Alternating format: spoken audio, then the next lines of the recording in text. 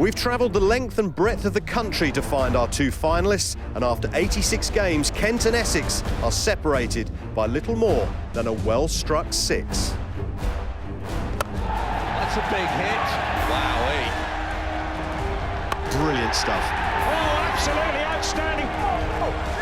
Gorgeous shot. Smashed. Absolutely brilliant. So what twists and turns await on the last leg of the journey, and who will take the trophy back home?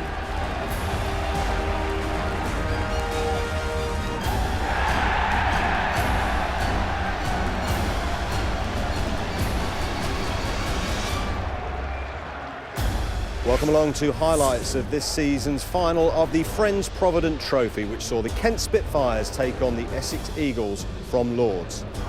Yes, hi there. Finals are always very special here at Lords, and I assure you this one was no different. The news from the toss was that the Kent Spitfires won it, and Rob Key had no hesitation in deciding to bat first. So let's show you the two sides. Joe Denley and Rob Key at the top of the order. Eye on England for both of them, a formidable one-day partnership this season. Van Jaarsveld is the form batsman at 3, the hard-hitting Kemp and Darren Stevens. That's the Kent Spitfires' top 5.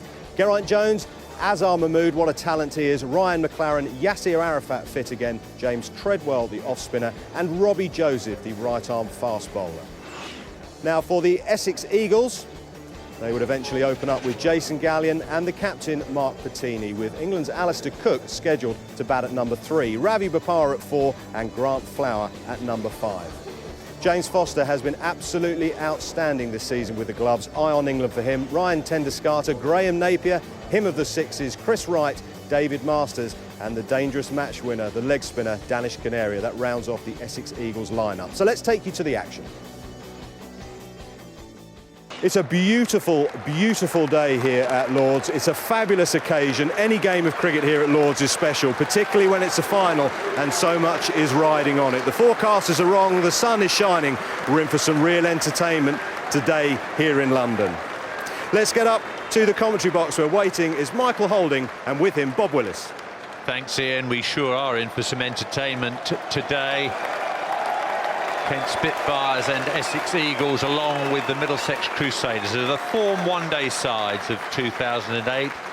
Middlesex may have won the 2020 Cup, but Kent were the runners-up there, and Essex got to the semi-finals of that competition as well. They have some brilliant hard hitters on view. Justin Kemp for the Spitfires and Graham Napier for the Eagles. International players in both sides. The man of the moment, if you like, Graham Napier, and Joe Denley and Rob Key hitting the headlines. A lot of people very surprised that Denley missed out on England's 30-man squad for the Champions Trophy. Strike rate is very important in one-day cricket. Denley's up around 70 runs per 100 balls. And the man that a lot of people think should be opening the batting for England in one-day cricket, Rob Key.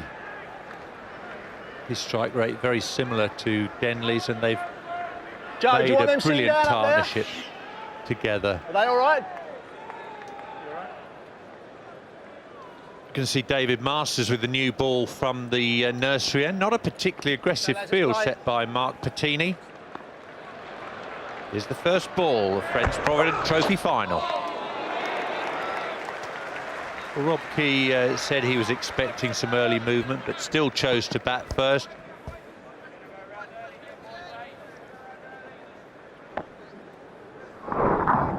Presumably he chose to bat first because he saw the sunshine.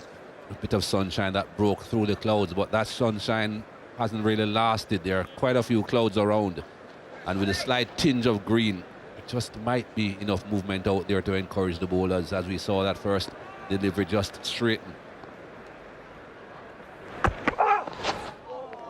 I'm a bit surprised by this field, Mikey, just the one slip. The other close catcher is short mid-wicket. I'd have thought any opening bowler with a 11:15 start would want a couple of slips. Not too sure why he thinks he needs the man at short mid-wicket. 2 slips, especially with him bowling from the nursery end, with the slope that everyone talks about, taking the ball away from the right-hander.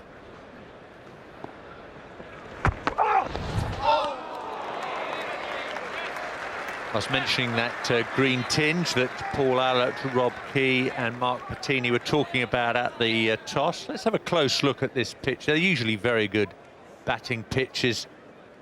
Both the South Africans and the English top order will tell you about the flat test pitch here earlier in the summer.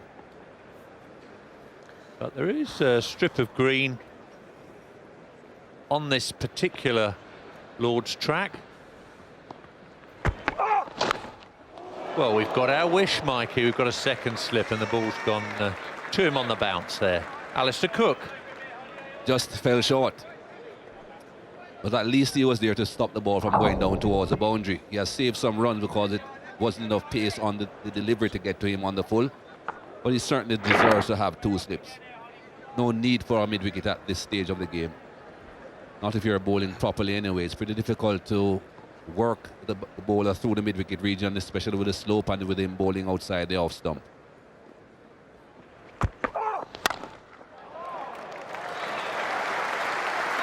No run. Ryan Tenduscarter, one of the best fielders in the English domestic game. Holland international.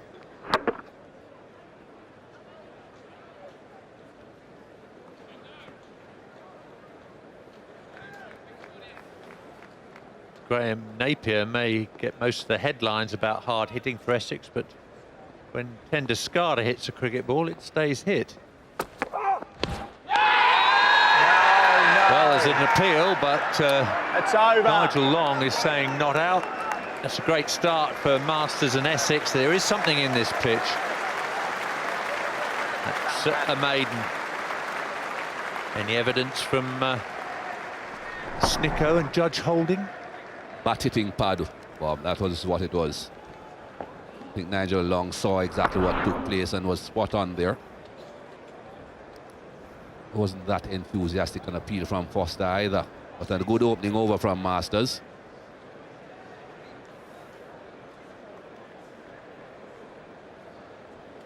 There's no great pace about the Essex opening attack.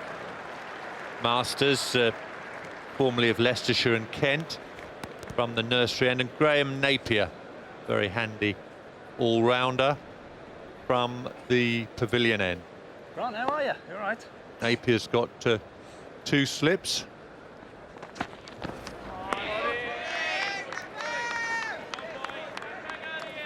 Just very different atmosphere from a test match or a one-day international. Very different. Very different.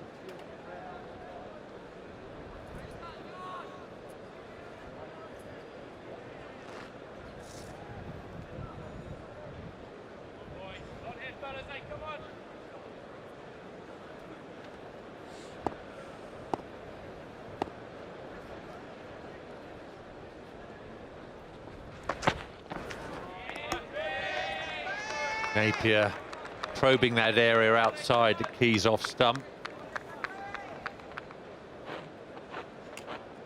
Well, Michael Holding was telling you that the bat hit the pad.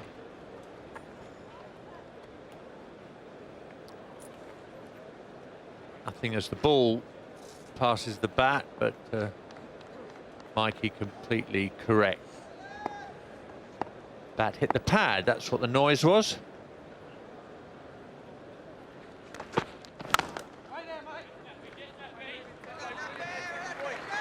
What is interesting about this field placing now, Bob, is that Napier bowling from the pavilion end with the slope taking the ball in towards the legs has 2 slips. Captain not afraid to give him 2 slips, even though the ball will be tending to come down that slope. He also has a mid-wicket though, instead of the man way back on the square leg boundary. So that mid-wicket will help if the ball is a bit too straight.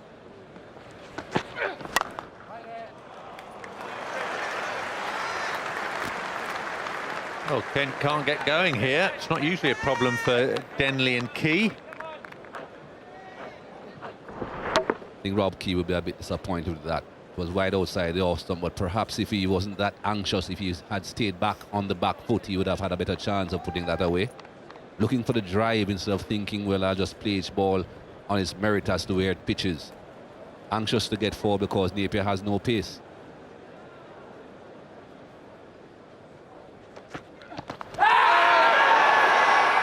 This time it's George Sharp that says not out.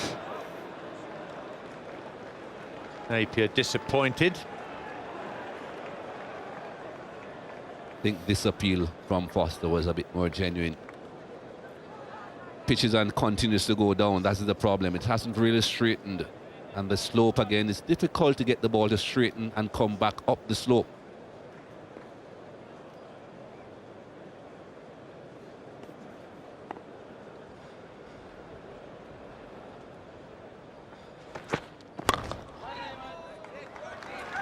Over. Well, 2 maidens. What a great start for the Essex Eagles.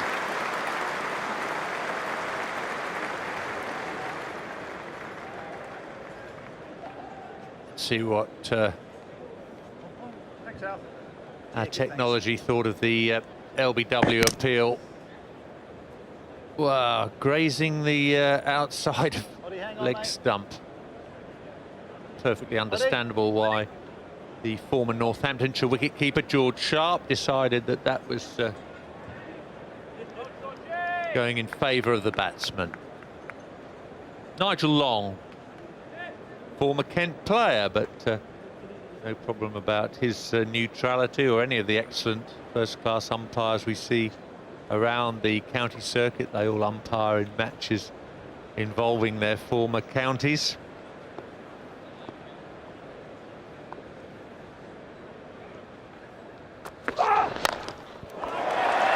That's more of the stuff we expect from Denley. Quite outrageous. Down the track and over the top. No pace coming from either Masters or Napier, so that's the reason why these guys are quite happy to use their feet, get down the pitch. 78 miles an hour, that's not going to be too damaging, even if he drops it in short.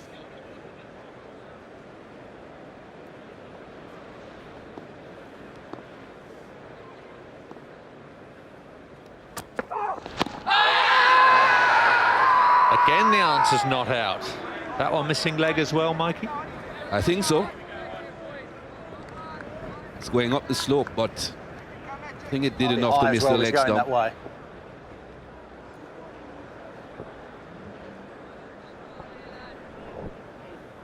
Has a lot going against it, I would think. At that length, you'd expect the ball to bounce over the top of the stumps. It's on the rise, it's hitting him above the roll. Still has another 8 feet to travel.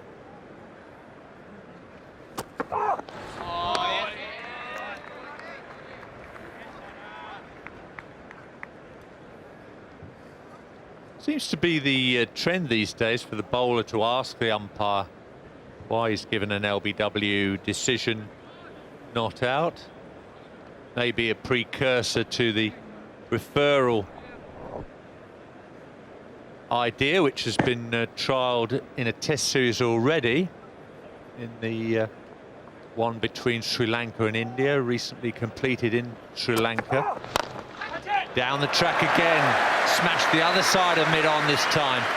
And David Masters says to James Foster, you're going to have to come up to the stumps, mate, so get the 12th man to bring your helmet out.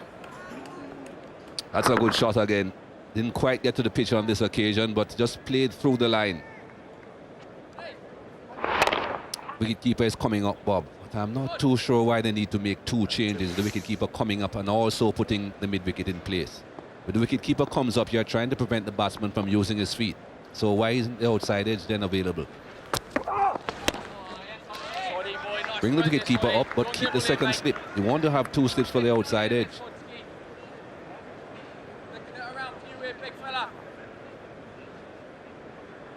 Yes, Mike, I don't think there's enough invention about field placing, start of one-day games.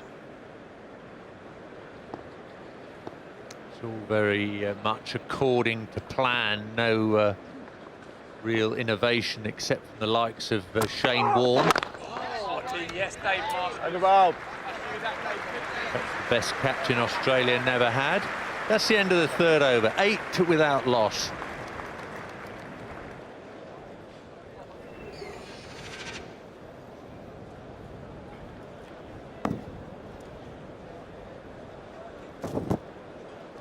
Danny, how are you?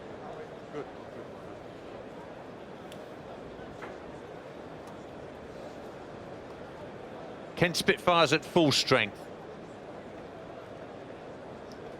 Their usual modus operandi is to give it a bit of a dash at the start with Denley and Key, prepared to lose wickets when the fielders are trapped inside the circle. At last, Key gets off the mark. That's the 7th ball he's faced.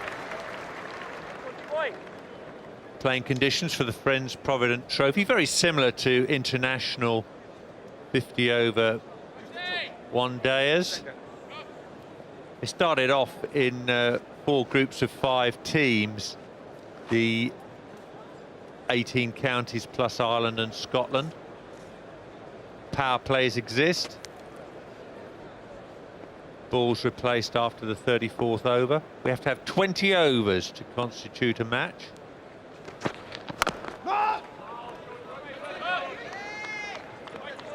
If I may just go back to a comment you made earlier on, Bob, about players seeming the new trend to ask umpires why they say not out. If I was an umpire, I would just say it's not out because I say so. I wouldn't be telling them any reason. I don't understand this new trend to be questioning umpires.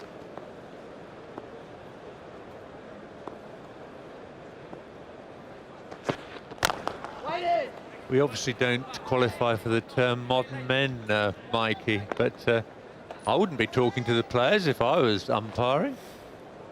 How's that? Not out. End of story. Exactly.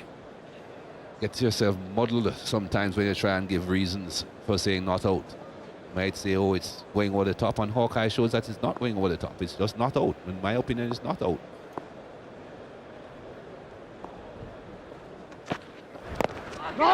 Slow ball from Napier. It's interesting that Foster's staying back to Napier, who'd have thought had less pace than Masters. Do you think that's something the wicket keeper decides, the bowler or the captain, or a combination of all three, Mikey, where the keeper should stand for a bowler? I think it's a combination of more the bowler and the wicket keeper. The wicket keeper has to have the confidence in going up to the stumps. That's the first thing, is his ability. Talking of ability, James Foster has plenty of that commodity. Many say that now Chris Reed is out of the international picture, that James Foster is the best out-and-out wicket-keeper available. His first-class average this season with the bat is probably going against him currently to displace Tim Ambrose in England's Test lineup.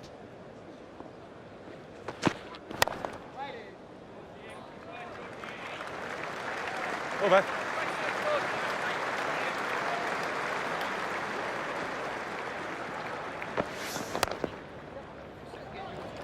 Joe Denley starred for Kent in the semi-final up at Chester Street. And you have to remember that Durham have no mean seam attack.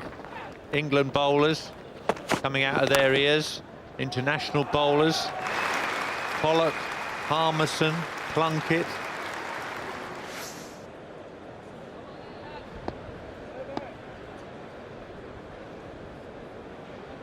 Masters to Key. Clubbed away through straight mid-wicket. Foster may have to come up to Key as well. Should be in the cavalry, these two, Mikey. They like a charge, don't they? Well, I thought it would have been automatic, actually, for Foster to be up at the stumps with either batsman was batting. We saw what they intended to do against Masters. So why wait for another delivery? Why wait on the boundary? Every run is so important in this form of the game.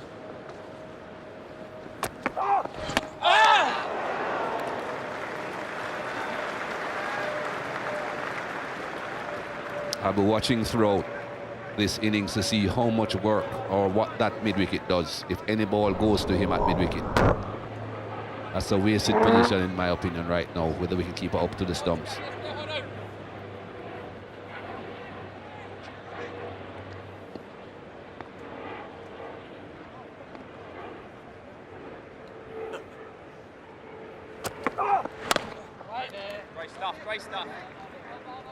Great stuff.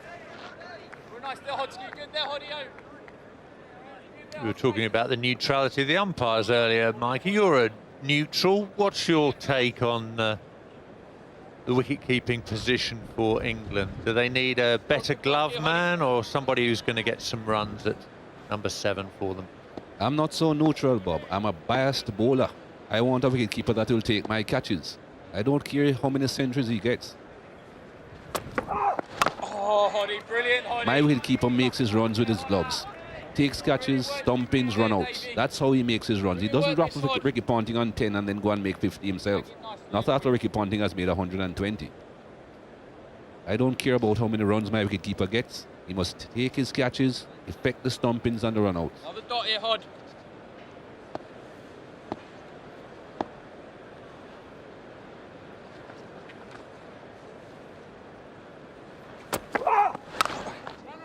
Behind point. He's very quick. He'll get back for 2.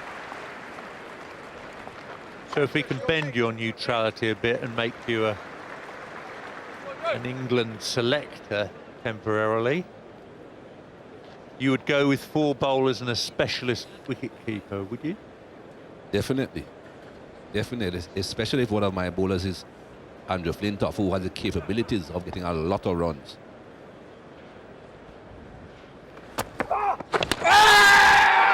Goes the finger. Rob Key lingers a while, but he's going to have to depart the scene. Essex celebrate. They know what an important wicket that is for them. The Kent skipper has gone, and the Spitfires are 15 for 1. I heard a sound. It doesn't look as if the ball hit the bat. It seems as if the ball passed pretty wide of the bat, but I heard a sound, and I'm absolutely sure that's the sound that Nigel Long would have heard as well. We'll find out a bit more about that later. It's 15 for 1. Well, Martin van Jaarsveld is Mr. Friends Provident in this year's competition. He has had a marvellous campaign in the domestic 50-over game. That's his overall one-day career record, and even better strike rate than Key and Denley.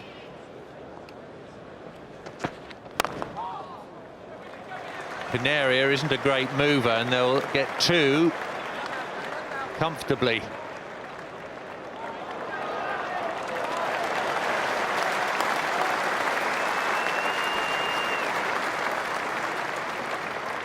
Now, Rob Key immediately looked up to the big screen here at Lord's to have a look at this replay. He didn't think he hit this. And I'm not sure we did either, Mikey, did we? Centre. Well, I heard a sound, but I don't think he hit it. When I saw the replay, Bob, the ball seemed to pass pretty wide of the bat. He's surprised, but he has to go. He just hesitated for a fraction, Rob Key, because he was that surprised that the finger went up. But he went immediately after seeing the finger.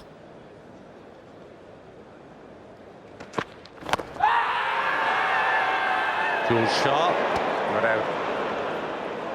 says no.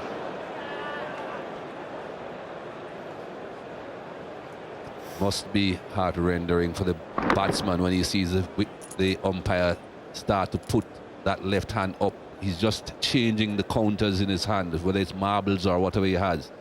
And that left hand moves and you shake. But it's not out eventually. Bit of bat involved here.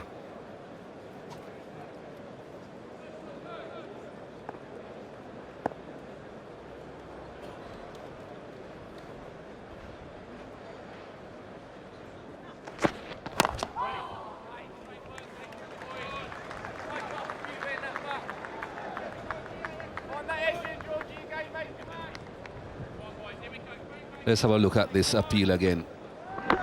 Bit of bat involved. Was it bat or pad first? Difficult to tell. It was that close. And look at that left hand.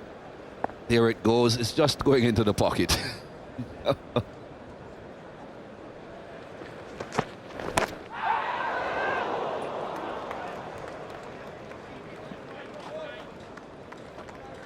Leg by at the signal from George Sharp.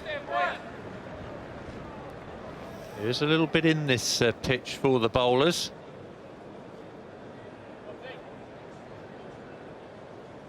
But it's Essex who have taken first blood in spite of conceding a few boundaries.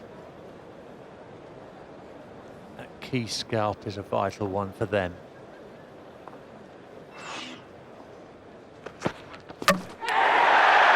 That's another one. Denley goes as well. They say they're a great partnership, Key and Denley. They're both out now for Kent, and they stumble to 19 for 2, having won the toss. Excellent delivery. You've got to make sure your line is right when you're bowling from the pavilion end. That just came down the slope and found the gap. The death rattle behind him. Didn't have to look back, Denley. Not very fast, but he gets the ball in the right area regularly. 19 for 2 now, Kent. Well, we've got two very tall South Africans out in the middle now. Justin Kemp comes out to join Martin van Jaarsveld. Big hitter, Justin Kemp. Playing more of a specialist batsman this year for the Hop County. Over. Warm applause for Graham Napier. A wicket apiece to Essex's opening bowlers. They may not be quick, but they certainly perform with plenty of guile. Might have been some doubt about Masters' wicket. Not this one. Reasonably upright seam. Seam was just wobbling a bit, but the line was excellent. All it had to do was come back down the slope.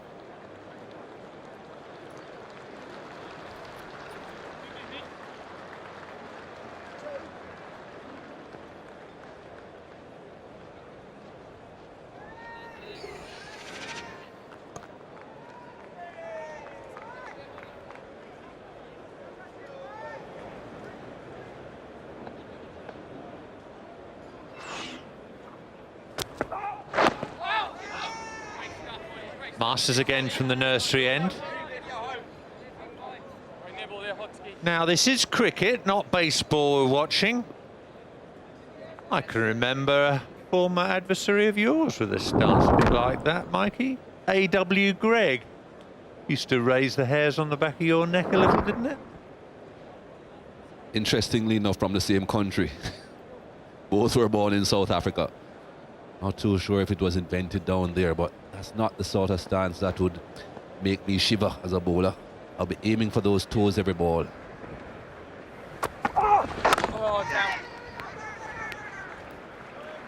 I guess it worked for Greggy, didn't it? And Graham Gooch, but it's faded in and out of fashion, hasn't it? I don't recall too many West Indians adopting it. If they did, Bob, it would have been before my time, before I was even born. Can't remember any West Indian thinking of doing anything like that. And yes, it perhaps worked for Tony Greig, not against the fastest bowlers around at the time. But it worked for the medium pacers for sure. I suppose it's what you do with the bat when it's coming down that is more important as to where it starts. If it comes down in a nice straight line, it won't be a problem. But if it comes down a little bit across, that is a problem. And that is what I think Tony Greig had a problem with. Each time he got bowled with that Yorker, you could see the bat coming across his body and his head almost falling over. And we certainly exploited that in the years gone by.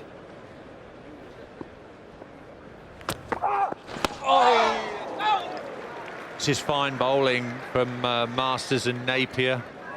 But still no adjustment to the field from Pettini. I find this extraordinary.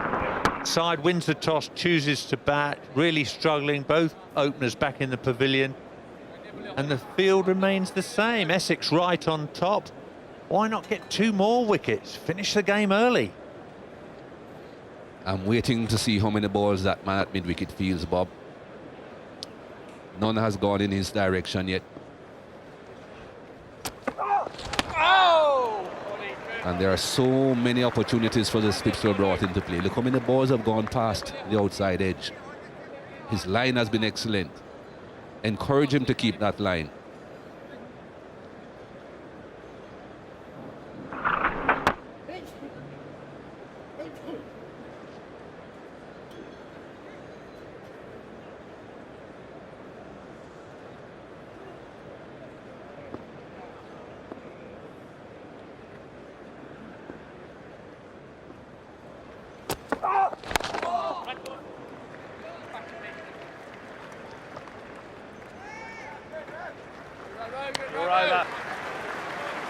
Another excellent over from David Masters. There's always a little bit of extra spice when you're bowling against a county that you've played for before.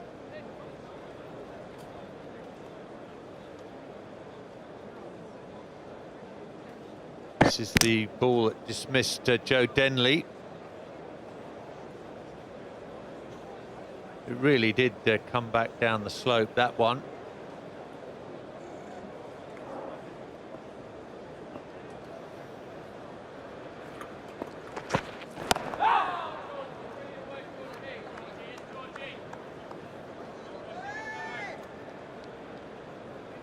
Pretty philosophical character, Rob Key. He's seen most things during his county and international career. He'll be hoping to play some more international cricket. Seem to be 3 cabs on the England batting taxi rank. Papara, Shah and Key.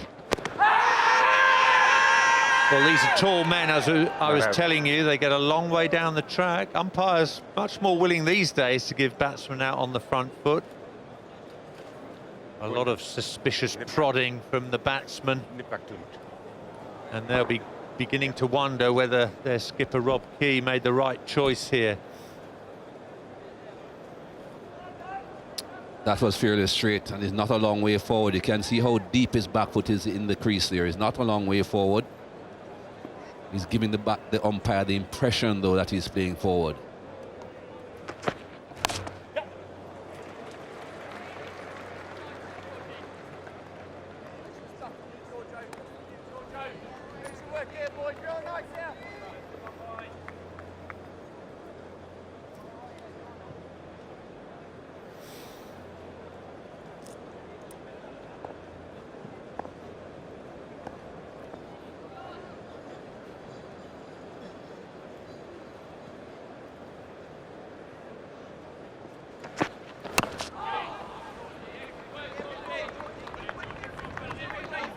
This is good bowling from Napier.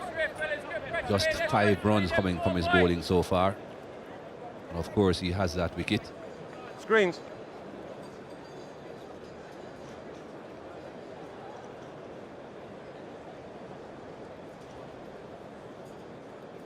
Not a huge sight screen, that one, down at the pavilion end here at Lord's. And Yarsfeld making sure it's in exactly the right position for him. No!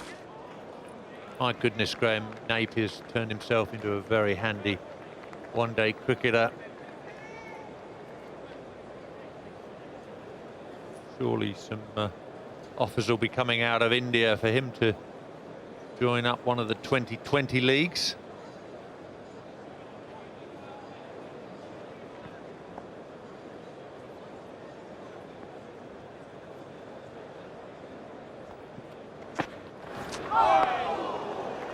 End of the 8th over. It's 22 now for 2.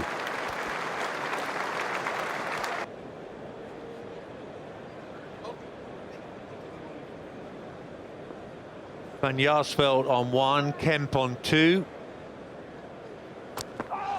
Running. For a new pairing in the commentary box, Nick Knight and Paul Allott. Thanks, Bob. Yeah, really good start this by the Essex bowlers. Wonder if Robert Key, sitting upstairs in that dressing room, the home dressing rooms, having second thoughts about whether he should have batted first or bowled first. Conditions are excellent at the toss. Sun was out, pitch looked hard. But it did have a tinge of green to it. And, the ground staff had worked hard on the pitch from early morning to get as much grass off it as they possibly could, but just a nice green stripe down the line of off stump, especially when the batsmen are batting at the nursery end.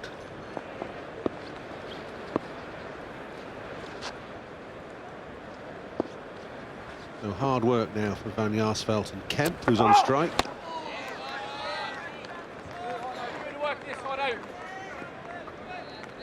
You're nibble here, mate. You know you got nibble both ways, Hoddy. Up and down the slope, bit of Hodski. Masters 1 for 18 from 4 overs, holding that nagging length, not particularly pacey, just 78, 79 miles an hour, but great line and length, good grouping, probing away just outside off stump.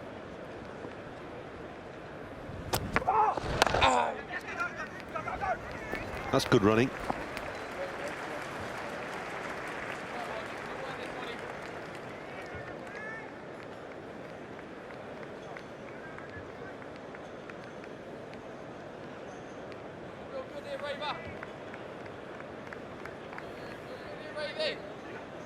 Two to go. Let's go 3, boys. Still push 3 out. Not 8, boys.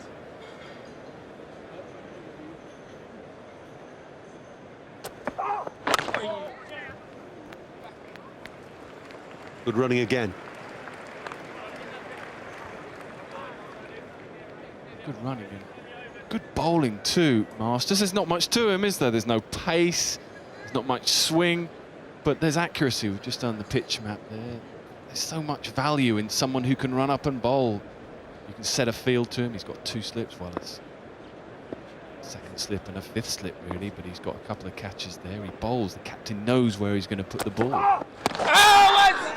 There's that seam movement again. That's up the hill this time. Inside edge of the bat. 26 for 2 from 9. More hard work for Kent then.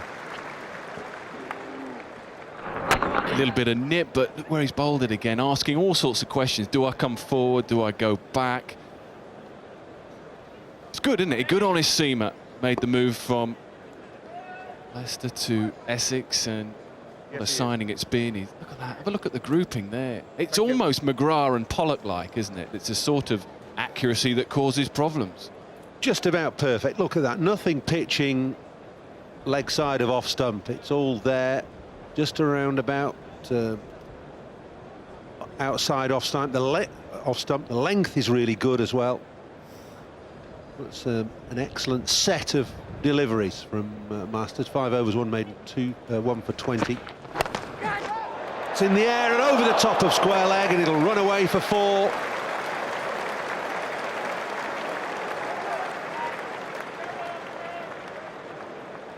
Well, mighty close, wasn't it? I think it's Grant Flower. Just another tiptoe. Get up, get up, up. No. Great effort, wasn't it? He gave it all he's got. It was always just going over him. Just couldn't backpedal quickly enough. It was a fantastic salmon-like leap. In the end, he's winded himself, I think, as he landed, but okay now.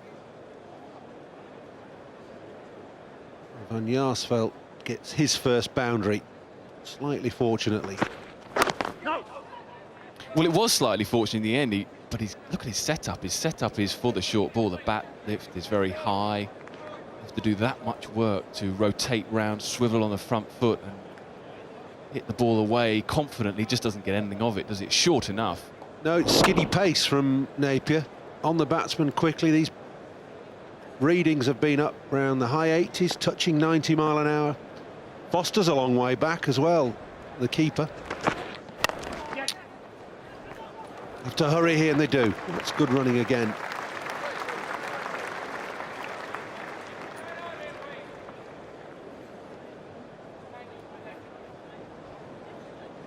Skiddy pace from Napier.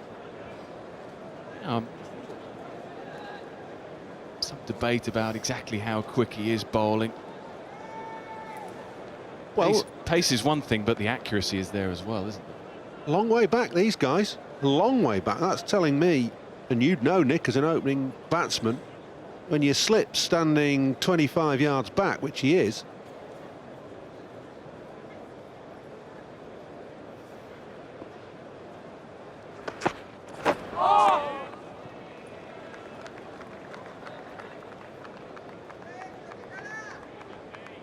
You see the advertising mark, the blue Friends Provident logo. Well, the front of that logo is 30 yards behind the stumps. Bottom edge of that is 30 yards behind the stump. So the first slip's 25 yards back, and that backs up the fact that the speed gun ratings say 88, 89, 90 miles an hour. It's not to look back, I always felt. It's scary enough at times. Yes. Don't look back. How many slips do they get? Oh, my word. Where's the keeper? Can't see him. 89.2, the fastest ball of this over. I think he's touched 90 in previous overs. There we are, 91.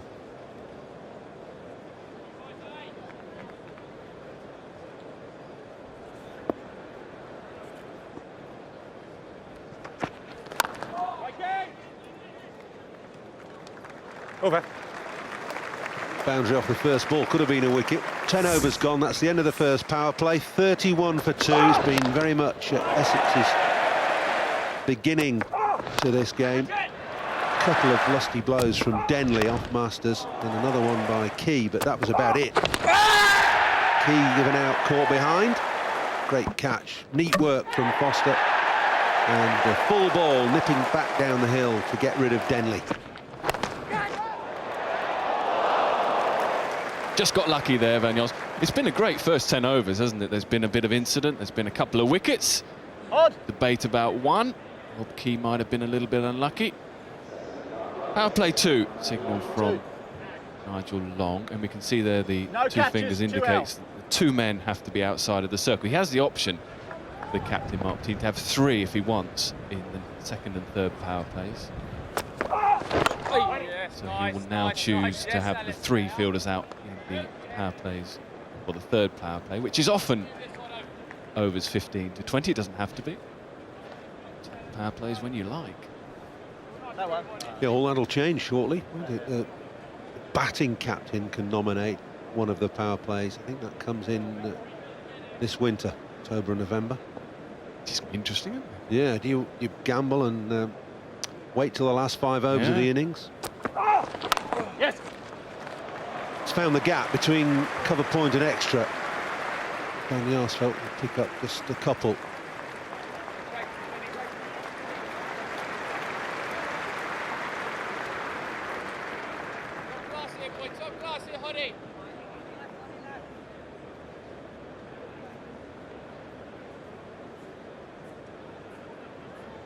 Martin Van Jaarsveld, that for a record in the Friends Provident Trophy this year. 600 runs plus, average 122, 400.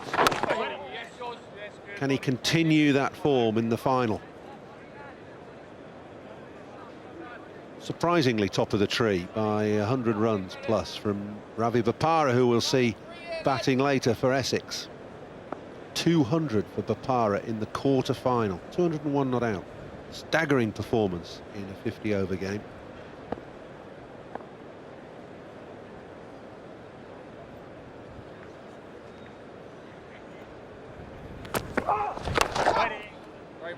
Great work hard, yes, Sheffy. Good Sheffy. Next to me, buddy.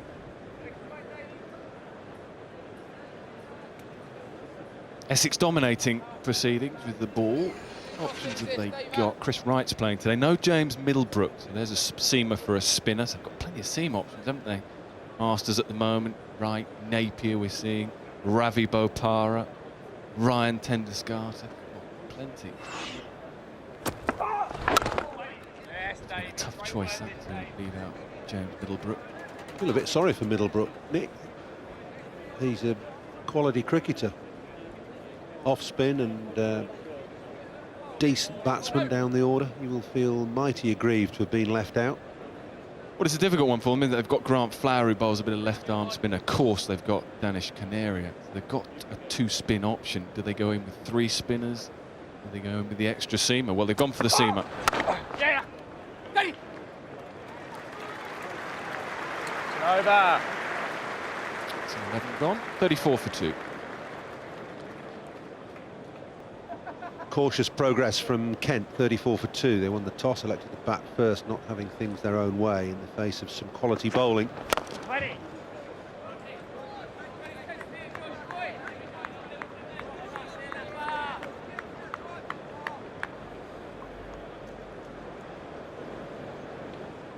Not regarded as Napier's strong hand, is it, the bowling? Made headlines with his batting, his aggressive batting. There are many that feel he's been unlucky, including myself, actually, to missed out on England's 2020 team to play South Africa on Wednesday.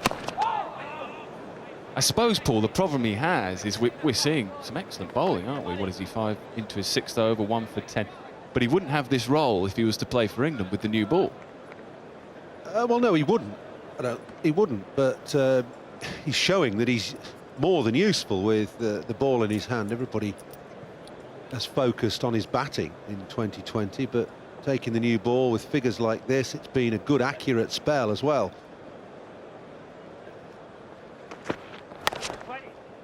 You can't have too many all-rounders in 2020 cricket, can you? No, but the other thing that might surprise people, there's been debate, isn't there, about the speedo and the speeds that Napier is bowling at. But you might call him an all-rounder. That's pretty good in itself. But the speeds are up and around 88, 90 miles. You could almost say he's a top opening bowler. Most opening bowlers bowl around 90 mile an hour, don't they? Well, they do. I mean, again, that grouping's good, isn't it? He's explored slightly different lengths from Masters. Line's been great, though. But you want the different lengths, don't you? When you can bowl at 88, 90 miles an hour, that's fair enough. Bowled a bouncer, yeah. Deep square legs back at the moment.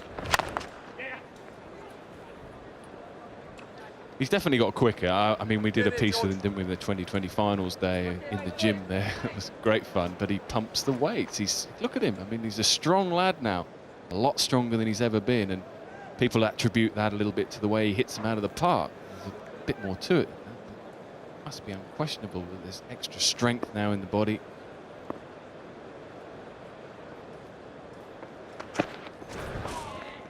And you, does there come a time where that can be, the extra bulk almost can impede your bowling? Probably. Yes. I think extra bulk probably impinged upon my ability. I apologise for that. I put you in a difficult position I there. understand what you're saying. But being a bowler, you've got to rely on flexibility as well as strength. And Napier looks as though he's got it all together to me. He's a solid individual. That's a decent pacey delivery as well. You can tell from the reaction of the batsman. Just a single from that over. Impressive figures for Napier. 6 overs, 1 maiden, 1 for 11. Everything going well for him and for Masters. Wicket apiece for the opening bowlers. Denley and Key, the much vaunted opening partnership, have failed today.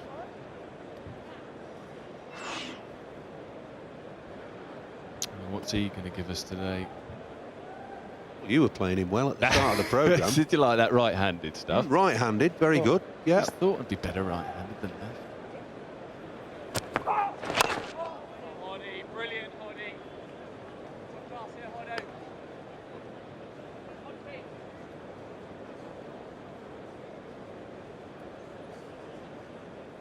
Of course, the reason I was batting right-handed was, if you have a look at the batting lineup, it's pretty much all right-handers, isn't it? Until you get down to Ryan McLaren and James Treadwell.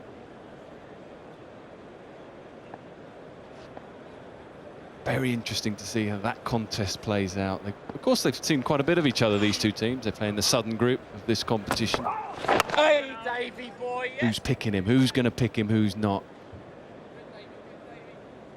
It's great if you talk to the players and preamble to the game and you go up to them, are you picking him? Yeah, I pick him. Yeah, I pick him. They all say they pick him. The keeper pick him. Foster. You'd hope so. You'd hope so, wouldn't you?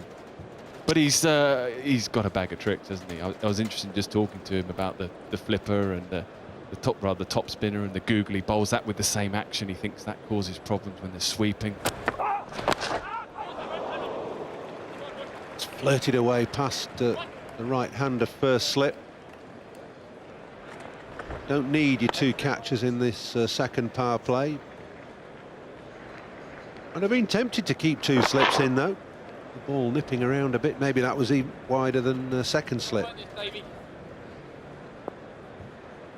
Big day for Mark Pettini, isn't it? He's done really well. His team have done really well in one-day cricket, and he's leading them exceptionally. He's a young man. Only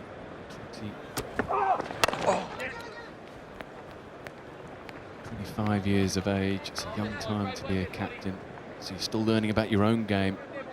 A good young batsman coming through, but he's got lots on his mind today. Great opportunity for him. Tiny. Yeah. holding, isn't it? Just holding.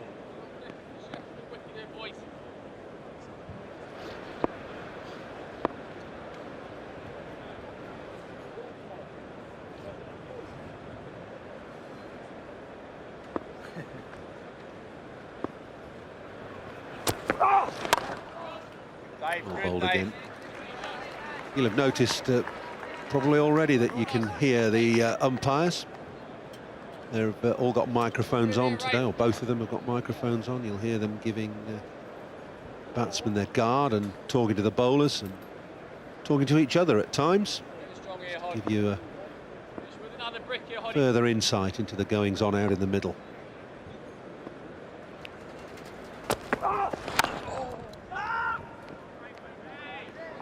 More good bowling. It's 38 for 2. Really top-class individuals on show for you today at Lord's, and more so than James Foster. Just watch how neat he is behind the stumps, how effective, how agile, not made a mistake as yet. Either standing back or standing up. We've got a change of bowling. Chris Wright coming on. Well, his fast medium deliveries from the pavilion end. 25 matches, just 11 wickets. That average is high and the economy rate's high as well. Short and whipped away. A reprieve and a breath of fresh air as far as Kent are concerned, as Yarsfeld whips that away for 4. Nervous start for Chris Wright, 23 years of age. It's a big occasion, isn't it? He should know the parameters of this ground pretty well. Played his cricket before he was here at Essex. Middlesex, around Lords. Now I think he's in for James Middlebrook in terms of selection, so it's a sort of moment where the selectors, Graham Gooch, Paul Grayson, just take a slight larger breath and say, come on, let's hope that this selection works. Better delivery and very aware running from Kemp. Good call.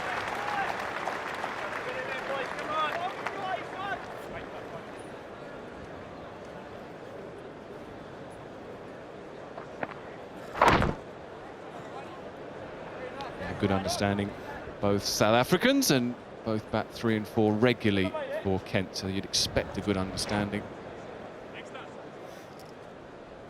Saying about Chris Wright, it's a big day for everyone, isn't it? The selectors I mentioned there, coaching Paul Grayson and Graham Gooch, they have to make big decisions before the game. Decisions to be made by the captain, and nervous times for all the players. I was lucky enough to play in a few of these finals, and you get up in the morning, you generally stay in the hotel across the road, and you have a nervy breakfast, and you always get to the ground really early, and well, I did, you want to get in the nets and just get some of that nervous energy out of the system, and there's a fair bit of hanging around on the pitch, a bit of fielding practice, but you just want to get the game off and running, get into the game. So much expectation. And I think that's why I like Kent. Rob Key's character as captain is very phlegmatic. He's probably that resounds around the team.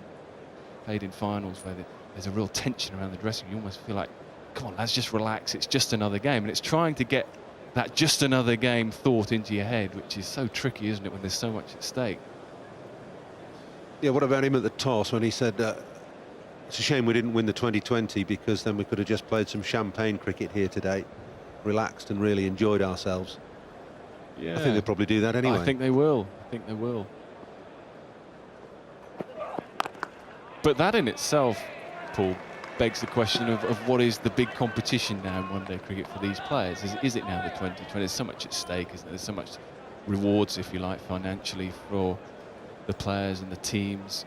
2020 finals day. What's the bigger day, that or the showpiece final at Lord's? Well, I think the players really relish playing here in front of a full house on the best stage in the world, best cricketing stage in the world.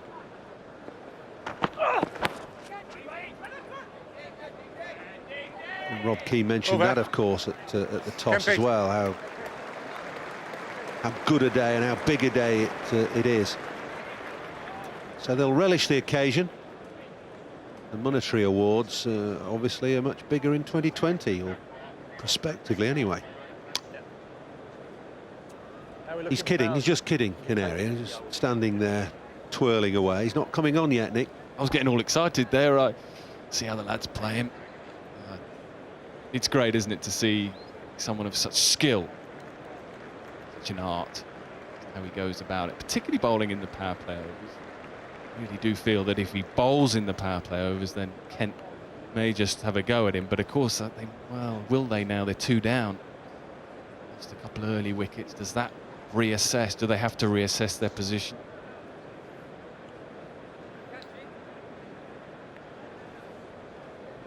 Field changes, no slip now. I find that strange. There was an edge in the last over that went wide of first slip. Pettini looking to strangle the life out of Kent. You're not there yet. Well, no slips and no catches anyway, which is interesting. You don't have to have catches after the first 10 overs, power play overs. We've still got to have, can only have 2 men outside the 30-yard circle. Their third man and a deep square leg in front of the grandstand. Yes, nice, real good. The ball's still moving around, Nick. I'm surprised there's no catcher in place.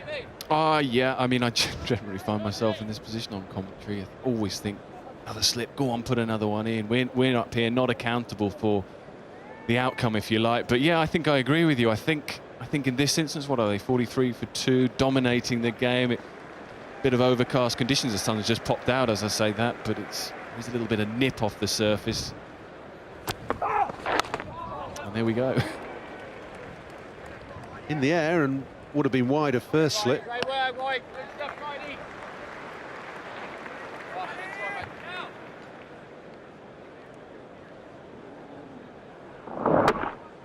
Just a hint of movement down the slope. Would have gone to that much favoured gap slip position, third slip. Well, he's in now after the horse has bolted. He's there at that wide third, fourth slip. Decent shout, but I think Foster's movement down the leg side gave the game away a touch. Brilliant nibble, Hoddy. Brilliant nibble, Hoddy. Yeah, I thought he might have got a little nibble on it as well, but I thought it was sliding just.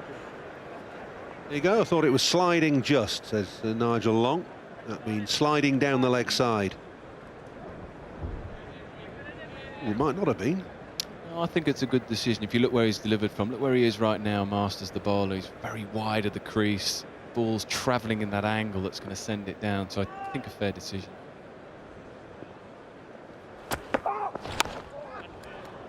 Wide of the wide slip.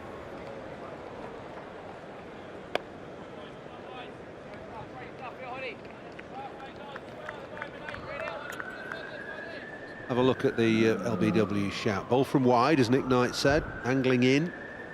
Nigel Long said thought it was sliding down. Well, it's a pretty fair decision by the umpire, clipping the top quarter inch of the leg bail.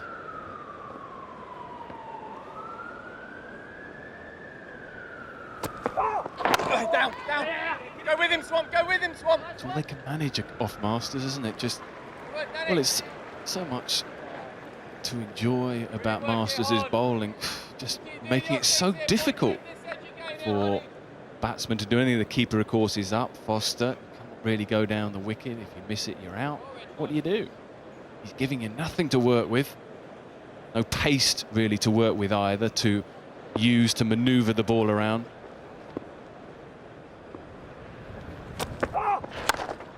Great work, great stuff. The end of the second power play then. 15 overs bowled, 46 for 2.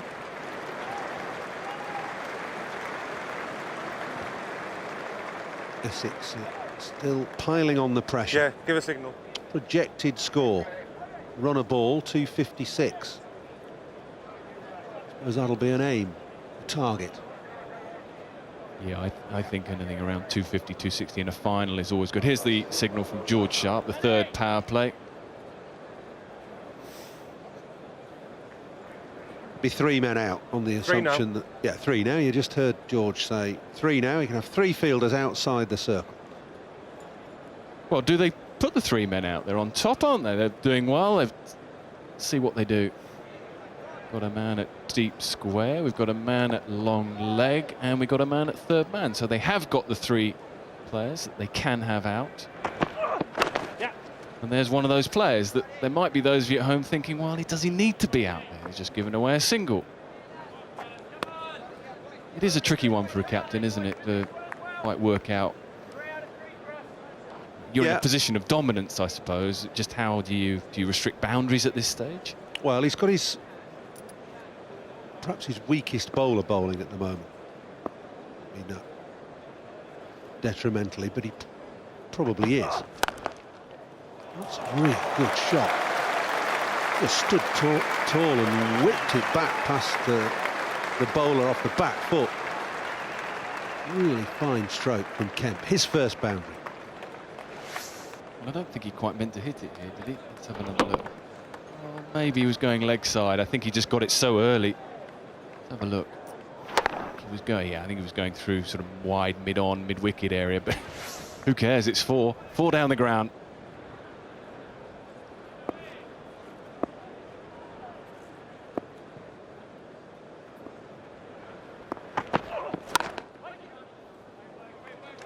Good shot, full face of the bat.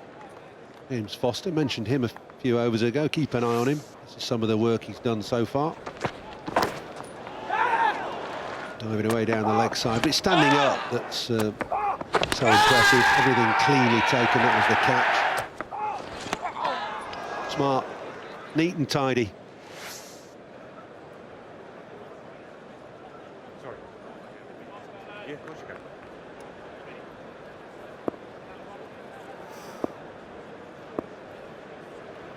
For me, the best gloveman in the country that we've seen this year. Oh, he's got hold of that. High and handsome over, long on, and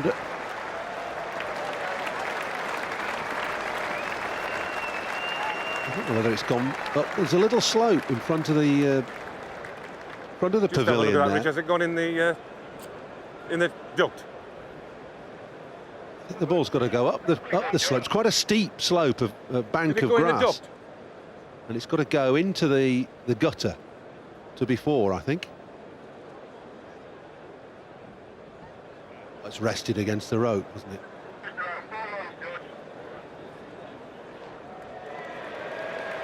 Again, I don't think he quite meant to hit it there, did he? I think he was going more legs up, but it's mightily effective, isn't it? Another 4 down the ground.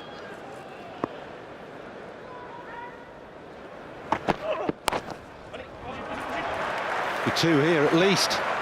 Danish Canaria gets there. They'll come back on his arm. That's great running. So Kent just gaining a bit of a foothold here. 12 off this over. Wright struggling a little. He's gone for 17 off 11 balls. I said he was perhaps the weak link in this Essex bowling lineup, and so it's proving at the moment. Well, it's early days for him, isn't it? It has been an expensive over. Kemp generally takes his time to get in, and he's just getting going. Over. 12 off the over then, 58 for 2.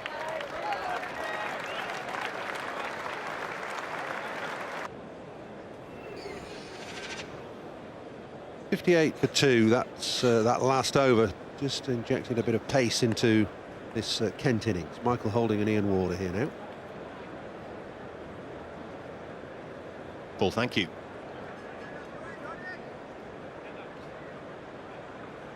Kent have resisted the early pressure imparted by Essex. They're fighting back. Neither batsman are finding things particularly comfortable. So Kemp, in the last 10 or so minutes, has started to find his range.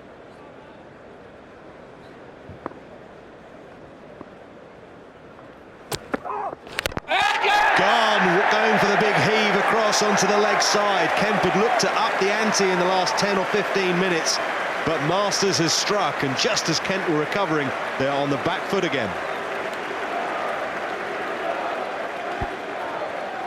Were they looking to push too much? Who knows? A big inside edge there, and the off stump is lost. You want to accelerate your scoring rate, yes, but once you get on top, you need to just temper things a bit. He's gone for 16, Justin Kemp, 58 for 3. Darren Stevens strides out to the middle here at Lord's. The sun is shining. The batting conditions are not easy. Essex have been excellent in their disciplines. 32 years of age now, Darren Stevens. Joined Kent in 2005, and his average does not tell the tale of how talented this man is. Centre. Excellent strike rate with a best of 133. But he can play the innings of real quality, the special innings, and needs something along those lines today. David Masters has been excellent from the nursery end. Discipline shown with his line and particularly his length. Just short. Alistair Cook, the man positioned the sole slip. It's not really first slip, it's more 2.5, 3. And the man at mid-wicket, as I've been saying all along, should be there, just bouncing before it got to his hands. He's in pretty much no man's land there, Alistair Cook. But he did well. That could have been runs.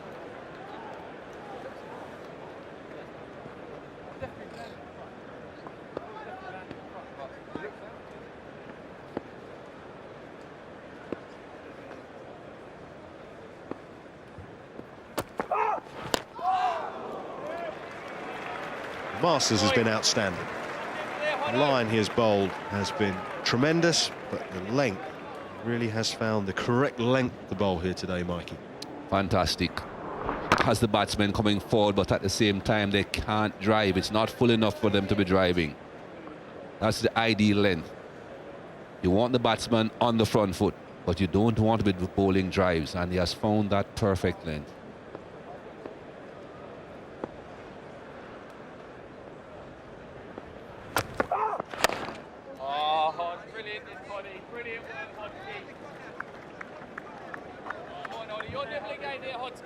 Well, let's use the help of Hawkeye just to show exactly what we're talking about in terms of his length. You can't argue with that, Mikey.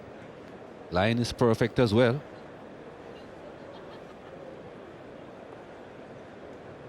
And as you see where those balls are pitching, Wardy, and he's bowling from the nursery end, that with the slope taking the ball towards the slips. You then wonder why his captain has been a little bit reluctant to give him 2 slips. Not easy to work those balls through the onside. And have a look at that, where the runs have been scored. Those 3 bounces were when the batsmen used their feet, got down the pitch, hit him through the onside. When the wicketkeeper came up to the stumps, they couldn't then use their feet, they couldn't then play that shot. So why not 2 slips?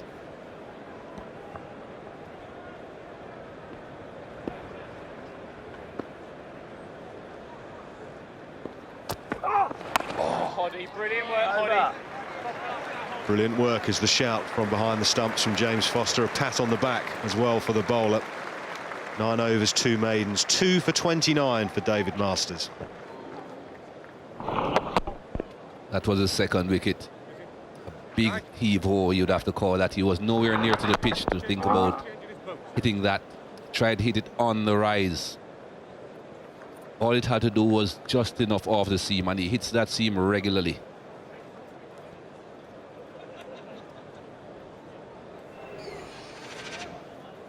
Rob Key, the captain, went for 7. Joe Denley for 11, and now Justin Kemp for 16. Still plenty of batsmen to come for the Kent Spitfires.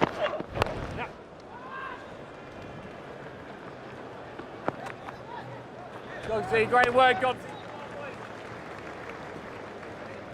Go a little push for it, Chris. Little push for it, mate. If Nasser Hussain has one slight criticism of Mark Pettini, it is that perhaps he could sometimes just throw caution to the wind a wee bit in terms of an extra slip, an extra catcher. He's rather let things slide a little bit. I mean, you have to say his side are in a fabulous position, 59 for 3 after 17 overs and 1 ball. But we showed that pitch map and the wagon wheel. only one slip in. We saw it drop short of Alistair Cook off David Masters. Was there really a need for a deep square leg? Gone. You don't need another slip, another catcher if it finally goes through to the wicketkeeper. Foster is not going to drop those, and Kent are teetering at 59 for 4. Just a little bit worried about this approach from Kent. There are so many overs left. Why do you want to be playing shots like this? There is nowhere near to the pitch of the ball. He's looking to hit through the line. All the ball has to do is just a bit off the seam. A bit of extra bounce, a bit of movement off the seam, and you get yourself in trouble. There are 4 wickets down now. Darren Stevens goes for a duck. 59 for 4. Geraint Jones has a rebuild job to do for his team. They are in big trouble after 17 overs and 2 balls. 59 for 4. He's a fighter, Jones, and he's going to have to formulate a partnership with Martin van Jaarsveld. Van Jaarsveld hasn't been at his fluid best, but at least he's hanging in there and trying to work things out. 4 to come. Mikey, the Kent batsman, particularly with the dismissal of Darren Stevens, just seemed to be going very hard at the ball. You wonder why with 30 odd overs still to go. You get yourself in trouble, 3 wickets down, and the 6th ball that he faced, Darren Stevens, hadn't even been off the mark. He's looking for an expansive drive through the offside to a ball that he was nowhere near to the pitch of. They must have booked a movie in town.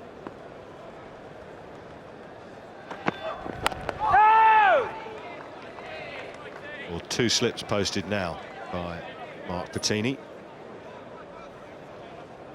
wasn't 2 for Darren Stevens, but the slips weren't required. A faint edge as Stevens aimed a drive, a cut, call it what you like. It was an attempt to thrash it through the offside. The first delivery he'd faced from Chris Wright. Foster doesn't drop those.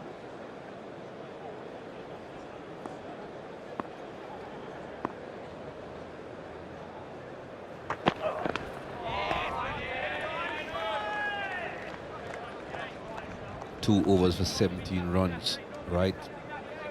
Took just 1 delivery to bring him back in favour. Have a look at that. Sure, they say they have a strong batting lineup and they go for it early, yes, but when you lose 3 wickets, it's time to start rethinking.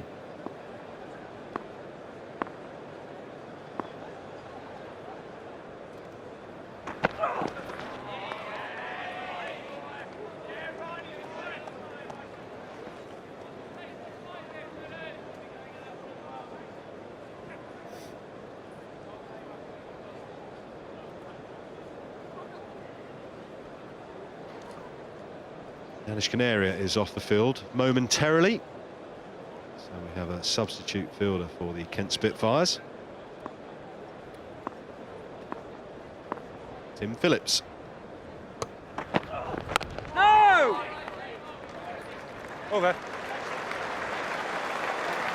Fabulous over from Chris Wright. Just 1 run, but the wicket of Darren Stevens. It's 59 for 4.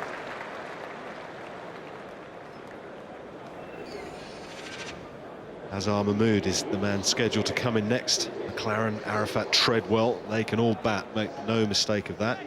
Bobby Joseph is scheduled to come in at number 11.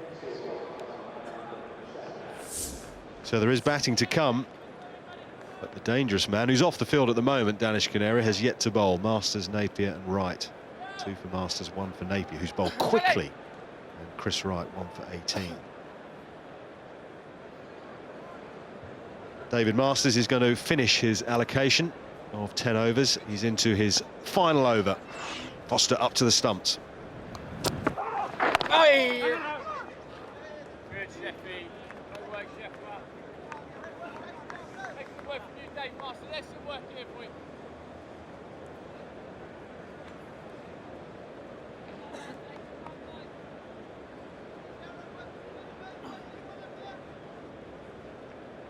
More dots here, boys.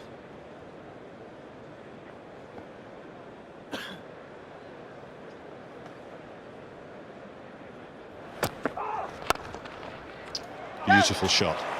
The first time, really, that David Masters had over-pitched to any degree, and Van Jaarsveld has leapt on it. This is a good-looking shot. That's what you're looking for if you're going to be driving down the ground. A ball that is reasonably full. Bat came right down through the line of the ball. Just a fraction too full. Ball isn't going to be doing a lot between where it pitches and when it gets to the batsman there.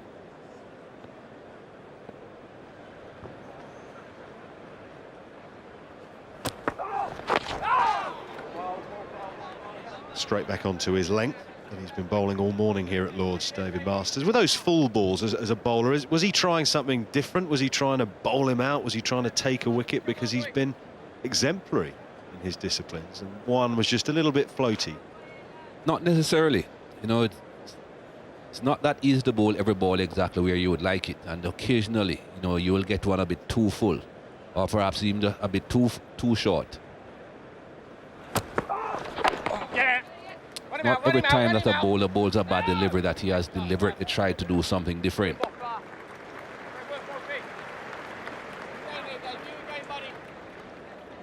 Well, the one thing that the Kent batsmen haven't really tried to do is to knock David Masters off his length.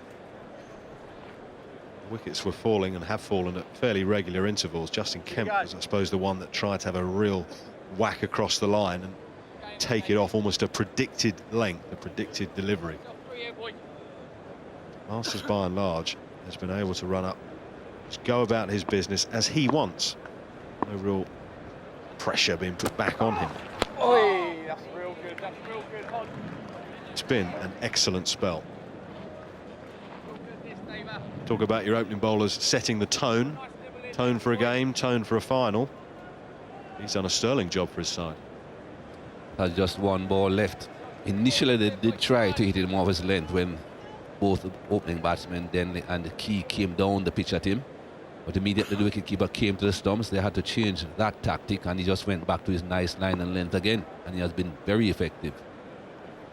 Oh. No! Dave, yes, Davey.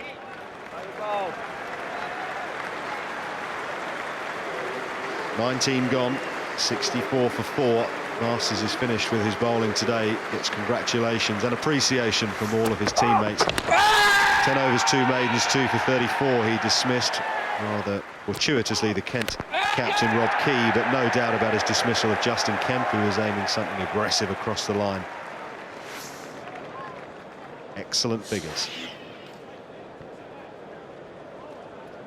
Bowled all his 10 overs. That's his job done with the ball for this game. We're hoping he has nothing to do when he leaves the field. No batting, that is.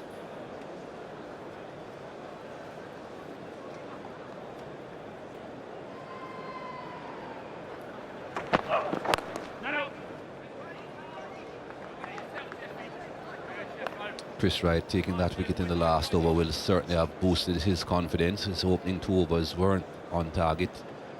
Were bad, if you want to be critical. 17 runs coming from them.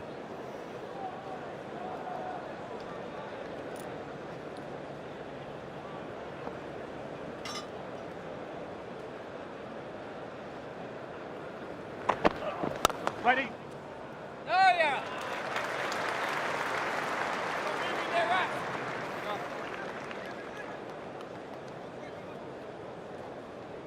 Van Jaarsveld at times has just looked a little out of sorts. As much to do with the disciplines of the bowling and a little bit of seam movement has been around. As if he's just fighting for his rhythm a touch.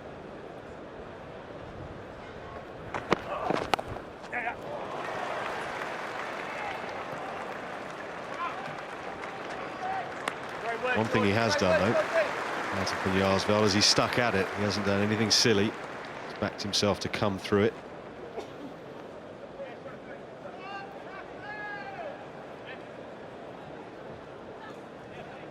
The form batsman of the tournament, that there is no doubt.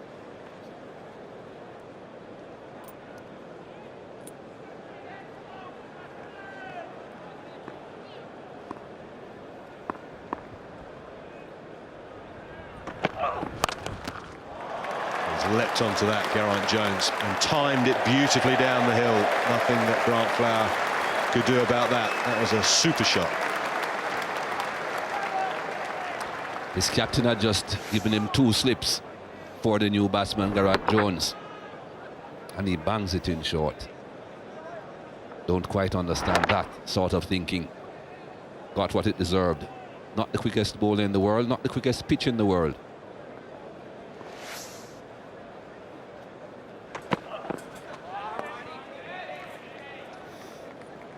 That's always a frustration as a captain, isn't it? 2 slips, too short, whack for 4. Who'd be a captain?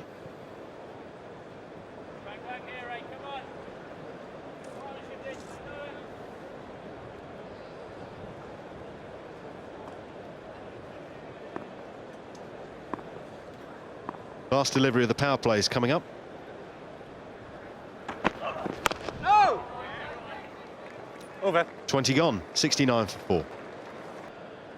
All the power plays are done, and here are the summaries from 1 to 10. 31 for 2, Kent. Only 15 runs scored in the second power play. 23 in the third, but 2 more wickets have fallen, so Kent find themselves in a spot of bother. David Masters has finished his bowling for this final, so Ravinder Bopara is into the attack from the nursery end. Still, they hold Danish back, Mikey. Saw a conversation between Danish Canaria and the captain Mark Pettini, and Danish Canaria seemed to be saying to Mark Pettini that he wanted the ball from the nursery end, but of course Bopara has the ball in his hands.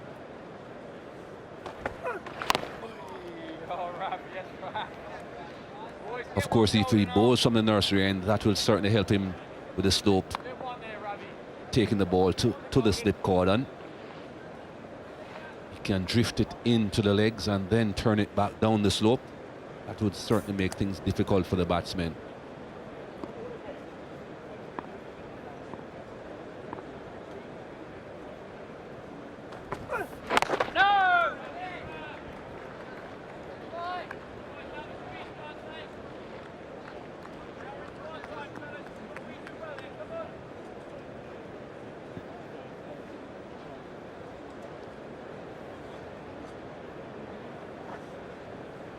Bustling sort of approach for Bopara. The run-up is not long, and he almost seems to have cut it down a wee bit, Mikey, from certainly a season ago. As a bowler, you take a lot of your rhythm from your run-up, don't you? Yeah, but Bopara is not really a very big man, not a tall man. He shouldn't need too many strides to get him into the crease to bowl. So he should be okay with a reasonably short run-up. Those little legs of his won't get him there that quickly.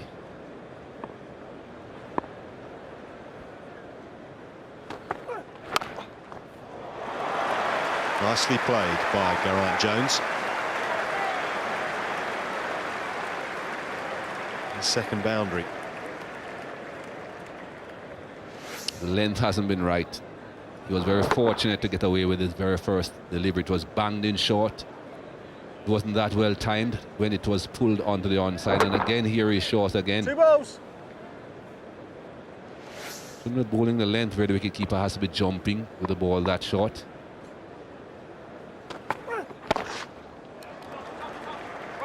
Now he's full and leg side, and Jones will think of 2 and make it back fairly comfortably.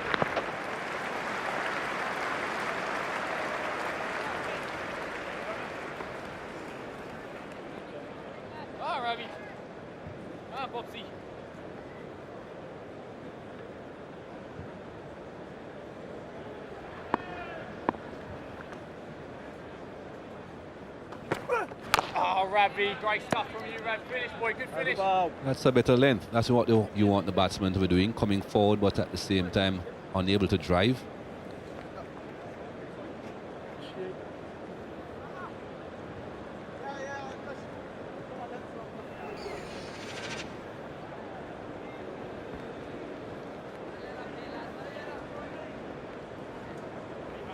Yarsveld is holding it all together for the Kent Spitfires. 31 not out, 43 deliveries. Jones has started brightly though. His partnership really is the crucial one for Kent. 17 at the moment. Masters outstanding, but bowled out. 10 overs, 2 maidens, 2 for 34.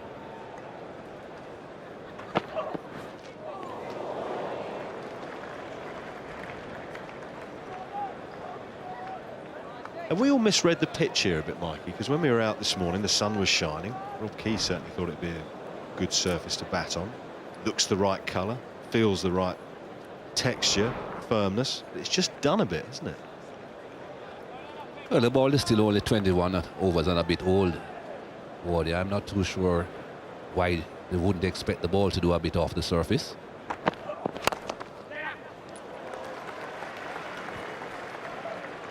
Whenever you go, there is an opening batsman against a brand new ball, and as we have seen in particular against the white ball, you should expect it to do just enough.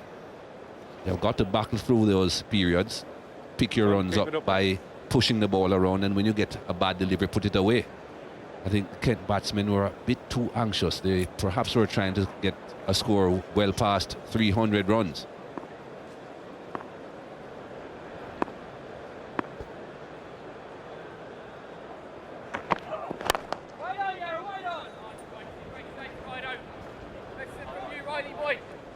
I'll ask you a question though. Why isn't Danish Canary bowling?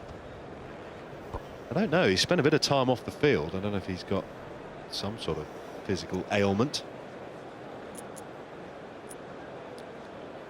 But you would have thought, certainly when Kent found themselves, well, 58 for 3 and then 59 for 4, get your strike bowler on.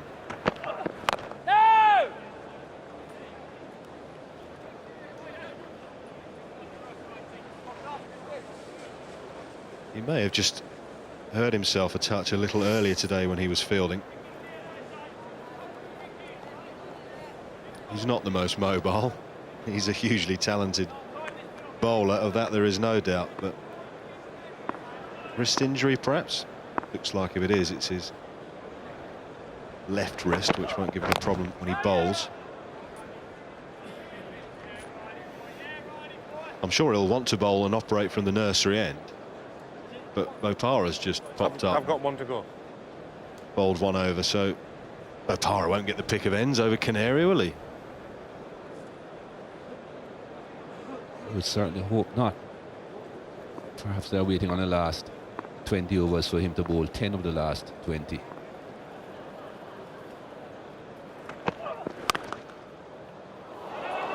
Problems here, and S. Jones gets back quickly. A direct hit, and he would have been struggling. It was indecisive running. And Yarsvad had nothing to do with it. Jones trying to run on the misfield, timed it nicely up the hill. It was parried by Bopara at backward point. Jones was off. And Yarsvad wanted nothing to do with it. Direct hit, gone. That is the last thing the Spitfires need.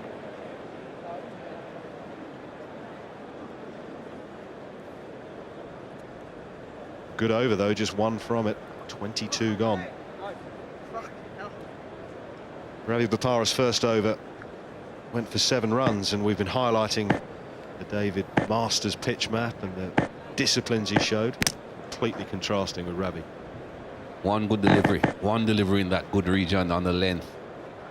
Too many short deliveries. Now will they get the running communications right now? They do. Come back for 2.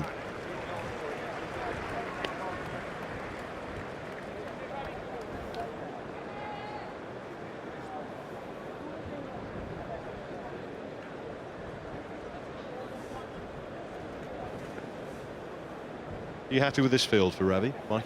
Not really. At his pace, I don't think he needs anyone that fine. The fine leg has to be constantly coming to his left, and if he does have a ball down the leg side, that's just bad bowling for it to go very fine. Well, he's bringing him a bit closer, but he even wants him squarer.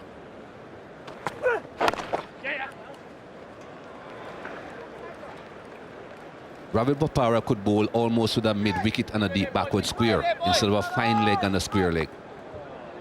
He's not very quick. The ball won't be coming off at a great pace if he bowls the right line. Even if he gets on the mid-stump, it won't go very fine.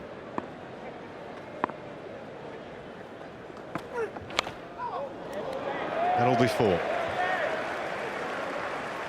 Comfortably beats third man on the inside. Bopara not impressed.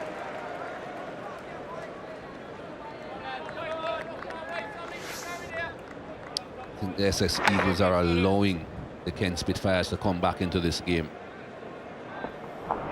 You have a team 59 for 4. That's not a time to think about easing up. Bowl them out. Keeper slips in place, especially for the new batsman, Geraint Jones. Before that boundary, he was just on 10. 10 runs from 18 deliveries. That's not a great scoring rate. Keeper slips in, get him out, get another batsman in.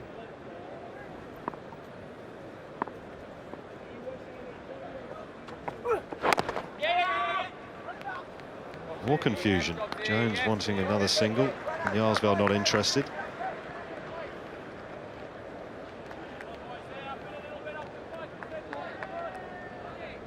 Two ball. Sorry, one ball, Jonah, one. One.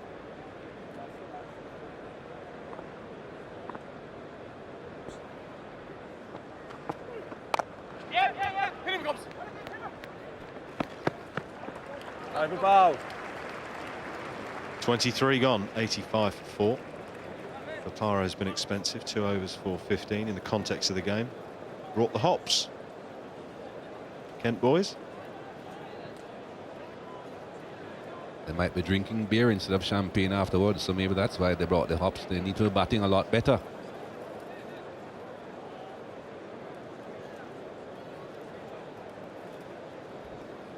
Essex think tank. Keepers are in a wonderful position to pass on information to the captain as to what's going on. Particularly Foster, who's up to the stumps a lot. I suppose you can almost sense what the batsmen are doing and how they're feeling. Make very good advisors, wicket keepers. Not entirely sure they make particularly good captains. Got a lot to think about themselves.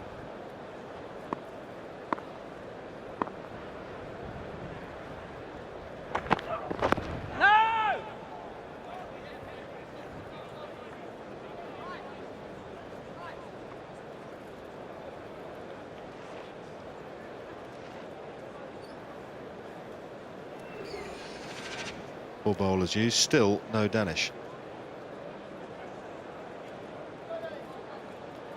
Time to have a look at someone else from the nursery end, Mikey, rather than Ravi. 2 overs for 15. When he was brought into the attack, I would have brought on Danish Kaneria. But you also have to think of the fact that he was off the field. I'm not too sure how long he was off the field. Maybe he hasn't qualified as a participant yet. In the length of time that he has been off, he has got to be back on the field for that length of time before he can bowl.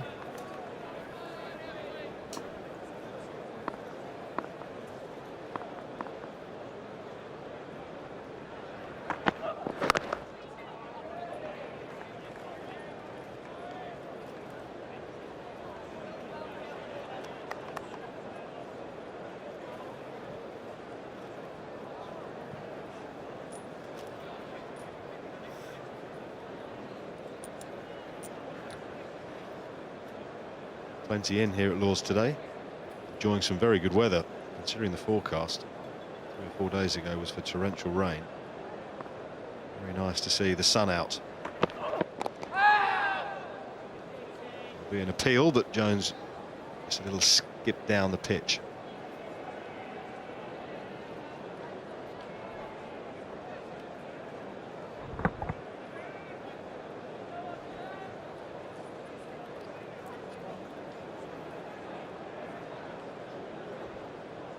Sun's shining, but the breeze has picked up somewhat.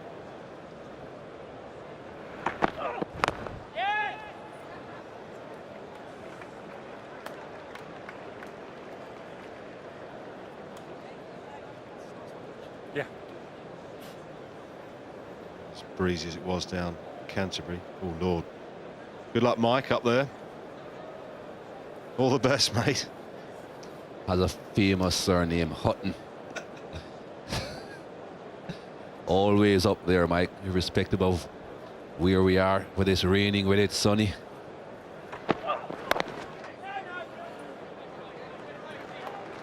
Over. 24 gone, 86 for 4.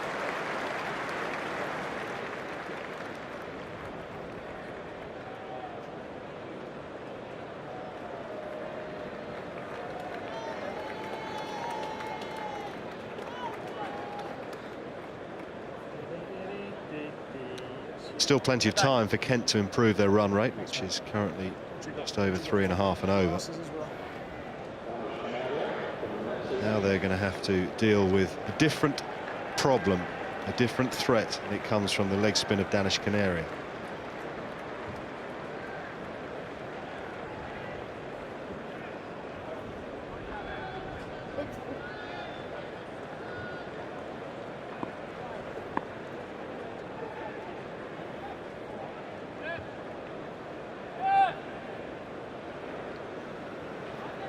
Strike rate is fantastic.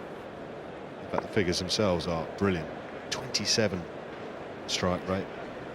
Economy is good, under 4 and over for a spinner. The average is excellent.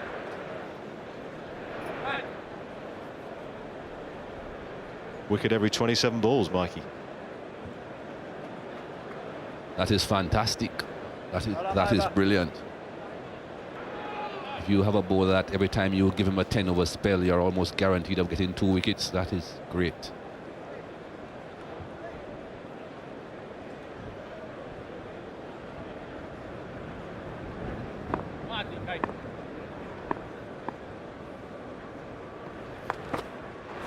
Great start, Danny. Great start, DK.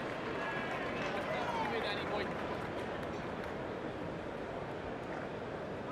I must be too attacking with my thoughts. I certainly wouldn't be afraid to give Danish Canaria a slip fielder here. Oh, right. Yes, boy. Yes. Nice there, DK. Great work there, DK. Not mixing straight away there, D. Liking your style here. Breeze is pushing deliveries into the pads of the right-handers, and then obviously the slope and the spin for the leg break will take it away. So Danish can find his range early. This will really cause, well, both the right-handed batsmen a problem. Breeze coming across from left to right as you look down the wicket from the bowler's end. There's the drift and there's the turn. Both down the pitch and obviously with the revolutions that Canaria is imparting on the ball. He's got the perfect conditions, Mikey. And he has perfect control as well.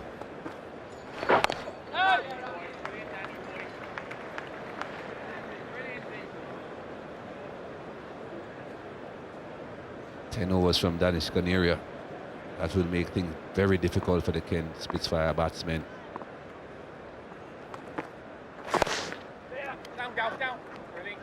Just the one from Danish's first over. 87 for 4 from 25.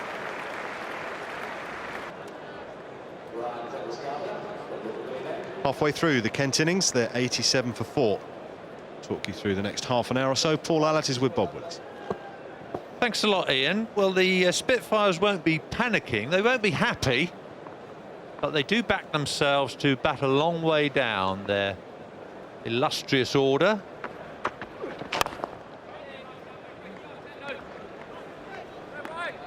Geraint Jones, Test match centurion, remember. Van Jaarsveld, well, the man of the season in the Friends Provident Trophy.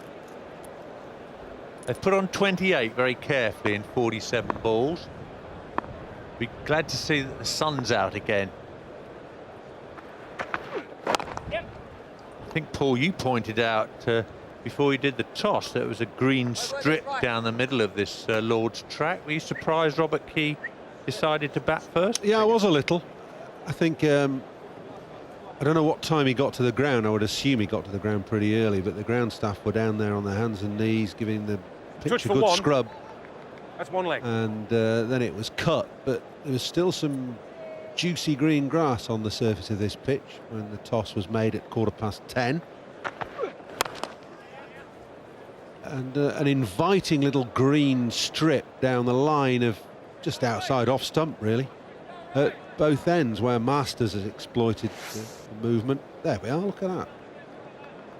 Giving the pitch a good scrub. And then when that's done, grass stands up, of course, then the mower goes up and down and takes what it can off. Always better batting conditions, of course, when the sun's out. Mark. I was also a little surprised about Key's decision, because Kent's batting is so strong. I wouldn't have thought they'd have worried about chasing down a target. This is now all about a base for Azam Mahmood and Ryan McLaren. Arafat, big hitters still to come. Treadwell batting at 10, and they do bat all the way down to there. So just past halfway, Kent will still feel they can get upwards of 220.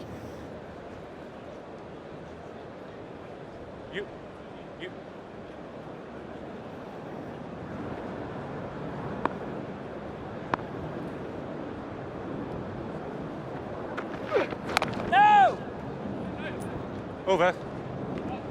91 for 4.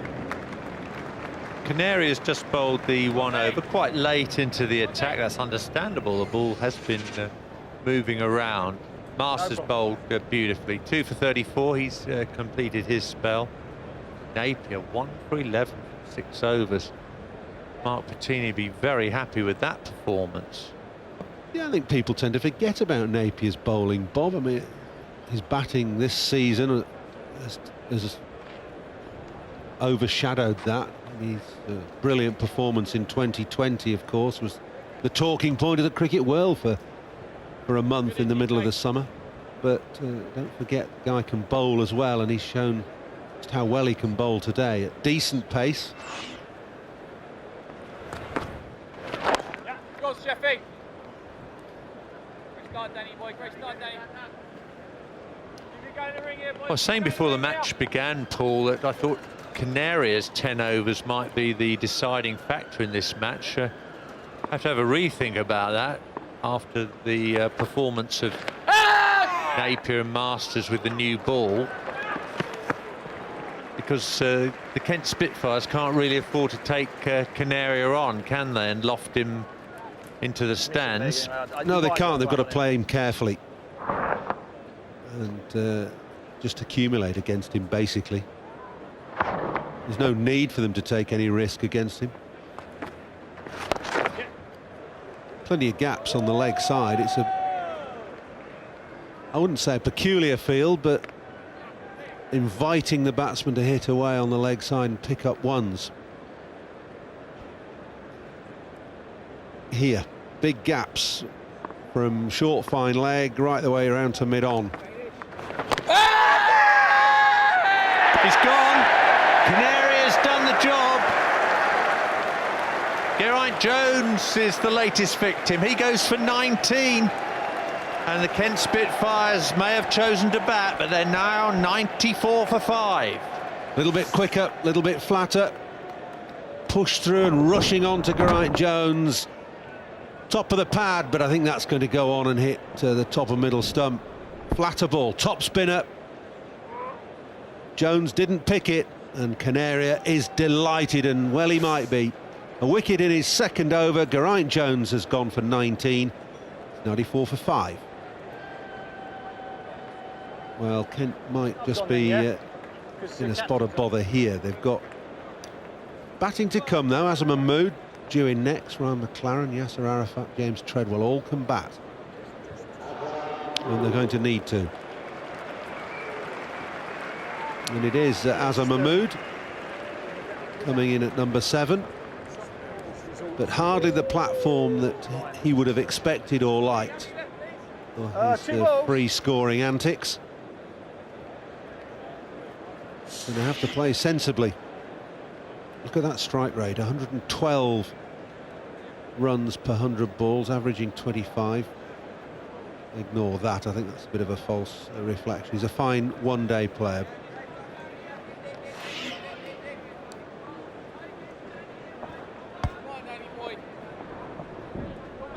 Out, just out, rushing on, top spinner, and going on to hit the top of middle and off. Okay, he's back, yeah. You want to go? You want to go? Yeah. Yeah. Well, that 220 you mentioned, Paul, may be a long way away now. 2 to go. Centre. We've got a slip in now for the new batsman. Azam Mahmood will know plenty about Danish ready in there, Canaria's boys. skill. It's one thing knowing about them, it's another ready. thing playing them. Azam Mahmood taking a little while to just register where those fielders are on the onside. Pretty measured start from Azza against a leg break from Canaria. Whip that straight one, eh? Missing that straight one to the whip. Foster chirping away behind the stumps. Watch the straight one, he's saying. Wait. Tendo, great work, Tendo. Over. End of the 27th over, another successful one for the Essex Eagles. Canaria 1 for 3 after 2 overs.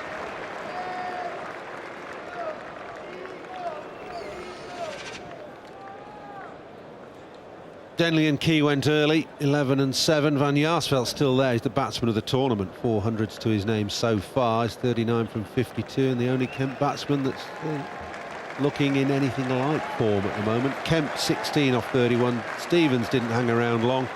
And Geraint Jones 19 from 39.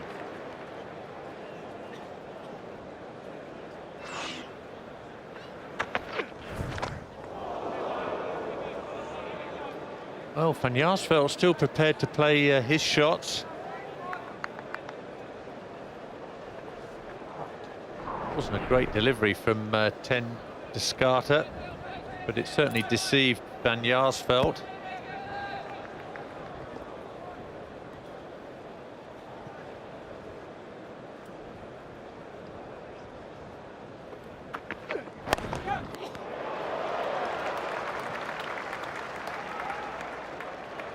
Great work. Grant Flower out there. Maybe 37 years of age, but he's not a bad mover, is he? Well, he had to be here. That's a great shot from Van Jaarsveld. Pick up off the back foot. Plenty of bottom hand in it. He might have thought he was going to get 4. Yeah.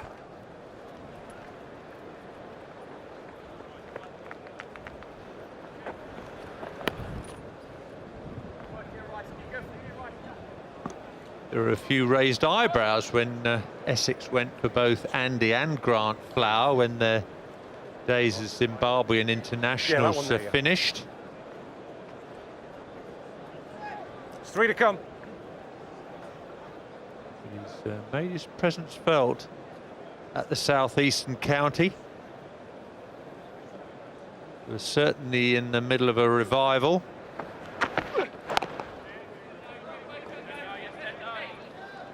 Nice mixture of youth and experience.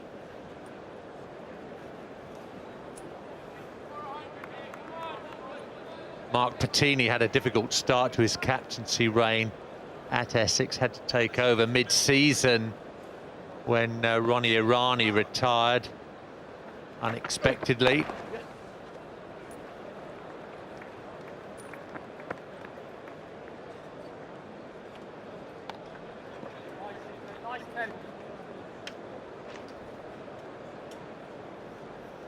Run rate just 3.5 and over.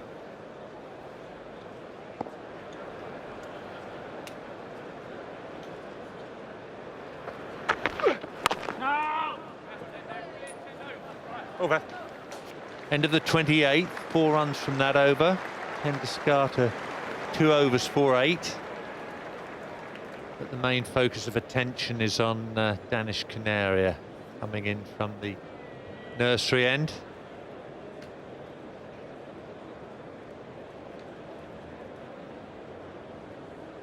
Interesting look to that Essex top order, Paul, with Alistair Cook down to come in at number 3 behind Gallion and Pettini. Is that another clue to England's one-day lineup, do you think, in the NatWest Internationals? I'm not sure of that. I think it's they don't want to disrupt their usual opening partnership. Gallion and Pettini have been doing well in one-day cricket opening for Essex. Oh! Cook is an infrequent visitor to his home county, and I think Pettini wants to continue his opening partnership with Gallin, so Cook slots in at 3. I think Cook, if he's going to play, one-day cricket for England, has got to open. But sure where he's going to fit into England's lineup.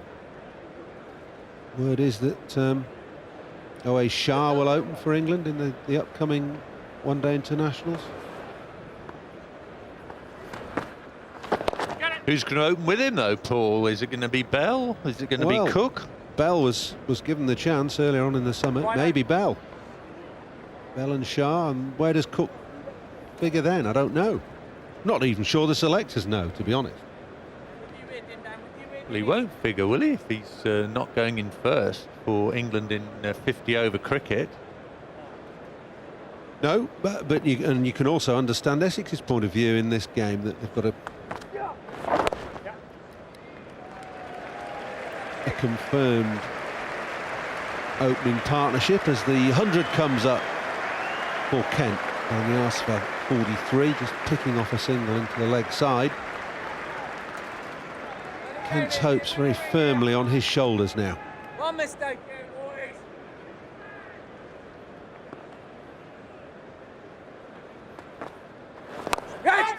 Oh, that's a miss hit. Long off's coming in, and another one goes. Grant Flower makes no mistake. Dear, oh dear, oh dear. What was Azam Mahmood thinking of there with his side 5 down, trying to hit Canary over the top?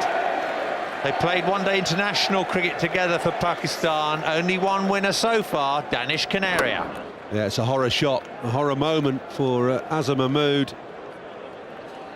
Didn't middle it, didn't time it. Not quite sure what the idea was at all. He had to play sensibly, had to accumulate for a few overs, and the rush of blood has given Canaria a second wicket. Mahmood has gone for 2, and Kent in all sorts of trouble at 100 for 6.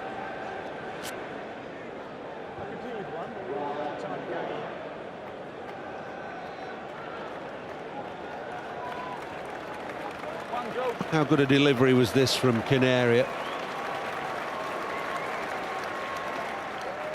Decently flighted ball, Mahmood hitting all across it, hitting outside to in and slicing the ball away to long off.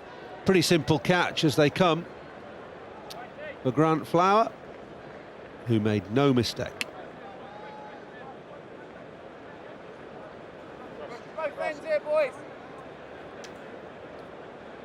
New batsman for the Kent Spitfires, another Colpack representative, Ryan McLaren. Very useful all-rounder for the Kent Spitfires. Look at that strike rate, over a runner ball for him in his domestic one-day career. One more mistake, boys. Batsman cross, so Van Jaarsveld, who's on 43, is on strike. Well, Van Jaarsveld will be wondering what is going on here. 29 overs gone, 100 for 6. He scored almost 50% of the runs. All about Essex at the moment. The seam bowlers did a great job. Now Canaria is starting to weave a spell, although he was really gifted this wicket. Azam Mahmood hitting a cross and mistiming that completely.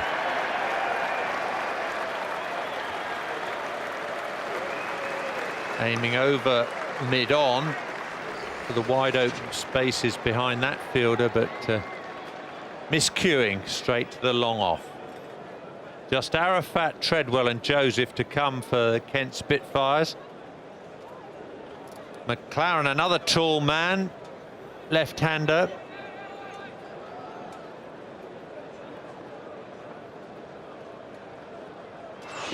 Descarta.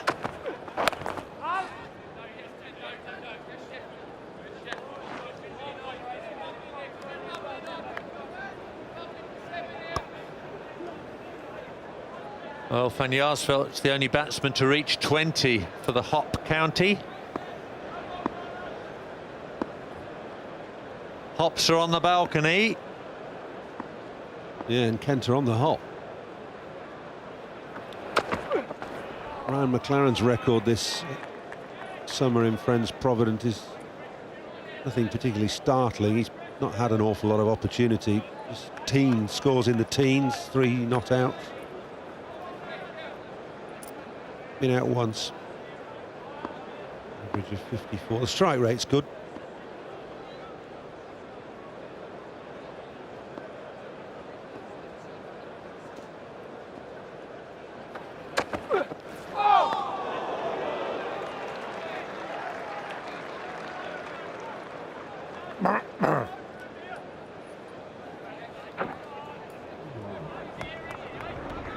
Just gone away on the angle down the hill. Slip in place still.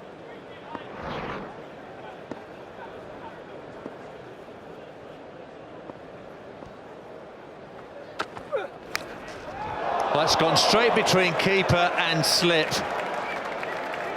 That'll send Mezzers holding and Botham apoplectic. And Allett. Why do you do it when the ball has been seaming consistently all day? You're likely to get a thinnish edge. If it doesn't go to keeper, it'll go to first slip. And what haven't Essex got? They haven't got a first slip. They've got a second stroke third slip. And the chance goes begging. Jason Gallion has gone finer now.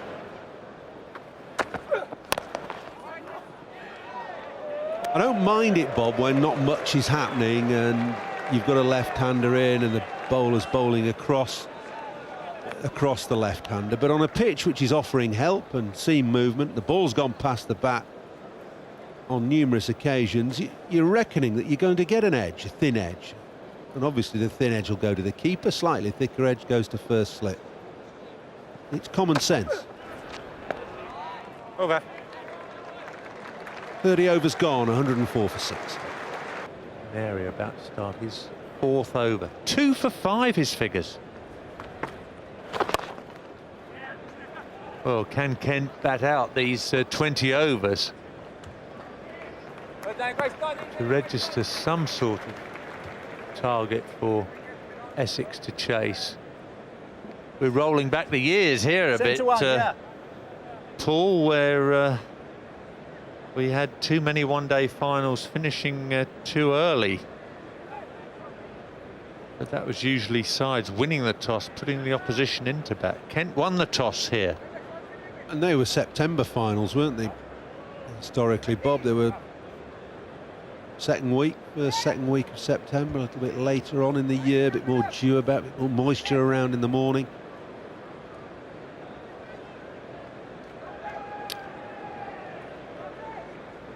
But the surface looked to have a bit of juice in it this morning, a bit of life in it. McLaren's gone after that. Yeah, it's a good stroke. Canaria's line just awry here. And the length a little bit full as well. You just spin the ball back down the slope, but too full, too wide. McLaren with a good shot, trying to hit it too hard. Well Danny. Great work this, Danny. Working enough.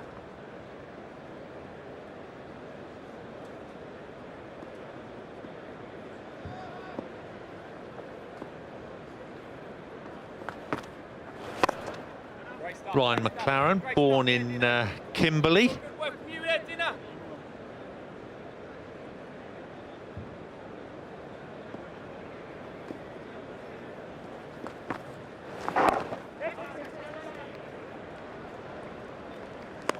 Was capped by Kent last season.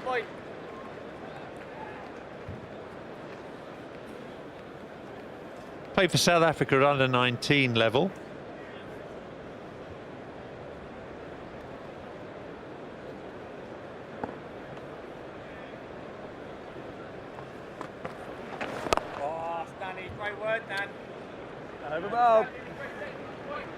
Canaria 2 for 11 now from 4 overs.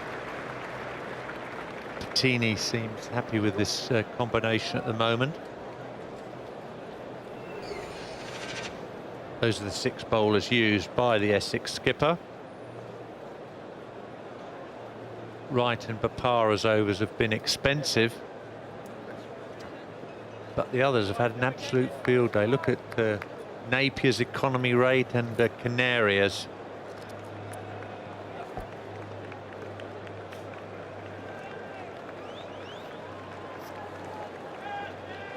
Galleon goes a little bit finer at the wide slip. It's well played again by McLaren. Get back easily for 2.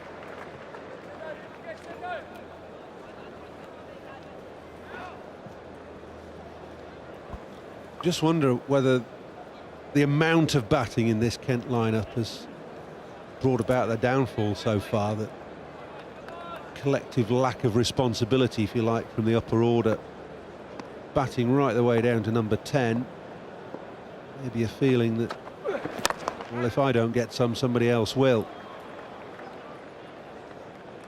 But it's crunch time now with 6 wickets down and into that lower middle order. He'll be pleased. I want to finish it off, though.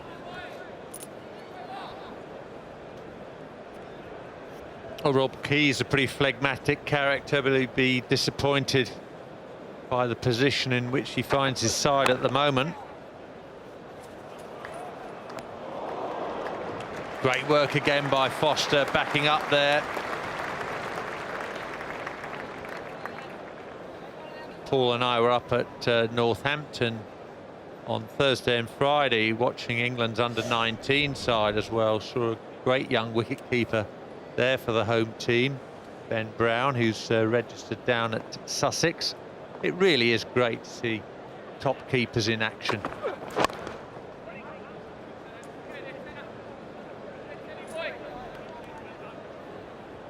Yeah, it's great just to watch the way Foster takes the ball. Everything's neat and tidy about it. There's no real flamboyance. Ball goes into the gloves well. Great standing up to the stumps. That's where you really appreciate the art of the wicket keeper.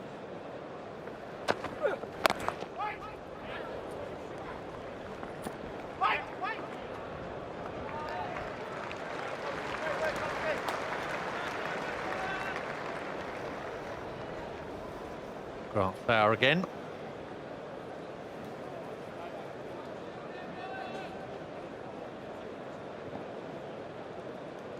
No slips at all now, which is a bit of a surprise with the opposition 115 for 6. Yeah.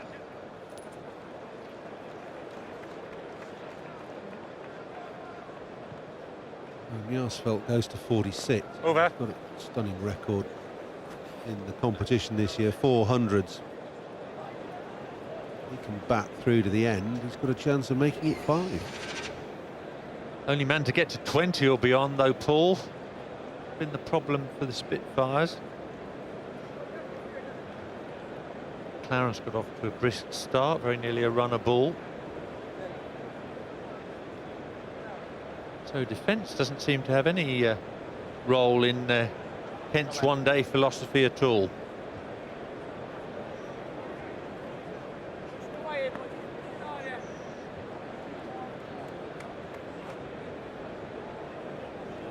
Nigel Long just waiting for his colleague George Sharp to get into position at square leg. He's gone off to retrieve a new cricket ball. I should say a replacement to cricket ball. The ball is changed 50-50. after 34 overs. In all 50 over cricket now. It's a well taken single.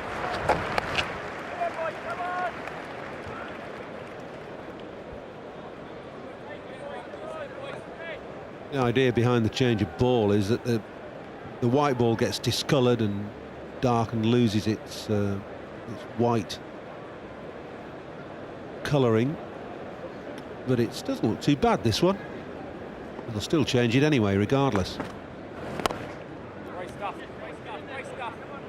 Beautiful work here, beautiful work here, buddy.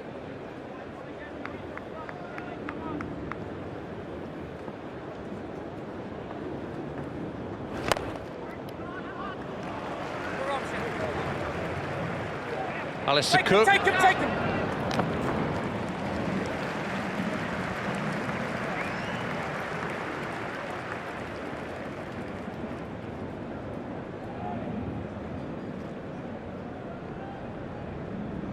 Not the most accurate throw from the England opener.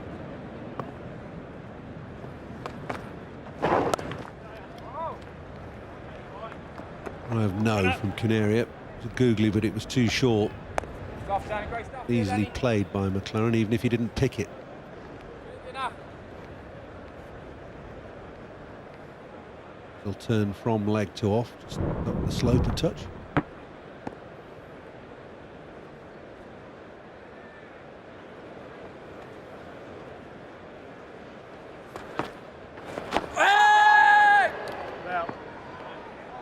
Danish Canaria, 6th in the all-time list of Pakistani wicket takers. Over 200 test match wickets. Oh,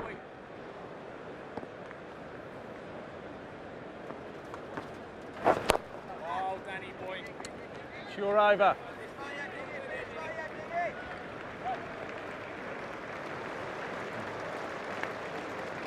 Well, in theory, 17 overs left of this Kent Spitfires innings, but just 4 wickets in hand. And Yarsfeld 47, McLaren 16, so another partnership developing, but it's Ryan McLaren who's made most of the runs, 16 out of 20. Looking that way. Those where the wickets fell. They say pull, don't they? 1 brings 2.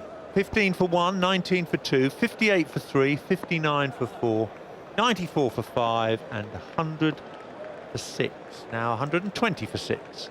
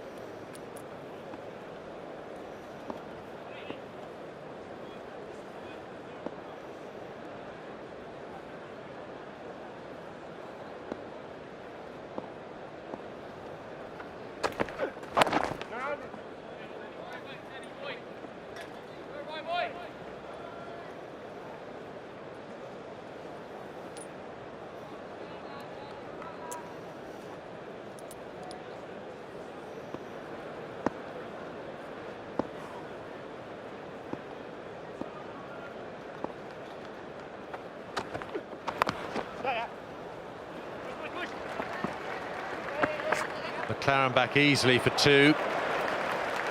He knows that Canaria struggles in the field.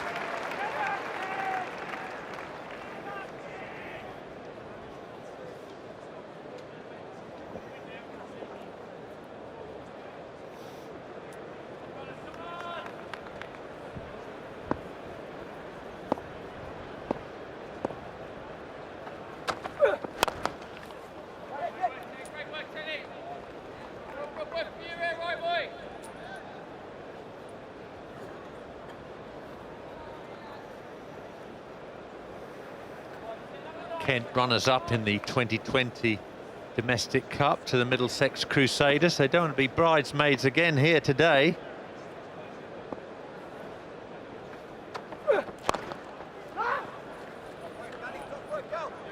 Great work, Gally.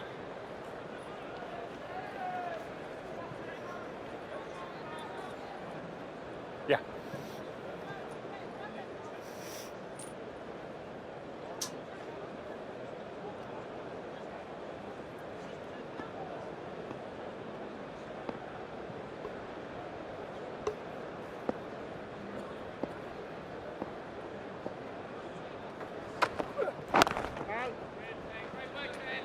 End of the 34th, 122 for 6.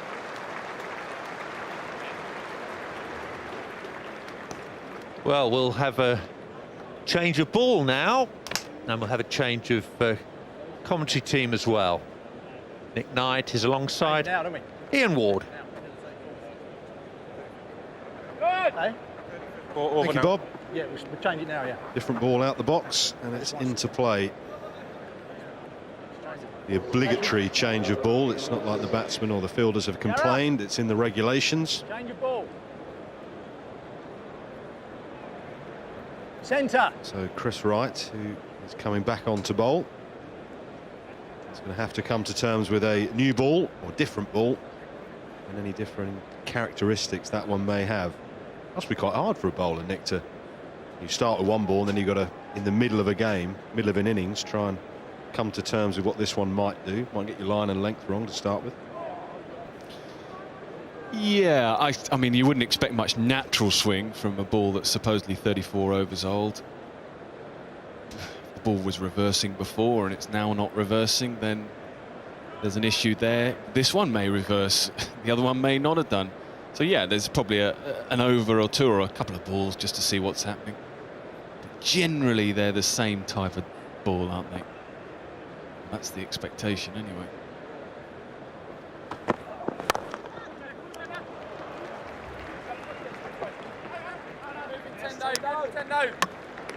Change of ball does give the batsman harder ball to hit, so that can help the latter stages of an innings, but not when you're 123 for 6. Yeah, and in theory, it does. Quite sure whether that particular ball is. We assume, don't we, that it's a slightly better ball as it's a replacement ball. It might bit. not be, but That's better, yeah. it's an interesting rule change, and I think a fair one. It's something that is in place in international 50-over cricket around the world, so it's something that international cricketers, aspiring international cricketers, need to get used to. I think with conditions as they are generally in England, Ian, it's not a problem so much with reverse swing and the ball getting so old, is it? When you're playing the subcontinent, wearing conditions, that ball really does take a pounding. Quite lush in England most of the time, particularly all the rain we keep getting. Yeah, this new regulation will be interesting, throwing things forward to the Champions Trophy. That's if that does go ahead in Pakistan, and the World Cup, which is in the subcontinent as well. McLaren wasn't entirely sure where that ball had gone for a moment. And as you say, the ball in the subcontinent gets scuffed up, reverse swing. You think of Waqar Younis and Wasim Akram and Darren Gough and Brett Lee and all the rest bowling Yorkers at the death. Perhaps it's more about bumpers at the death. Well, yeah, there's an argument to say that's a great skill. It is a great skill, isn't it? You got to control those reverse swinging deliveries, and it's, you'd say that the ball change might restrict that. Well, it should restrict that. Bit of bounce from right and gloved away, I think, in the end. They'll take everything though, won't they, Kent, at the moment?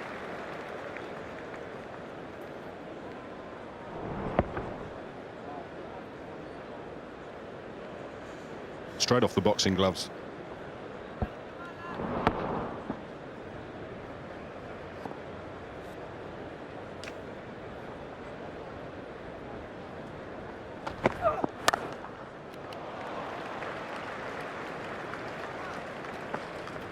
What have you made of the way Kent have tried to construct their innings, Nick?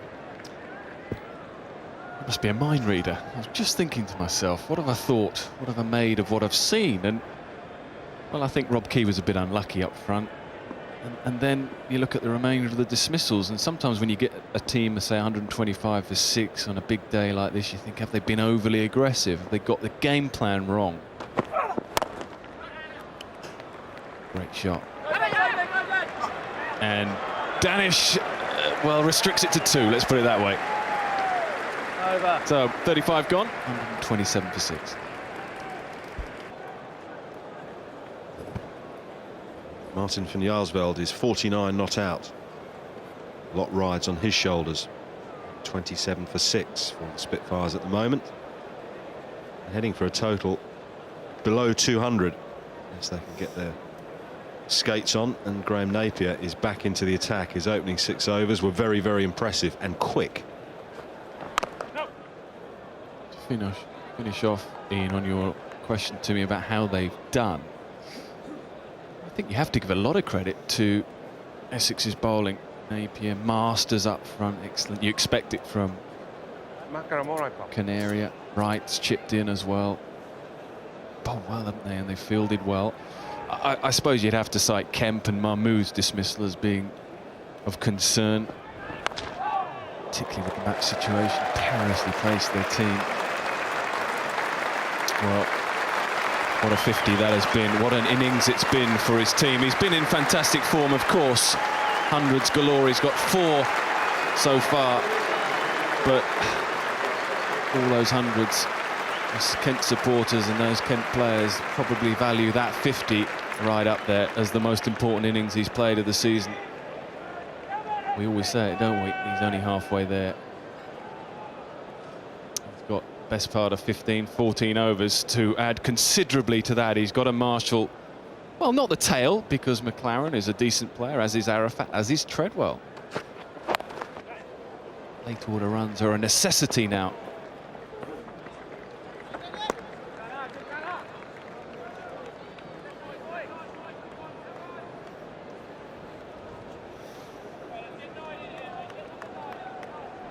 Third 50 this season in this competition for Van Yarsveld to go with those 400s. So just 9 innings. He's got 400s and 3 50s.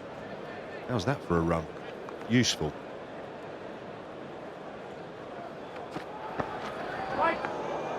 Reminds me a bit of a run of form in a one-day tournament, one-day competition that Darren Maddy had a few years ago for Leicestershire. I think that was in the B&H. Do you remember? He kept rattling off 100 after 100. Yeah, I do. It's not an issue I really knew how to deal with. It wasn't something that happened very much in my career, but it's very admirable, isn't it? I mean, there might be those at home watching this saying, well, it's great when you're in good form, and form almost gives you the right to score runs. Well, it doesn't. It's good running again. Excellent running. Keeping out every single run they can get. Sometimes form, you can abuse your form, and you can take it for granted. And when you're in that sort of touch at the crease, you can maybe play shots too early, think ahead of the game a bit.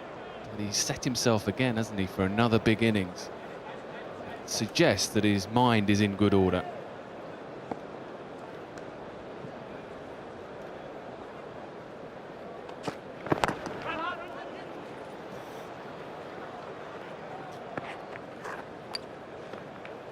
Over. 5 runs off the 36th over, 132 for 6, and Van Yarsveld has gone to his third 50 of the competition this season, along with his 400s. And he's been made to work very, very hard. Essex with the ball tested him early on, got away with an LBW shout, a lobbed pull that just got over the head of Grant Flower. At no stage has he found consistent fluency. But his discipline and his mental toughness, you have to admire. He has fought on, and had it not been for him, Kent really would be in the mire. Also incredible when you look back at that bit of underlay we've just shown, that one that just went over Grant Flower's head for 4 early on in his innings, that LBW decision that was close. Isn't it fascinating the way that when things are going for you, and you're getting runs and you're on top of your game, you just get away with those sort of dismissals, or chances if you like. And when you're in a more good running, you're in a rut of form, just can't see your way through it. You get some shockers, don't you? You get some tough decisions and you berate your luck a little bit. Amazing season. 656. An average of just over 131. Talking about Darren Maddy, I mentioned that. Richard's just dug up the stats. That was in 1998. 629 runs for Maddy from 8 innings. 300s and 250s. So well played Darren Maddy in 1998. Well played in Yarsveld in 2008.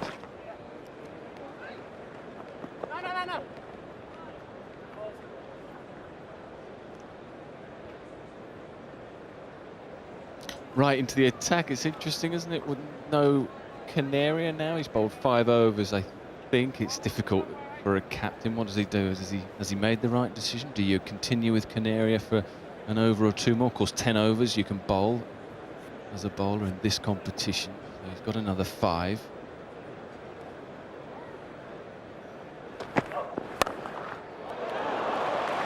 There's no point running for that if you're a fielder or a batsman. That's hammered over extra cover off the back foot.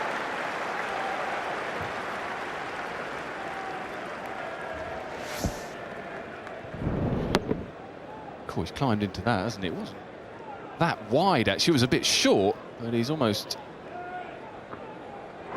No, he's cramped him a little bit, but he's gone up and over. Been a little bit expensive.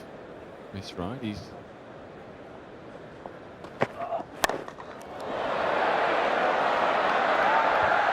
Great catch running back. It's Alistair Cook who was circling. He's made good ground running up the hill.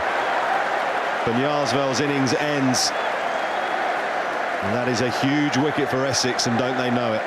Saying it's been a bit expensive, but he's picked up wickets. That's his second one. Short. And Jaarsveld will be really disappointed here. He's in, he's seeing the ball well, and he's just got a, well, top half of the bat onto it. Excellent catch running back, never easy. Cool, composed character, isn't he, at the best of times, Alistair Cook. He made it look pretty simple, really, but that is another big blow for Kent's hopes. The main man, the man who's been in form, the man who's got more runs today, he's gone. 58 from 75. It was their 7th wicket for 138. Yasir Arafat replaces Martin van Jaarsveld. Yes, Very powerful stroke maker. Look at the strike rate. He comes in with his side in bother and unable to really floor the accelerator. There are still plenty of overs to use up.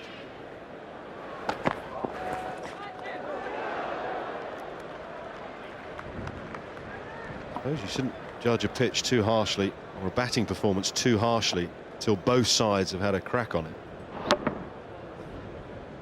Really has summed up Kent's innings in many ways. Played beautifully for 58 and finds a way of getting out.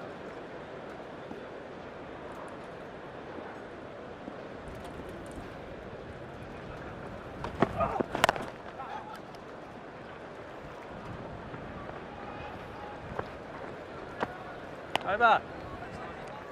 So 7 runs from that over, but the wicket of Martin van Jaarsveld. A very, very good catch from Alistair Cook. Never easy taking it over your shoulder. Oh, they're the ones that you practice day in, day out, aren't they? Coach kicks them over the head, you run back, and you take them pretty nonchalantly in fielding practice, but when the pressure's on, playing in a big final, there's funny things to you, but he is a very cool character. Mr. Cook, and made it look all so simple, didn't it? It doesn't look all so good for the Kent Spitfires. Where have they gone wrong? Another dismissal they just didn't need at the wrong time.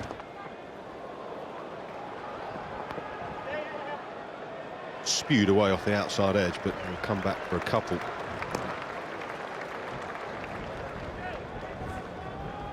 Kent will hope and pray that whatever total they manage to get on the board, that their seamers can not only maintain the disciplines that were shown by Essex, but also they can find that seam movement, which has happened pretty much throughout the innings.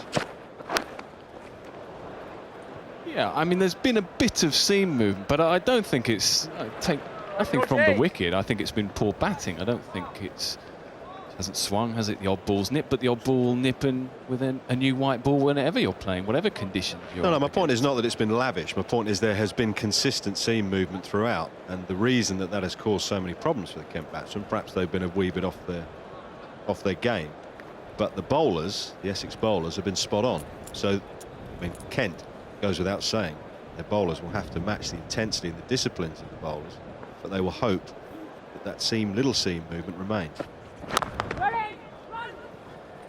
Yeah, lovely shot. Proper cricket shot from Yasir Arafat, and good running too.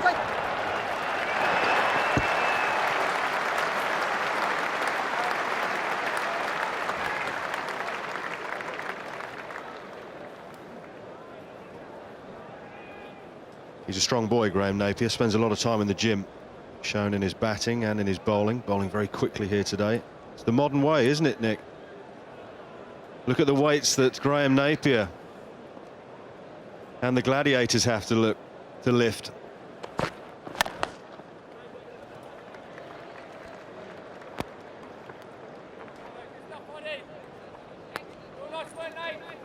Graham Napier, an enigma, massive weights. Check out these, though, from Nick Knight. Why are you lifting a couple of pencils?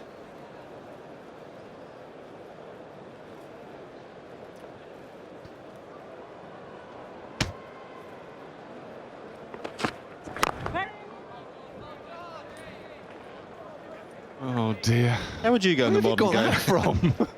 Press and publicity. Oh dear, that was a great day. Yeah, he rather put me to shame, didn't he?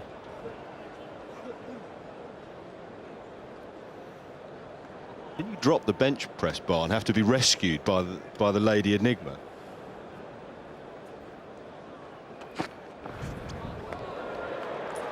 Over. We'll leave that there. 38 gone, 146 for 7.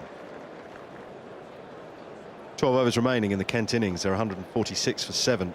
McLaren is 27 not out, and Yasir Arafat is new to the crease, and back into the attack comes Danish Canaria. Bowled 5 overs and picked up 2 for 15. You in, DK, with you in, DK. Interesting that he was taken out of the attack in the first place by Mark Pettini. Yeah, I was making the point earlier. It's proved to be a good decision because Wright did pick up the wicket, albeit that's not fortuitously, but it was short. It was there to hit. Van Yarsveld, the key wicket, of course, did manage to get a top edge, a splice to it. So all credit to Mark Pettini and Essex for making the change.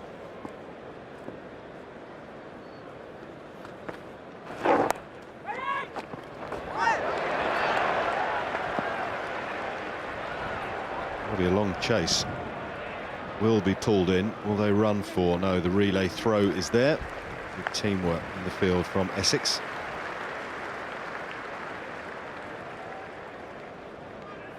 Danny boy. Leg stump. Lots of space here to work with for the batsman. Only 4 players stationed inside the circle. In fact, there's 3 at the moment, so Pettini will have to sort that out, otherwise it will be a no ball. Where are his scoring areas here, Nick, without taking much risk? Because that's the problem, they're 7 down. Well, let's have a look at his field. He's got a man back at long off, so he's got 1 down the ground. And he does well, and that's not good fielding. Dave Masters will be disappointed with that, as will he. Essex have got a squeeze on, dominating the game. That's the last thing they need with the partnership just starting to develop.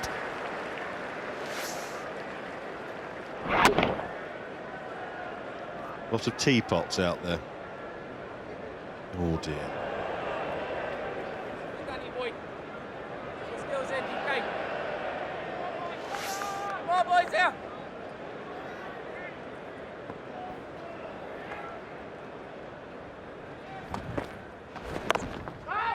I suppose it does beg the question as to whether Masters should be in that position. You asked me where he might score. He's bowling leg breaks down the hill, down the slope from the nursery end to the right-hander. You'd think that quite a lot of deliveries would go into that cover region just behind.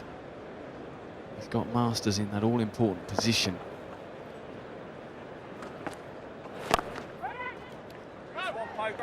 Yeah, you've got Ryan Tendescata, who's one of the best fielders around, standing aimlessly at mid-on.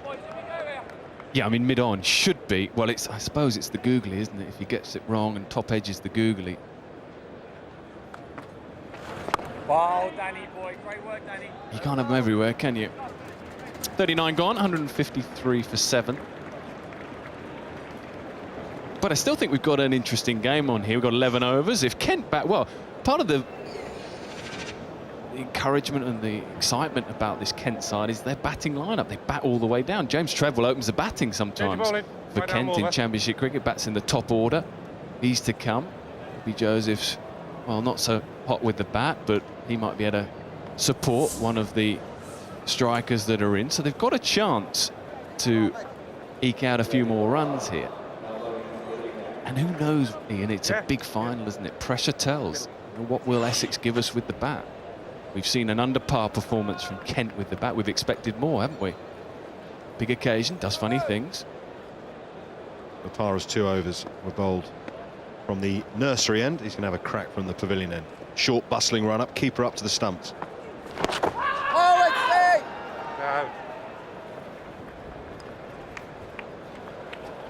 That's an even shorter run-up. Wants to run in 5 paces then, Ravi. It is short, but they say he's got the golden arm. He hasn't got a wicket yet.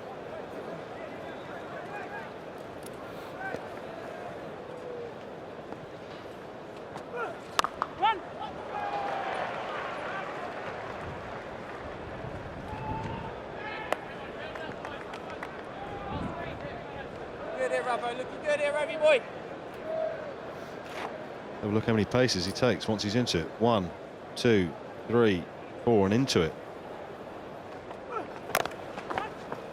I wonder if that is as much to try and hurry the batsman, put pressure on the batsman rather than anything he needs to do as a bowler, because it seems ridiculously short, and it's a lot shorter than the run-up he used when he was bowling at the nursery. Well, it shouldn't be, should it? And if a batsman's got his wits about him, he just sets himself when he's ready. There he goes. There's a good example. Just setting himself. No, I'm not ready yet, Ravi. You're going to have to wait for me.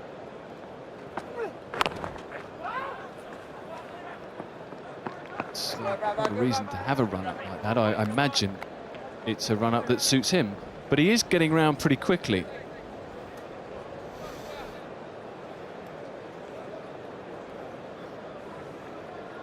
Running to his mark as if they're behind the over rate. I don't think they are.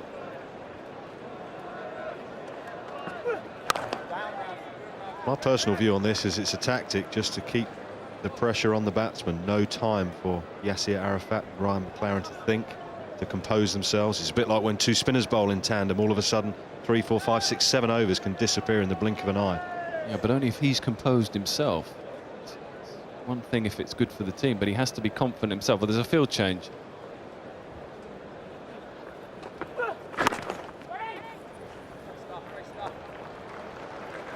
End of a quick over from Ravi Bopara, 41 and 56 for 7.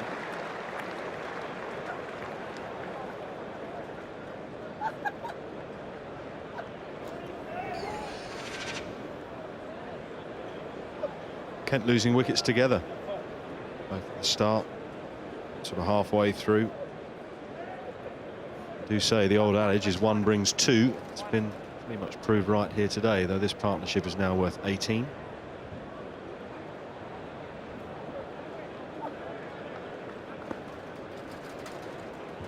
David Masters has been moved from one end of the ground to the other. He's making his way all the way back to the long off boundary for the left-handed Ryan McLaren.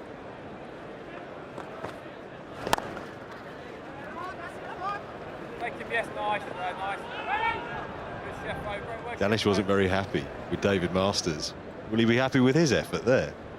Oh, he's hurt himself again.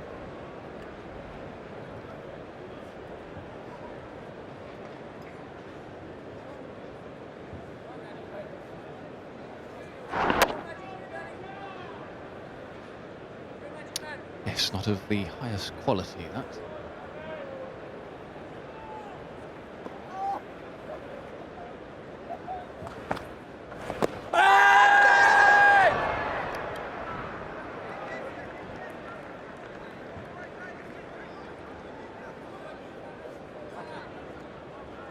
Yeah, might have pitched just outside. Pitching outside leg stump. Would have hit.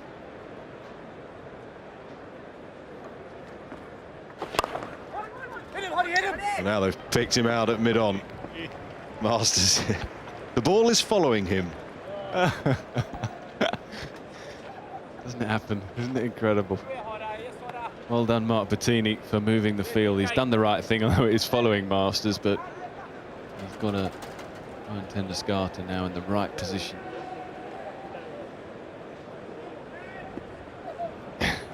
Come on.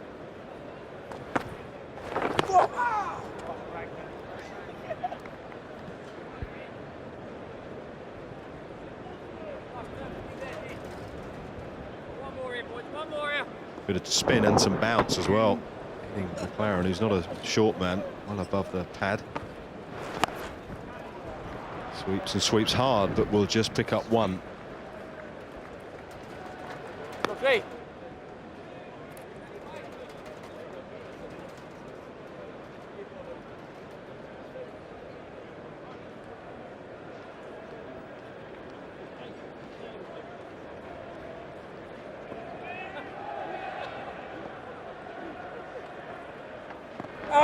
Danny, great work, Danny boy. Excellent, Danny. Nice over from Danish Canaria, asking questions and causing problems. Just 3 from it. So progress of sorts for Kent here today. 159 for 7. Don't give up hope if you think this may not be a contest, because let's go back a couple of years to the C&G Trophy Final here, like Sussex. Sussex only 172, a meagre effort really, off just 47. Didn't even bat out the overs, but look at that, what a game it turned out to be. Sussex eventually getting home and winning by 15 runs. Lancashire just managing 157. They can be good games, low-scoring games. Yasser Arafat, in fact, played in that game for Sussex. Scored 37. Kent would take him scoring 37 from this point on, I would think.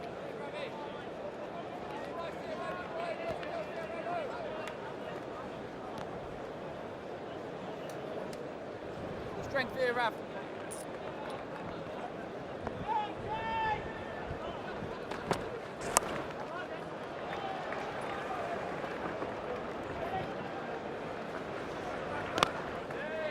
Well, through all the wreckage around him, Ryan McLaren is playing a very, very useful innings. 34 off 42. Partnership now of 23 off 28. Now, if they can continue this for the next 3 or 4 overs, it might be thinking about getting up towards 200, and that'd be a pretty good effort. Yours, Ravi. Excellent, Rav. Great dog, Ravi. Great dog, Vinny.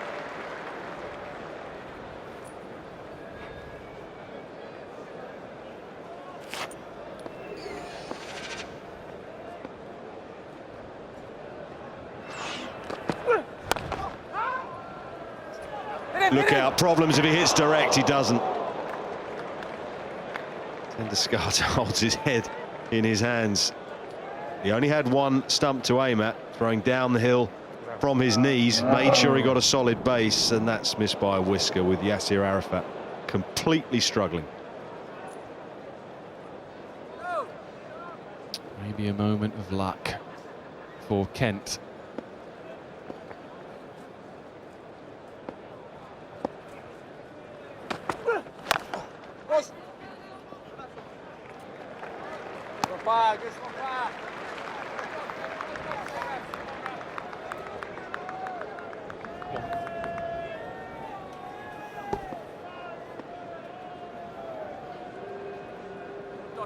One mistake here, boys.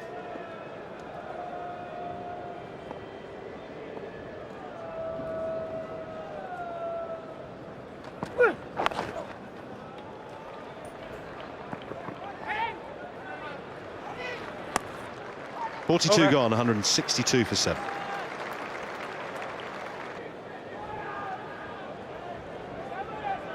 Eight overs remaining. The Kent innings. Talk to you through to the end of the innings. Paul Allott and Michael Holt.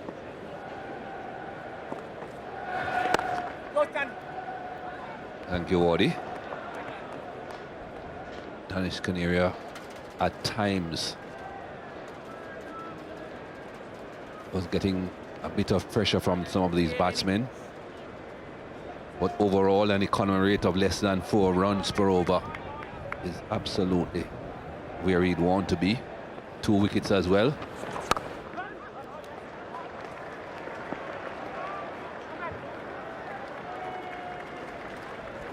Grand Flower in the deep, always 2 runs out there.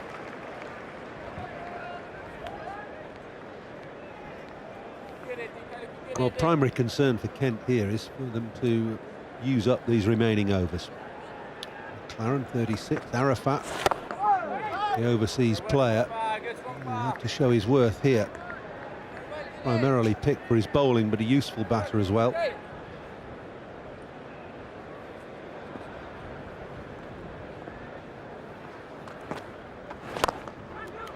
Well played, deliberately punched over the extra cover man's head.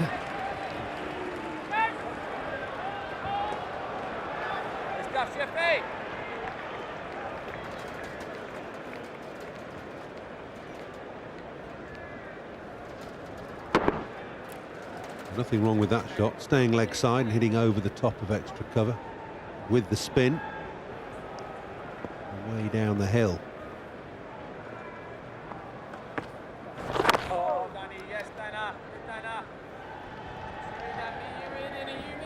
Have to be very careful with Danish Canaria.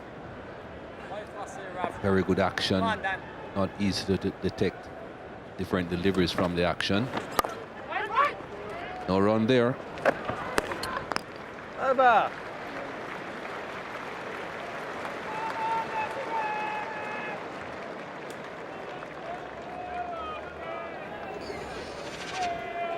Masters finished early, 10 overs, 2 maidens, 2 for 34. Napier's got a couple of overs left. Wright's got 2 left. Came back well after giving runs away early on. Para's just bowled the 4 overs. Canaria 2 left and Descartes 5 left. So plenty of options there because 6 bowlers have been used so far. No worries for Pettini. It's just a question of who he thinks will do the job best.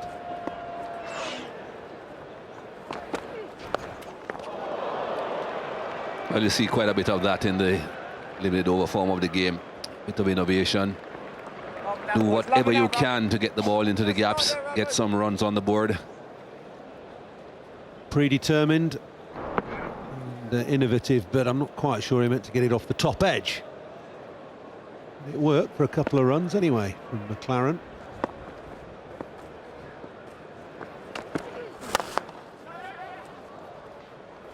Always worries me, Mikey, but I suppose I'm a bowler and always was, and you are as well, that batsmen get themselves in a position to play a predetermined shot and the bowler then bowls a full toss or a half volley that they could have driven or hit for 4 anyway.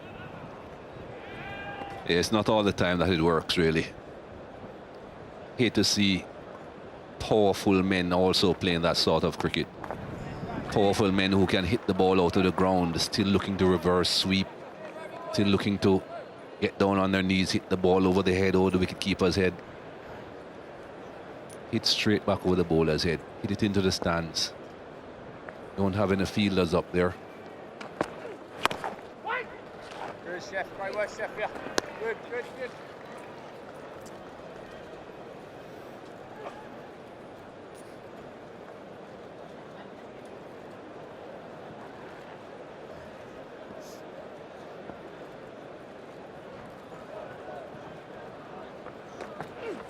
Run!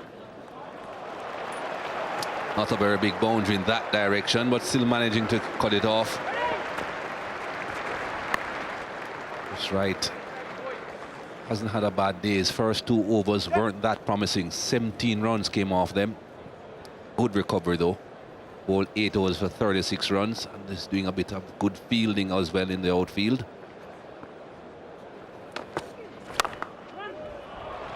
It'll just be a single. Over. Yeah, quickly.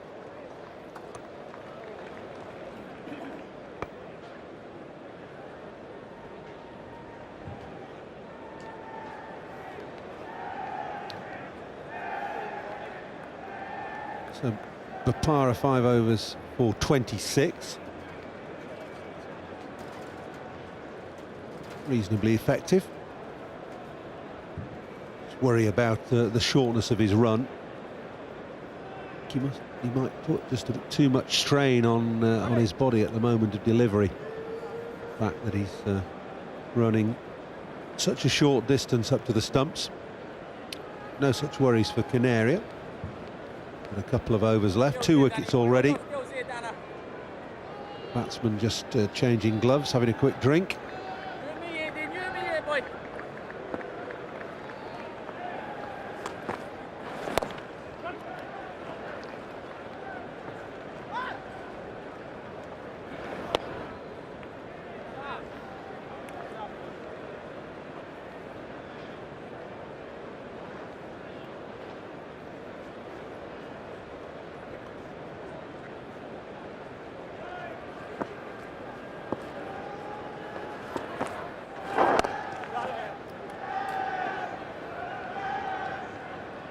Pretty good partnership between these two, McLaren and Arafat, at the moment. 37 runs produced, 46 deliveries. So important that they bat through all 50 overs without getting into the real tail of this batting.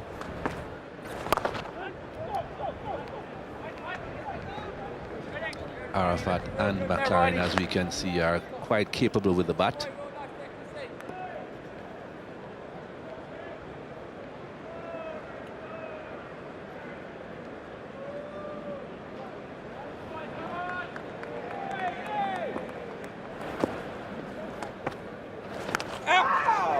Lot of bat involved there. Just got a bit excited there, Danish Canaria. Yes, he thought this was going to be close to being LBW or even bowling McLaren. Bottom edge onto the back pad, the back leg.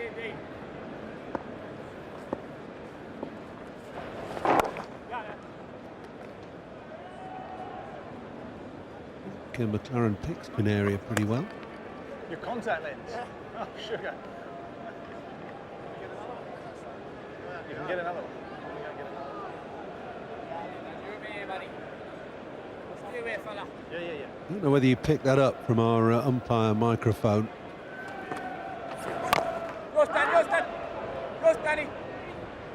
But we think Ryan McLaren has got a problem with contact lens. He's lost one.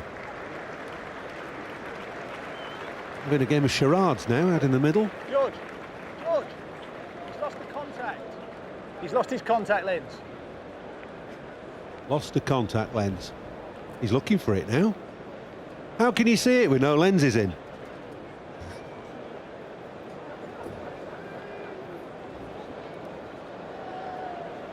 Well, if it's one of those really flimsy plastic ones, you've got no chance. But if it's the old hard contact lens, I suppose you might be able to see. Oh, look at that. Well, Tendescarda's fan, he must have good eyes.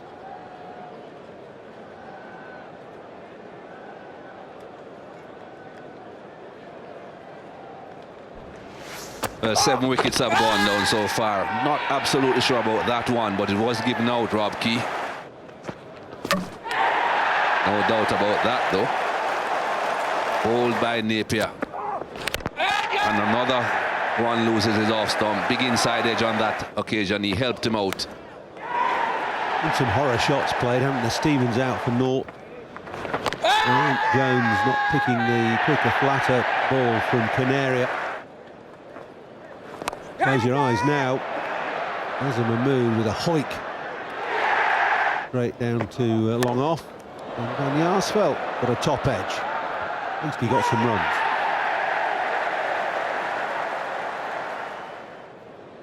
I don't think they'll be particularly pleased with the way they've been dismissed. Now then, running repairs here, not easy to do without a mirror, I wouldn't have thought. Can you see it? Is it in line or is it? I think it's underneath the eye. There's some blue one. Yeah, down underneath here. Up, not to you, that way. It's out. Just put your finger on it, you'll get hold of it. Oh, now then, he's got... Standing the final, the door trying to put more contact. Right. No, it's out. This could become an Olympic sport, Mikey. Liz, push it up. Push it up. Into your eye. Straight up. That is not an easy thing there. He's not absolutely sure. Yeah, that's okay. Sorted. Well, he's sure now it's sorted.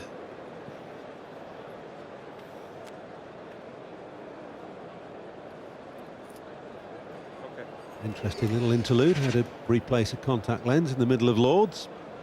McLaren's got 41 from 52, so Kent will want him to go on from here in the remaining 5 overs. Yasser Arafat going along quite nicely, 19 from 27. And Jaarsveld, 58 from 75, tried to hold the batting together in the face of some interesting and ill-advised strokes by the majority of the Kent batsmen.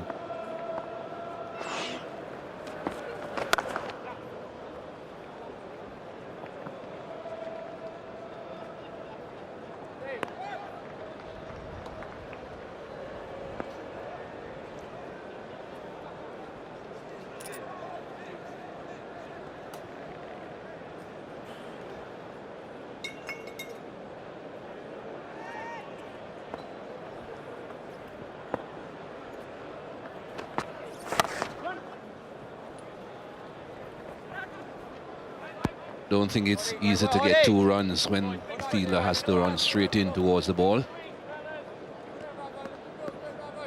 Masters all the way down there at long on, now at long off for the left-hander.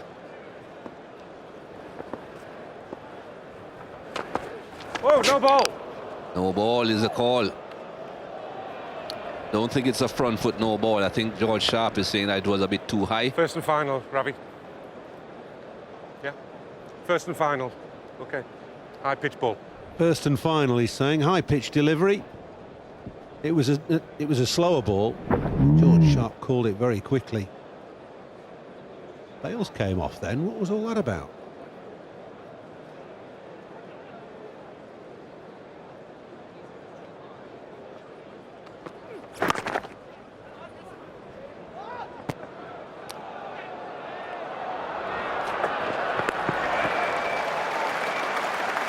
Good running. Have a look at the previous ball. There was a shout of no ball almost straight away from the umpire. High full toss, not allowed to bowl those. Bails off, but it's Foster's gloves that take the bails off.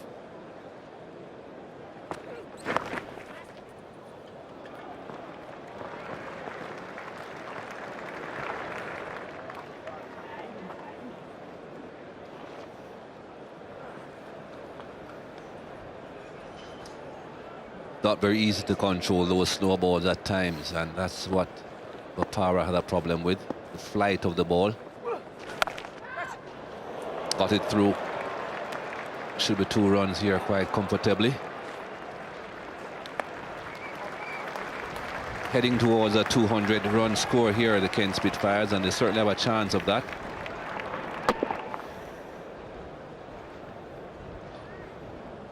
Yeah, sliced away wide of backward point. We'll just look at Bopara's run up again.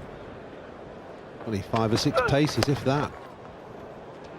As he finishes that the 46th over, 187 for 7.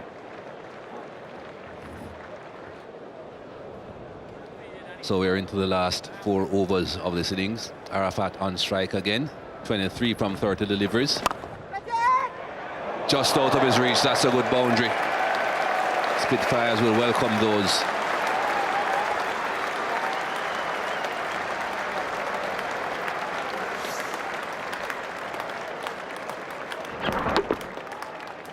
Good shot. Just wide of Pettini at extra cover. Catch, says Canaria.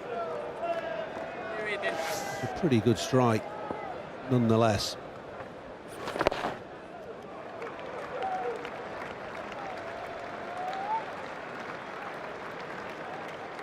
.138 for 7. The Spitfires were in desperate trouble. This has been a good partnership now, and they have accelerated their scoring rate as the partnership has blossomed. Now 54 from 59 deliveries.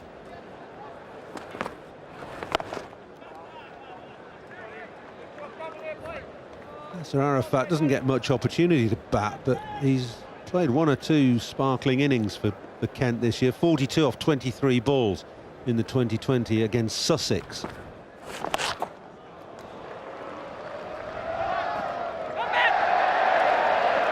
Coming back.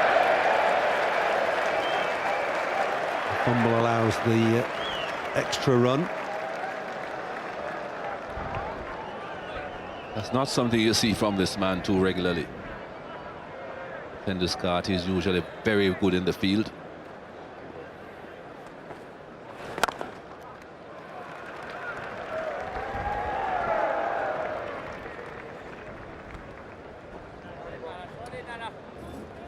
Arafat has also made 23 not out of 10 balls in the Friends Provident, so when he gets going, and he's not had much opportunity, only batted 3 times before this in this competition this year, he's no mean hitter.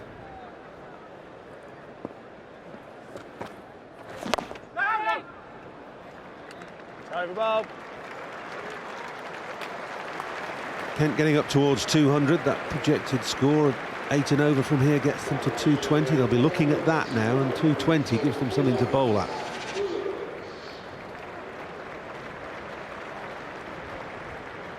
So this last partnership has been the best so far for the Spitfires.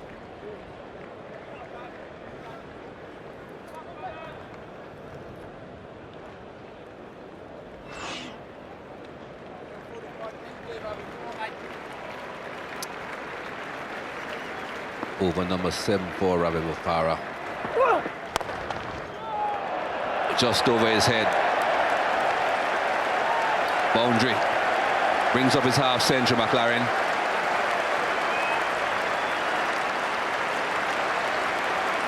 Well played, Ryan McLaren. 52 from 60 balls, 3 boundaries, 8 for one-day 50. Did a bit of it with just one eye as well as he lost a contact lens. And indebted to him for getting them up towards 200 and hopefully a little bit beyond. Partnership is good as well, 61 off 64.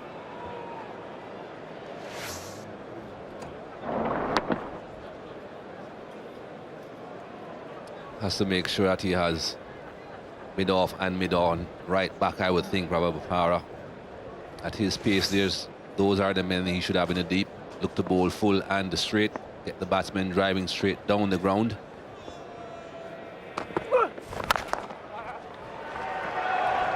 Looking for 2 here again. It's good running. Grand Flower, they're not the strongest of throws.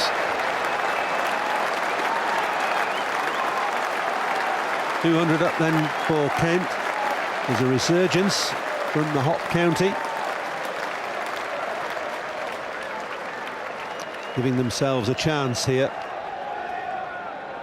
Over 200, it's always psychological. Good take again from Foster. Just every time he takes the ball, it's without fuss, but it's good. Excellent stuff. Sometimes he takes the ball and you think the ball is gone because it just disappears in his glove. That's awkward for the wicket keeper. Very awkward when a batsman does that. Leg buys. Well, it's not surprised keepers wear helmets these days, standing up to the stumps. Batsman doing all this. Reverse sweep coming here off the waist of McLaren, and nothing Foster could do about that.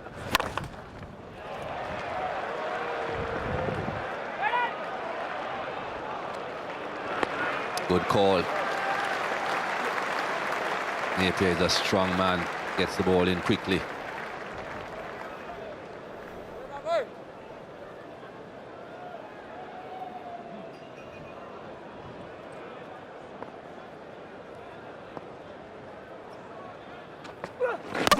Bowled him. Trying to get it onto the onside with fine leg up and missed.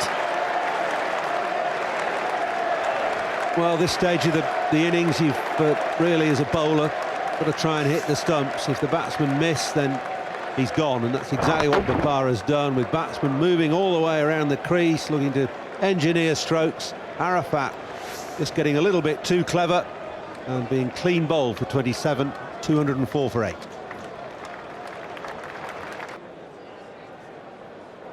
Early bats at number 10, James Treadwell, and in this form of the game at any rate, but he's no slouch to the bat. Has a first class 100 this year. That's why the Spitfires will tell that their batting lineup is very, very long.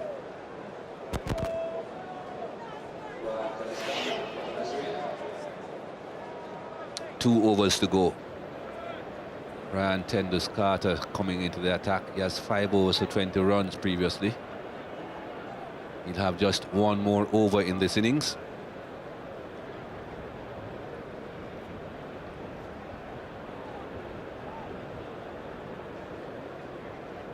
Just making sure that they have the fielders exactly where they want them. Very important overs these. Things can go awry in these last couple of overs. That team batting gets a few too many runs, they get away.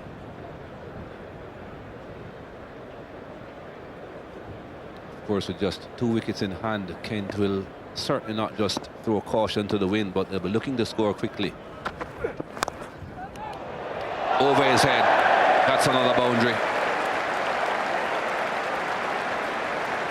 Well, it's all about choices in the field, isn't it? Third man up. And as soon as this goes past the short third man, it's going to go away for 4. Over the top of his head. No protection down there. Length ball is asking to be hit. A bit fuller, I think, from the bowler.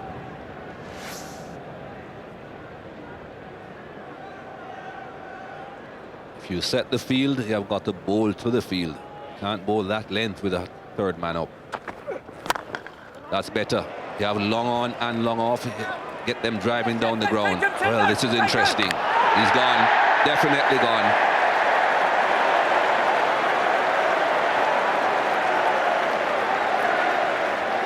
Well, it's a sad end for Treadwell. Cook, the fielder. I don't think there was ever 2 on here. But nonetheless, good pick up and throw. Flat throw over the top. Good work from Tenduscarter, and Treadwell run out without facing a ball. To concentrate his efforts now with the ball in his hand when Kent come to field. Treadwell out for 0, 209 for 9.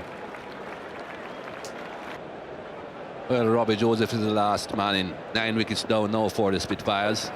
Well bowled. That's where you need to be. Right up in that lock hole.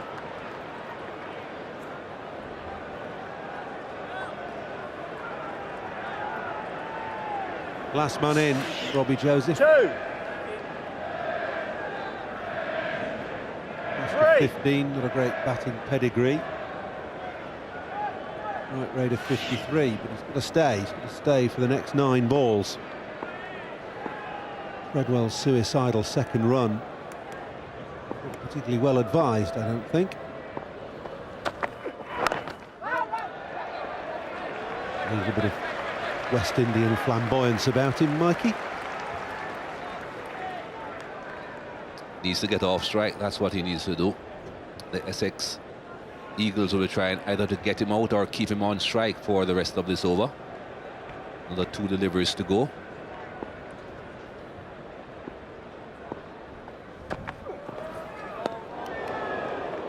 Dot balls, precious. No, just 1. Just desperately trying to get bat on this. But, got a bit of a dilemma here. Doesn't want a single. That'll get McLaren off strike. Last ball of the over. Even number of runs, or perhaps even a dot ball.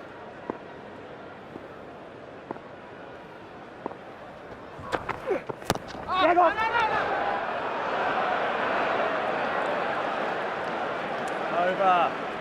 Pretty firm no, that from Ryan McLaren. You stay there, Robbie.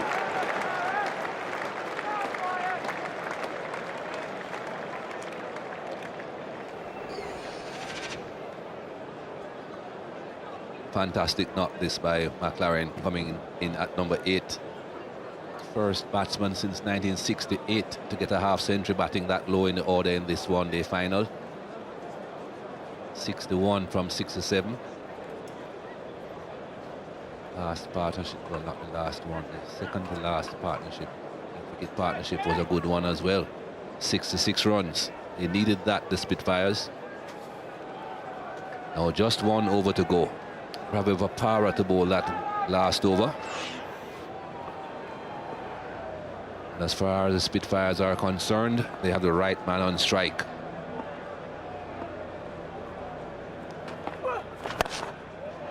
Straight to mid-wicket and dropped.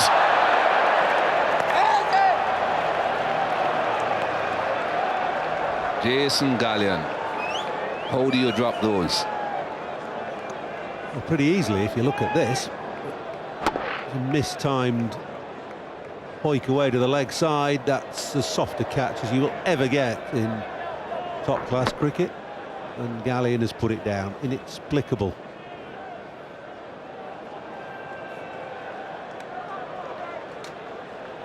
Bonus runs then, as far as Kent are concerned. Joseph on strike, and it's his job to get a single.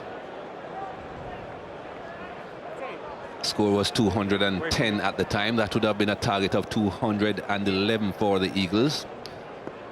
Well, let's see what happens after this.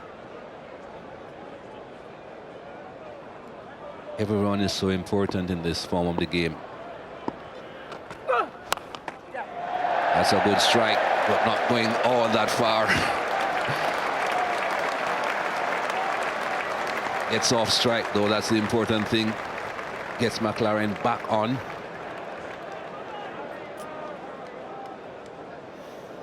Just 4 balls left then for Kent. Ryan McLaren, 62 from 68, coming in at number 8.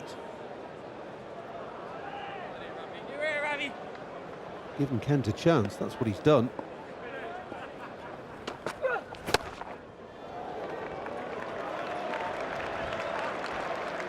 Ball just disappears in Foster's gloves. Can see what McLaren is trying to do though. Almost every time he's looking to hit over the mid-wicket region. It's a shorter boundary.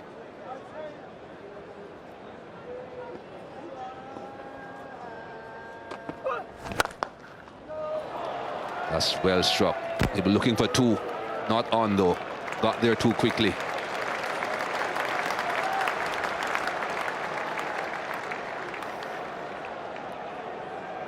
Good over this so far from Bapara, the last one, just 3 runs from 4 balls. Now Joseph has probably got licence to swing.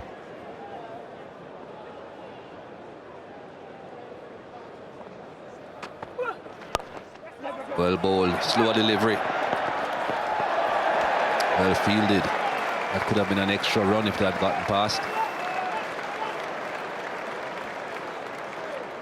So 1 ball to go.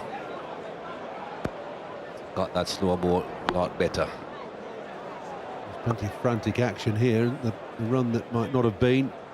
Pettini with a good piece of backing up. 1 ball to go. And McLaren, if the rest of the overs anything to go by, will be looking to hit leg side. I think that's what the call is. What are we going to do with our leg side field? Put long on back is one answer. 3rd man is up. Last ball.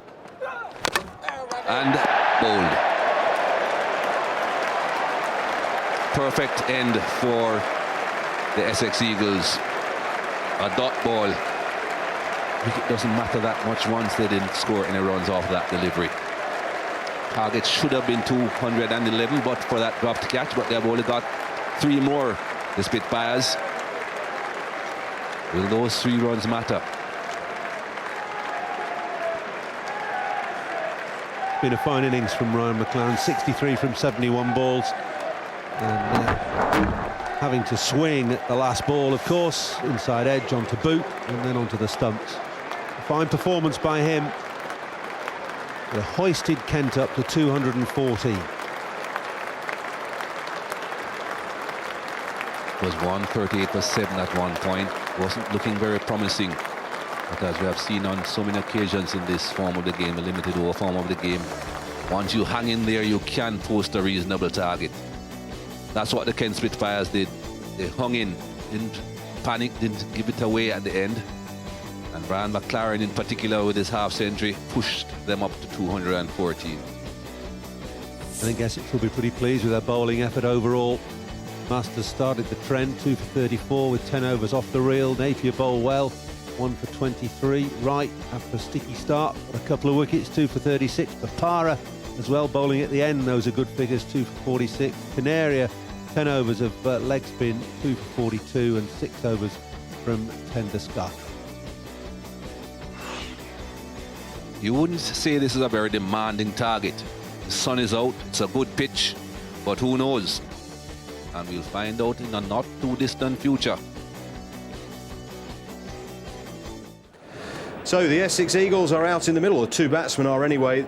They need to be off in pursuit of 215 runs to win. Mark Pettini, the captain, will open up to tell you more about how they're going to go about things. Nick Knight is with Michael Holding. 215 runs. Not a big score, but they're on the board. The Spitfires will be looking for early wickets. Azhar Mahmood has the white new ball in his hands. And of course, there are quite a few men in the slip cordon, as you'd expect.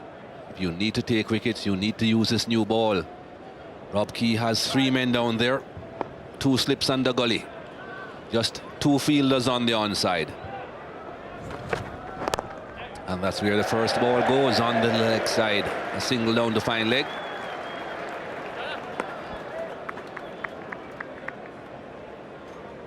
Well, let's see what Kent's bowlers are made of. Experience, of course. Too far, too far, too far. Bowling another experienced player in Jason Gallion. Unexpectedly dropped that catch at mid-wicket to McLaren. He'll feel he's got something to give back to the team. He's a top player, good player. He'll play within himself, I'm sure. Play as a support role at the top of the order for Pettini.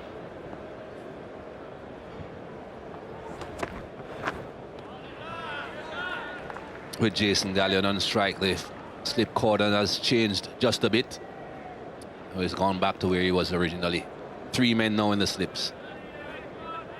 There were 2 slips, a bit of a gap, and a 3rd man down there when Pettini was on strike.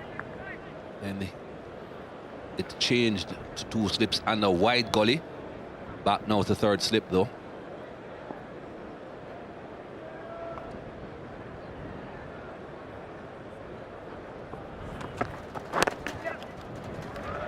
That's not the line with this field. It's the line for the swinging ball. It didn't swing, did it?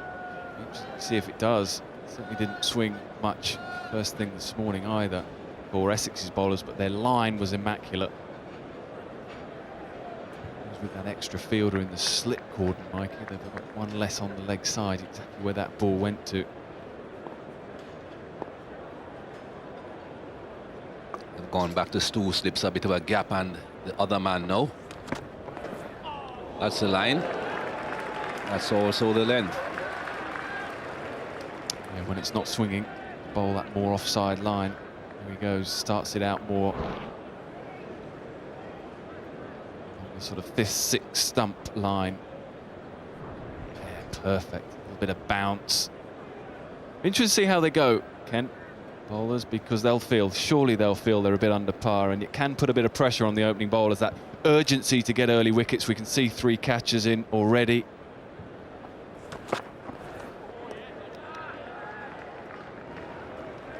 Sometimes when you push it early, you're desperate to get wickets. We need early wickets, lads. You bend a couple of half volleys and you get punished early on and you lose your way. Still need that discipline.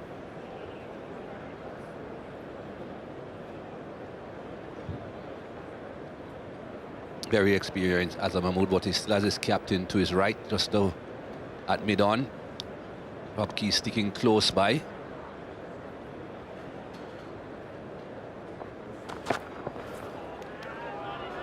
Over ball. Just a touch of movement down the slope there from Azam Mahmood's last delivery.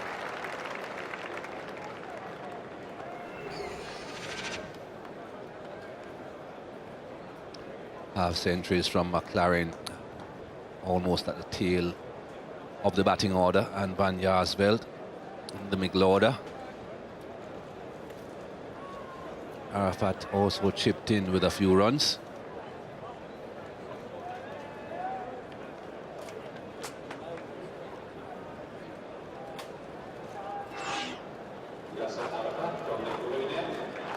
Yasser Arafat contributed with the bat. Now it's his turn with the ball.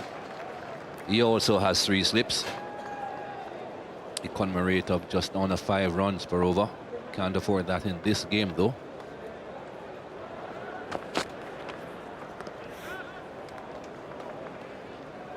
Well, what have Essex got in terms of their batsmen? Gallion and Pettini, the captain, in now. Alistair Cook, of course, England's test player, due to come in next. Ravi Bopara, also in that test squad for the last game against South Africa. Mark Flower, James Foster. So then they've got a whole host of all-rounders, really, from 5 downwards. Lots of quality all-rounders. Flower, Foster, Tenderscarter, Napier. Is he going to bat down there? Will he come up the order?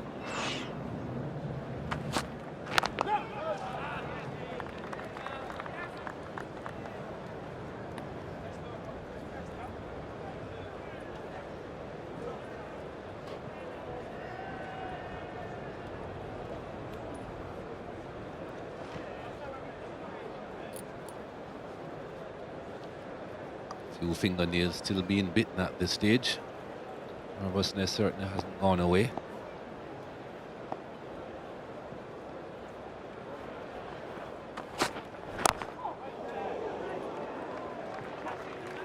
Arafat's a man who's been in this position before with his team up against it a couple of years ago, playing for Sussex. It was then the C&G final.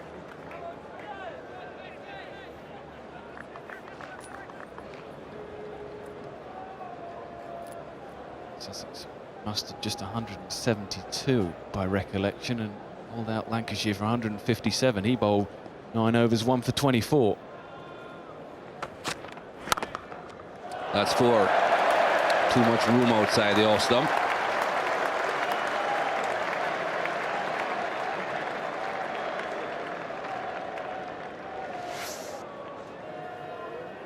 A little bit of width that Galleon's not going to miss out on. There, going wider. This is a dangerous field that has been set for Yasser Arafat with 7 men on the offside.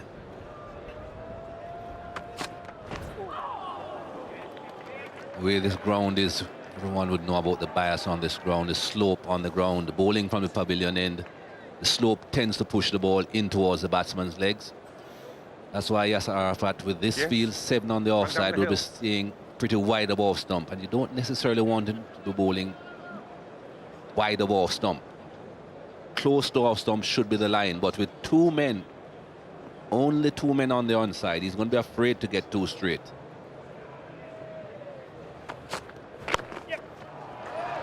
Worked onto the onside easily, just a single though. Well, to back up your point, Mikey, a couple of balls ago we saw Ganian leave this. It's close, isn't it? It's coming down the hill. It's a brave leave from a batsman. It's a sort of shot as a player, as a batsman, you're thinking, I've got to play at that. I must have to play at that because it might just nip down the hill. And if it does, I'm in all sorts of trouble. So in the end, it was an excellent leave from Galleon. The problems that face batsmen and bowlers playing here at Lord's. That could have been a tactical leave from Galleon because he's saying to the bowler, if you bowl just outside off stump, I'm not going to play. Then he has to bowl a bit straight and he gets worked onto the onside. No! Because they're looking for wickets. They're not going to just want to bowl wide balls that the batsmen can afford to let go. It's not that they're chasing 6.5 runs and over.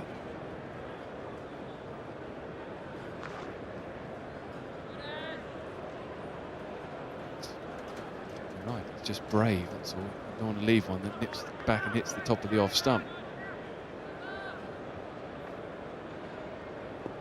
It's a lot easier bowling from the nursery end to bowl to a field like this. Slope taking the ball towards the slips. No!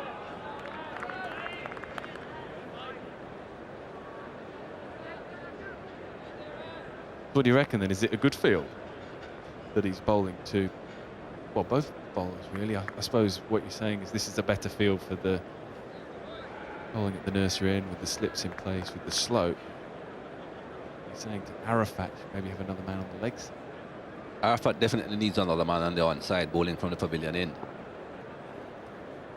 He doesn't want to be bowling very wide of off stump.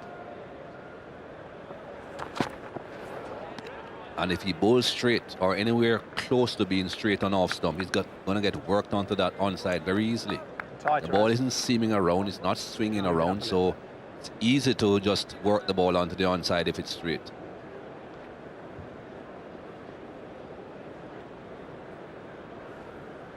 That is the problem that a captain faces when he's playing on a ground that has any sort of a bias. He has to be careful and take account of the bias.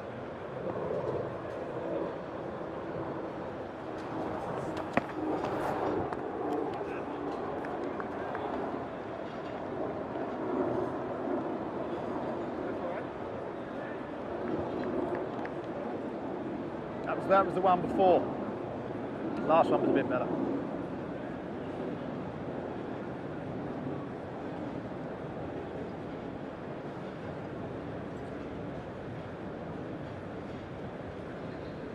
Not his first time at Lord's in a one-day final, Jason Galleon. This is not his first county.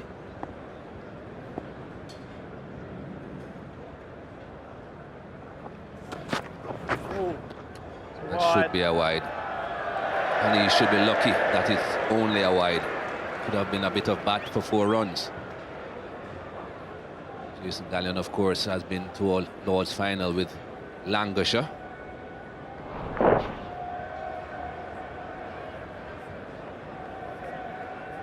All of 12 years ago, 1996.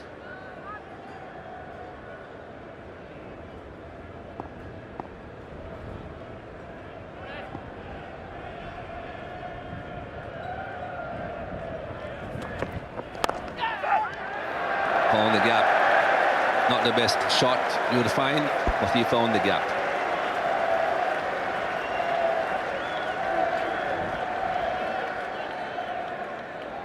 Well, if you can hit it in the air, hit it where the fielders aren't. And that's exactly what he did. Quite get his feet to the pitch of the ball, did he? But he did enough to get the bat through the line and just hit through a beautiful shot in the end. I suppose he's fall down the ground, isn't it? Just a little bit full, though, from Azhar Mahmood, who's not happy with the ball. He's given the ball to the umpire. Now, what's this? Is it out of shape? Have a look at that.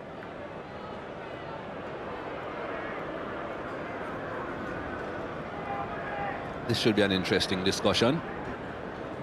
It's already opened up there and it's gone out of shape there. You have a look down the side of it. We've got anything in the box that's close enough to that? There's nothing in the box as good as that. You can have a look if you want.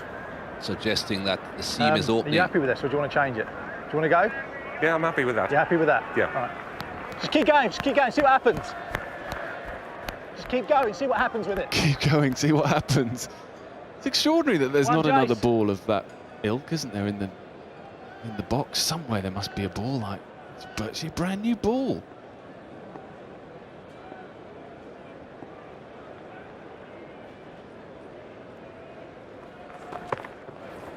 Wide.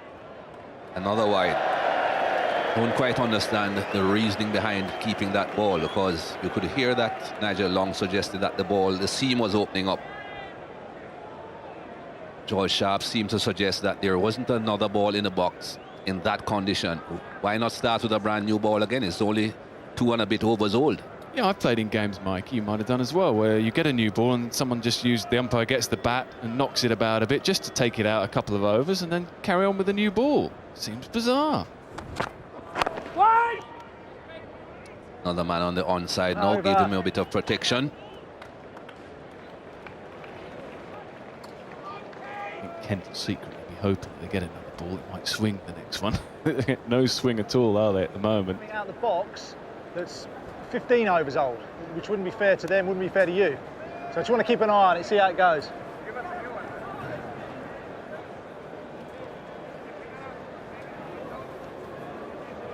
Where?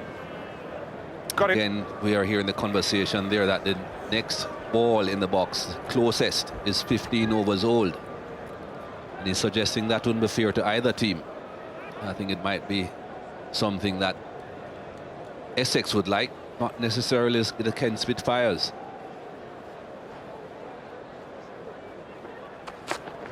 Well, Mikey, I tell you for a fact that if I was Rob Key, I'd be right in the ear now of both umpires. That's just not satisfactory, is it? If the ball is not fit for play, then why are they playing with it? Come on, Rob, get in the ear, do something, because it appears that you're at a slight disadvantage. Might pick up a couple of wickets now, in which case they'll want to keep the ball, no doubt, Mikey, but certainly as it stands right now.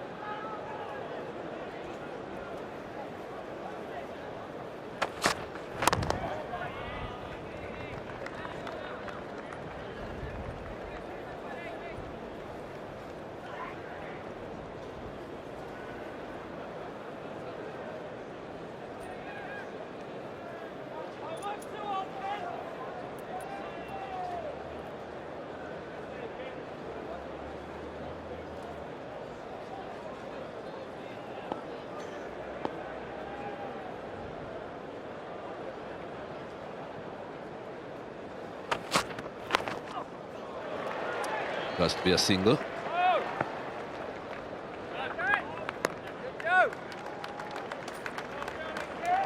Not too sure if Rob Key is a boxing fan or if he would know too much about Muhammad Ali, because it's going back quite a few years now. But Angelo Dundee actually saved Muhammad Ali in in a box in match once. Slight tear in the glove, and he made sure he put his finger in it and rip it some more, so that they had to stop the fight to change the gloves. That gave Mohamed Ali a bit of time to recover from some punches he had received. Boxing against an Englishman as well, Henry Cooper. So maybe Rob Key needs to just get that ball and put his finger in the seam. That weight will be changed for sure. Not that I'm suggesting any skullduggery here. I love the story.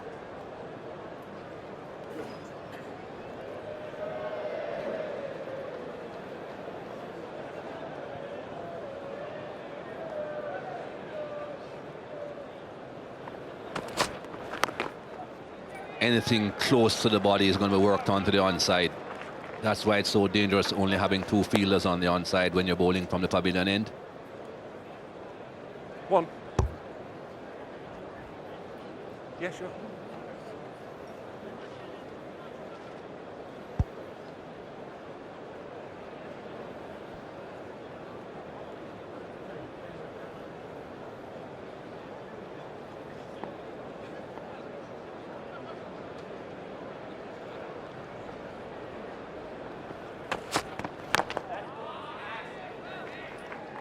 Over.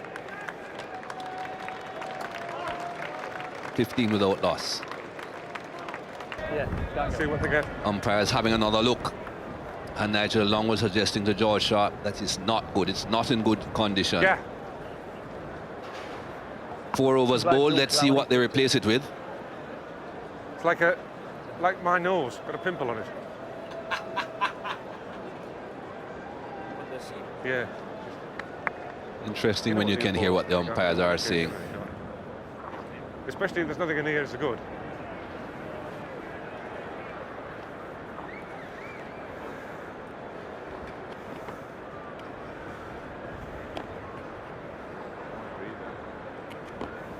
It's changed a little. I reckon It's that's it, coming more O'Neill. precise, a bit more down the pitch.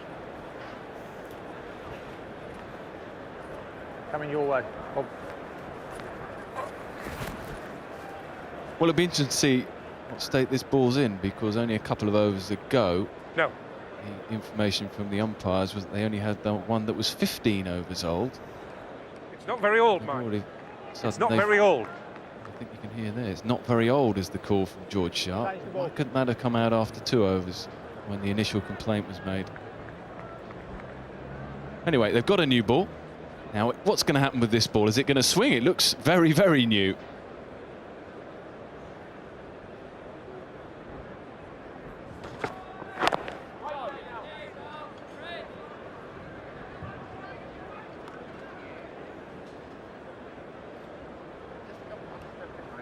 This way? Yeah. I remember years ago, beg your pardon, whenever a ball was changed, the batsmen used to have a look, the bowlers used to have a look. These days, the umpires just choose one and say, here it is, get on with it. Neither batsman at the crease just now had a chance to look at the ball.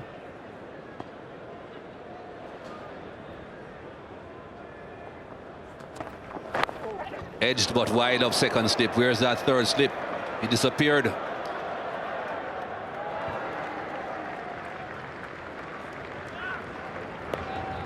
What frustration for Kenton Mahmood. Third slip, as Mikey says, was in place. He's just been moved and put to mid-wicket, and that happens. Well, you know it's not your day. It would have would it have gone straight to him? Would it have gone to the right of third slip? They're in with a real chance. Well, here we go. Have a look at this. Oh dear, that horse has gone again.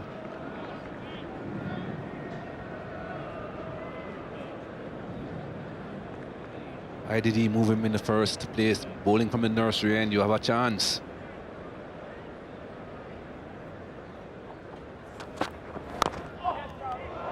Big inside edge. Not looking that secure at the moment, Jason Gallion. Not having a very good day. Dropped a catch earlier on. Why would he have taken him out of third slip? I suppose he's got half an eye on the scorecard, doesn't he? He knows he's only got a meagre total of 14. Probably feels he's well light. He's short of what he wanted to get. difficult balance for him to get. He needs early wickets. How many fielders does he put in catching positions? He needs to restrict the early runs, keep the opposition under pressure. Lots to think about. He's going to earn his money today, Rob Key.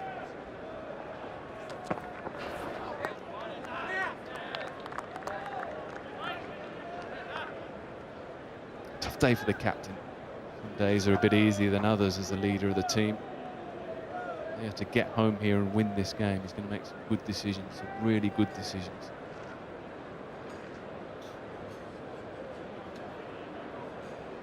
I think we did, yeah.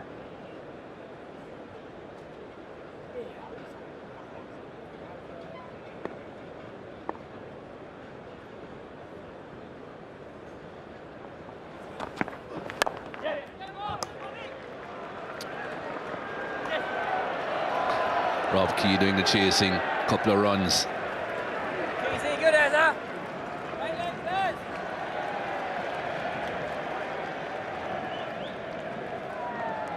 Few people in the stands passing a few perhaps uncomplimentary comments to Rob Key.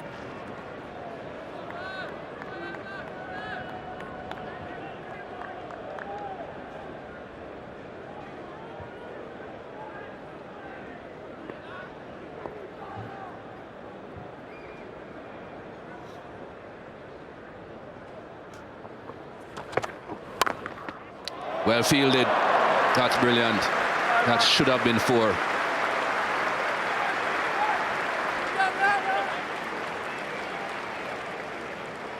Yeah, great support in the field, and they're going to need more of this too, Kent, if they are to get home here. Didn't have a great day with the bat, Stevens, but he's doing well in the field.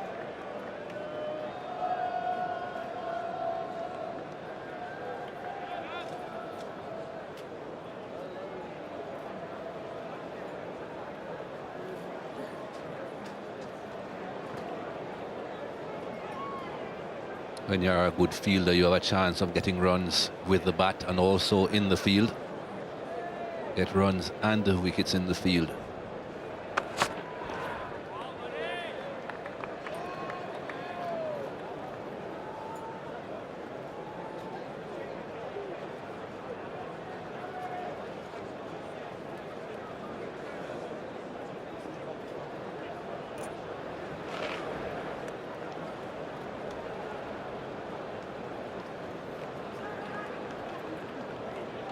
Five trips to Lords for finals in this competition.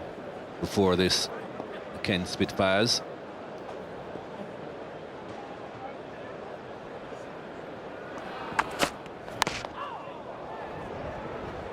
Another inside edge from Jason Gallion. Spitfires have won 2 of the previous 5 finals that they have been to. This is finals number 6 for them. The Eagles, they have been here 3 times before. This is their 4th trip. They won 2 of the 3.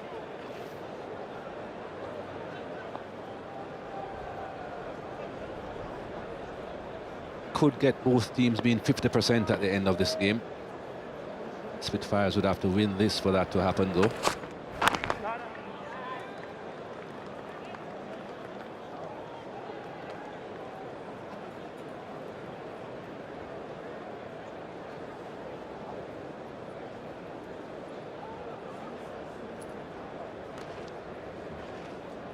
He knows what it's like. He also knows he can't do anything about it in the middle these days. In his time, he got lots of runs. Essex and England. Graham Gooch.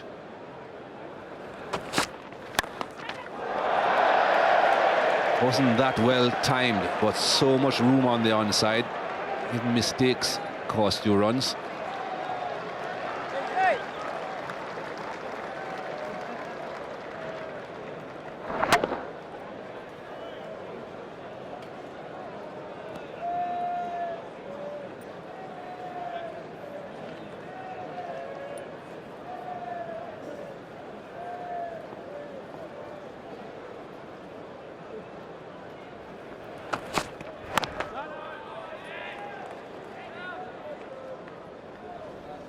Talking about the amount of runs this man made, if you think just of domestic one-day games, 16,600 runs. And that's just one-day cricket, and that's just domestic one-day cricket. Next highest at the club Essex, a man who now lives in Newmarket, Keith Fletcher. Not far from Essex.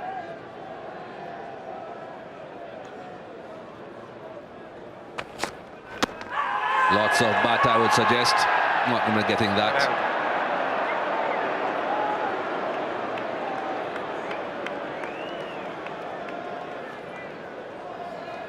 Massive appeal from Arafat. Let's have a look here. Yeah, big inside edge. Good decision from George Sharp. We do see those given from time to time. Does happen very quickly. Obviously we get the slow-mos, so it's a lot easier for us. I fail to see though, Nick, how a bowler standing 16 yards away can't see that. Probably can. So why is he appealing? Oh, it's a competitive game out there, Mikey. Okay. It's a good thing I'm retired.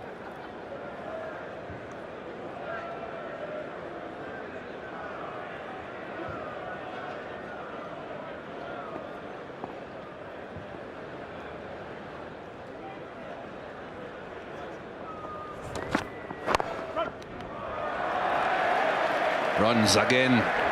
Rob Key does the chasing. Has been doing a bit of work there at mid-on, Rob Key. Getting the run around, isn't he, Rob?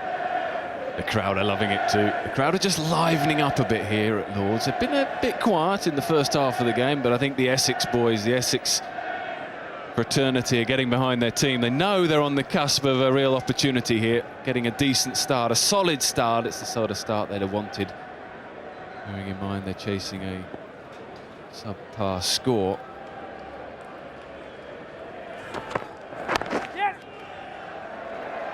We're looking for two here again, Jason Gallion.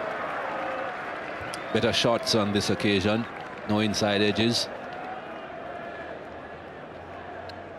You need to give me an inch on that line, yeah? All right, run back here. I'm looking under your foot.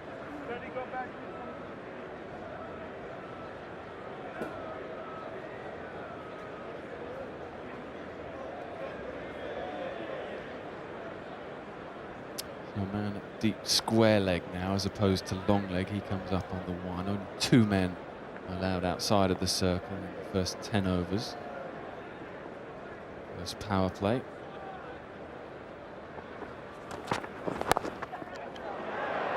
Well, just as I said, he was starting to get the middle of the bat. Flies off the outside edge this time. He's looking embarrassed, Jason Gallion. Not quite where I was trying to get them, but it's runs nonetheless. Nothing wrong with runs down to third man, Mikey. Don't be ashamed of that, Jason. If you mean it, nothing wrong with it. Well, not always, not always. 3 slips again.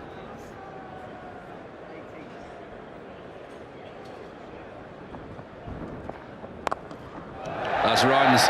Would there be 6 of them? No, 1 bounce.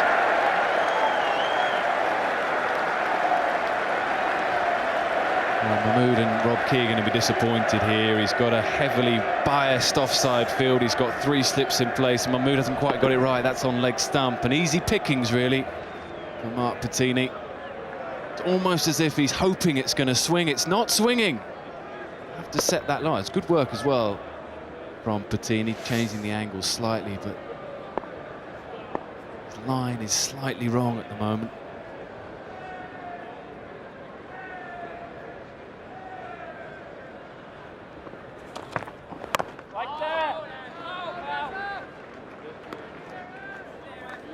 Still keeping the 3 slips in at the moment, though, the Kent Spitfires, because they know they have to take wickets.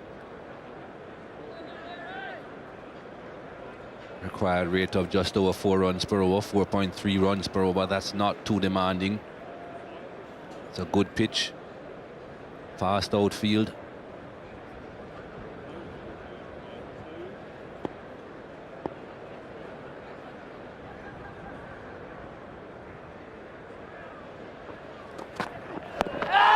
close. That's gone.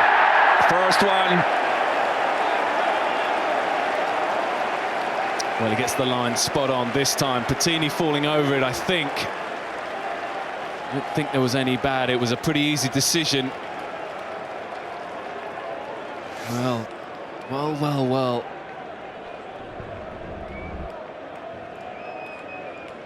Just about, wasn't it? Was it going down? I don't think so. I think it was Pettini going across his stumps. Mahmood, no swing, but he gets it straight enough. And Kent are back in business. Pettini, the captain, goes for 10. Essex 32 for 1. Alistair Cook comes in at number 3 for the Essex Eagles.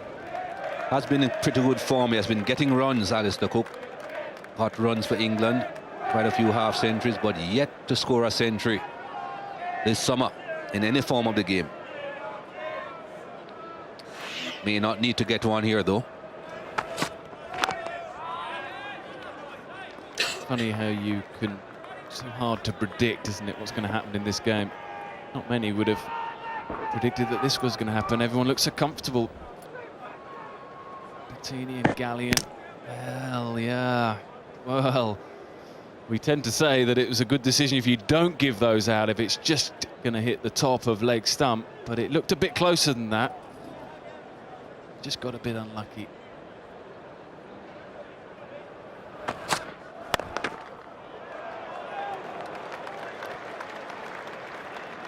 Saying it's interesting how best laid plans are difficult to predict, really. Pettini 10 off 18. I think he's the dasher of the two, in the sense that his role is to be a bit more aggressive. Gallion's gone well. He's 20 off 26. And now joining him is Alistair Cook, who you would say also would be a player who would, like Gallion, be looking to bat through the early overs.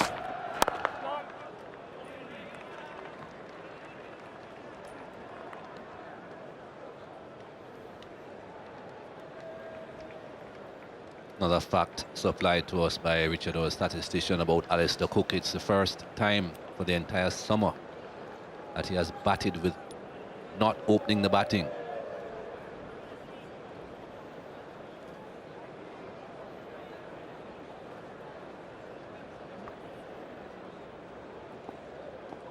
Team requiring 4.3 runs on over should not really mean that he has to change his game.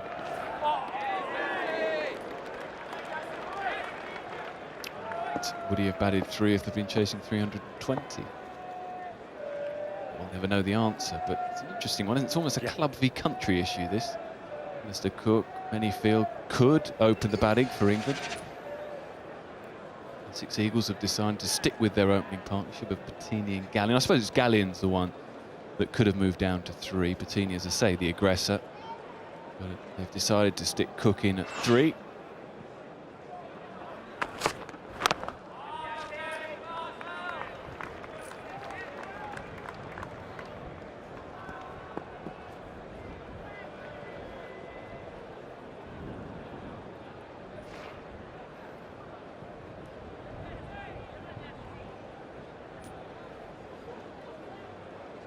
Has been very economical in his spell. Yasser Arafat, 1 delivery left, and this is 4th over. Just 10 runs coming so far.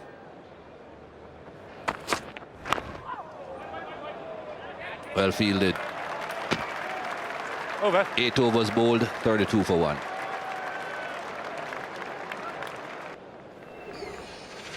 So 32 for 1 in response to a target of 215 by the Eagles here in Ian Ward and Bob.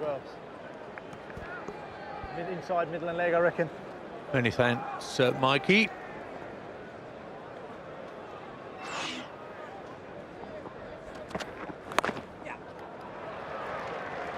Pakistan pair of opening bowlers doing their utmost to keep Kent in this match. The original rate for the Essex Eagles was only 4.3. Going along nicely at over 4 runs and over for the loss of Pettini. I think we're expecting a more conservative approach from Essex in their run chase, and we saw the rather cavalier approach of the Spitfires when they batted first, kept playing shots all the way through their innings.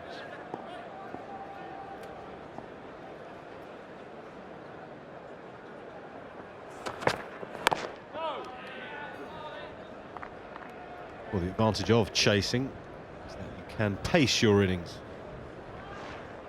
Think about it, you'll realise it's not the most testing targets that's ever been set here at Lord's, particularly in a final with all the pressure that that entails. You can judge how you're going to go about your run chase. There's an art to setting a target, there's an art to chasing it down.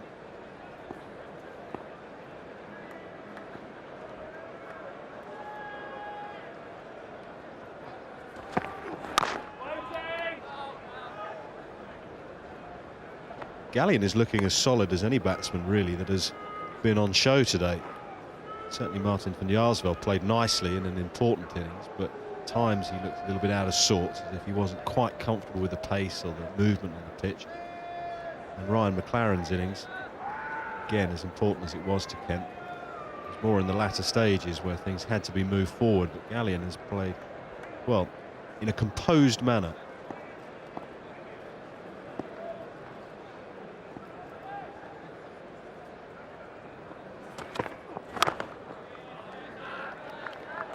Jason Gallion's probably another example of a player who got better after his international days were behind him. Had a taste of Test match cricket with England. Represented Australia, in fact, at under-19 level. But played 3 Test matches for England.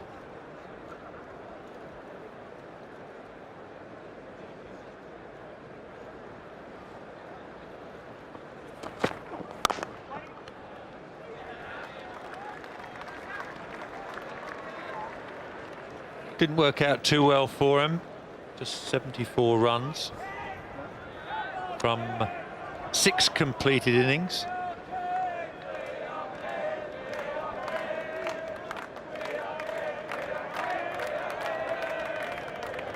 His debut was against the West Indies at Edgbaston in 1995, which I think, Bob, was the pitch that they'd left all that green grass right in the middle. 2 days the Test match last. Were you there? Were you watching that? Indeed, yes, it was all over by lunchtime on the 3rd day. That's whipped away beautifully wide of mid-on.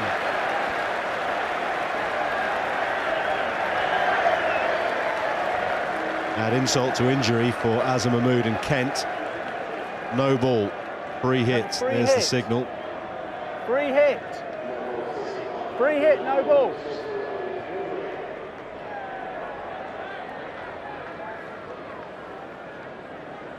Line belongs to the umpire, and Azam Mahmood is over that line. Yeah, you can change your field. Full delivery, beautifully dealt with by Jason Gallion, an effortless 4. But he can aim something a bit more violent now with impunity. Yeah, it's not international cricket, is it? Just something else I have to remember. Rob Key is at liberty to change the field for the free hit.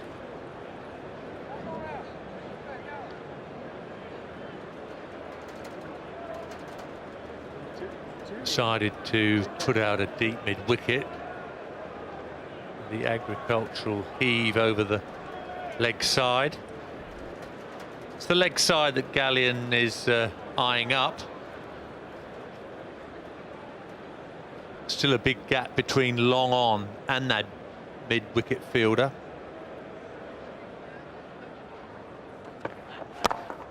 Good delivery from Mahmood.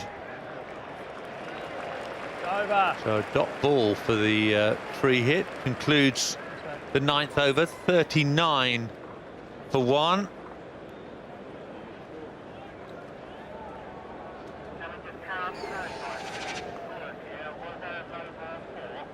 Yes. 4.3 still the required rate. Well, Yeah, no, Nigel 4, Long yeah. was a busy man on that penultimate delivery, signalling first a no ball, then 4, then the free hit. Which one? 2. Getting busier and busier. umpires. Yes, he is. You know all this chat with Down the hill a bit, Ali. technology, Bob, and taking the pressure off the umpire. Surely one of the simpler ways of implementing a little bit, free hits. taking pressure off the on-field umpires, which is surely what it's all about, is to let the fourth umpire, who, let's face it, makes coffee and runs out cricket balls in test matches, to call the no balls. There are, at international level, there are cameras positioned directly in line with the crease on either side for run-outs, no ball, stumping. What is to say that fourth umpire couldn't have a buzzer, goes either to the umpires or for the crowd. When he sees a no ball, presses his button. Then the on-field umpire doesn't have to look at the feet of the bowler. He can worry about what's going on at the business end. Common sense.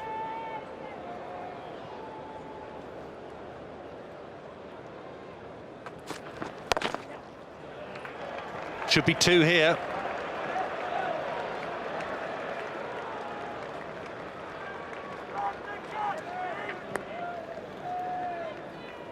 Cook 3, Gallion 24, 41 for 1 in the 10th over. Things looking rosy at the moment for the Essex Eagles. Just a change of field, tucking that up the hill for a couple. Gully, which was Azhar Mahmood, has moved to straight. Well, he's just in front of square now on the leg side. Rob Key taking out a catcher. Still 2 slips. Wait there. But I quite like that catcher for Alistair Cook. A Gully with the slope taking it away from him. There's always a lot of chat about that fielding position. Gully.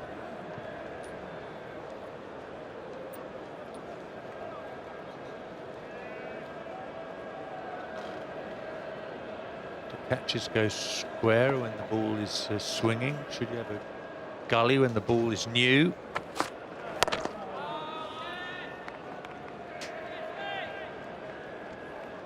Usually a fielder short somewhere, whether it's third man in a test match or extra catcher in a one-day game, and the slips tend to be spread out. Although Robert Key, give him his credit, he's got 2 orthodox slips in position.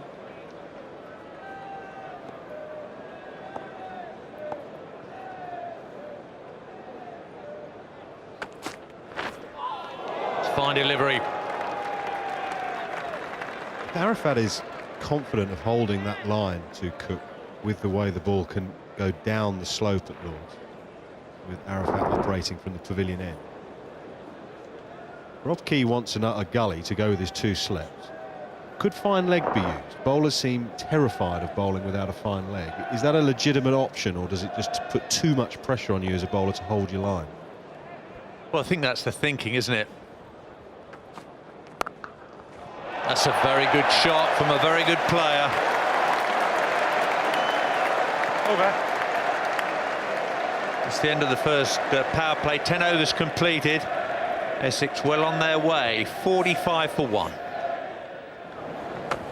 Yes, it emphatically belongs to Essex. Gallion is 24 not out. Alistair Cook has only faced 7 deliveries, but he's 7 not out.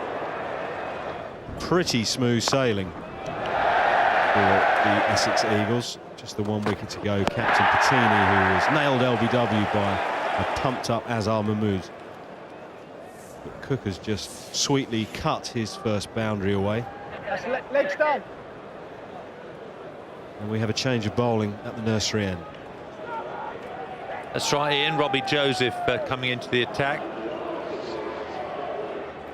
Nigel Long indicating the second power play. He's had a good season, Robbie Joseph. Been a regular in the LV County Championship side for Kent.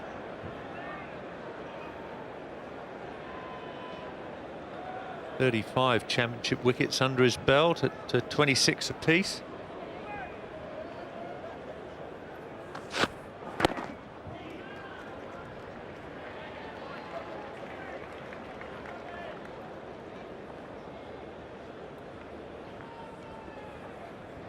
We were chatting the other day, Ian, about the fielding positions behind the wicket on the boundary, principally fine leg and third man.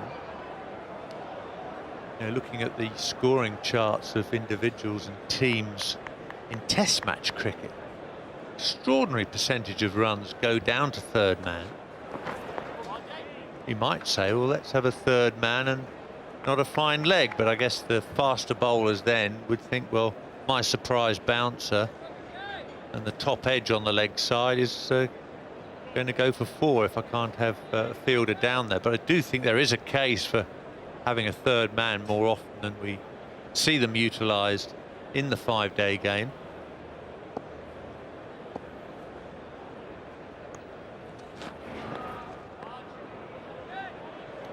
Might be wide. It is. Accept your point in the 5-day game regarding if there's someone with serious pace or if they're looking to get it up around the batsman's head, because a hook shot, a pull shot could fly down there. But if there are reasonably helpful bowling conditions and the idea is to pitch the ball up and try and hit back of a leg, third man is hugely profitable. Sometimes fine leg isn't used. Not properly timed by Alistair Cook, but he'll pick up 2 more. Arafat with the fielding. Good work too.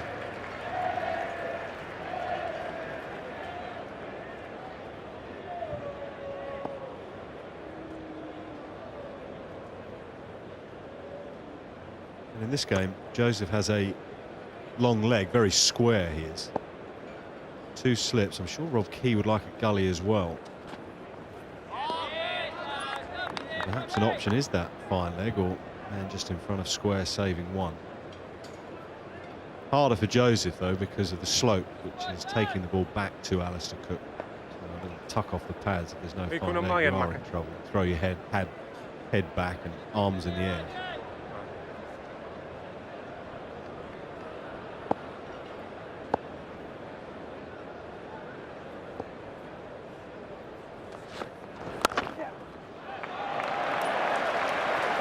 Well, this to me has been the key of Alistair Cook's batting at the top level. Sign of a very good player is missing the fielders. Cook's bright enough to know where those fielders are positioned, and he regularly misses them. This is a high-class stroke, this one. Absolutely brilliant. Not much wrong with the delivery in all honesty, but Cook back on his toes, nicely balanced, as you say, Bob. Places it, but has timed it beautifully. It's a left-handed Alex Stewart shot. Stewart used to play that so well, clipping it off his hip, off the back foot. Another very productive over for the Essex Eagles. They've brought up their half-century in the 11th over. The over itself went for 8 runs, so that set Robbie Joseph back on his heels. Kent Spitfires have got a lot of work to do here.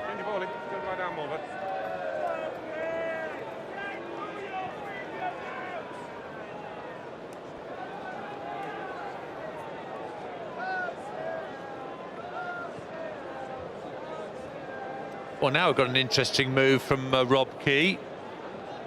Azhar Mahmood out of the attack at the nursery end, but immediately reintroduced at the pavilion end.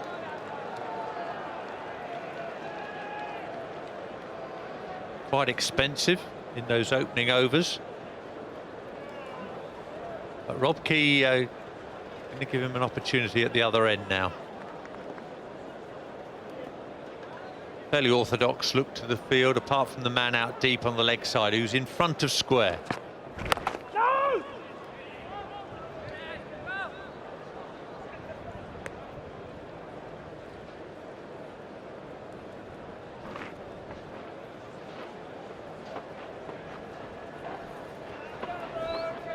Very good crowd in. It's not a sellout. One-day domestic finals rarely are these days.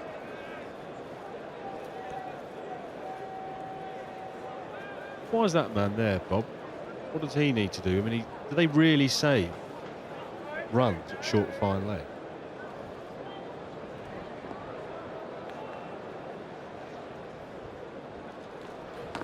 Go ball! Well, this is unbelievable from Azam Mahmood, a really experienced cricketer, bowling just above medium pace. He concedes another 2 runs with the no ball. That's the rule in domestic cricket. It was a big one. And another was free right, hit. It was tight, but that was a biggish one. Be looking for another Yorker, for a dot ball for his free hit. He strides out his run up again.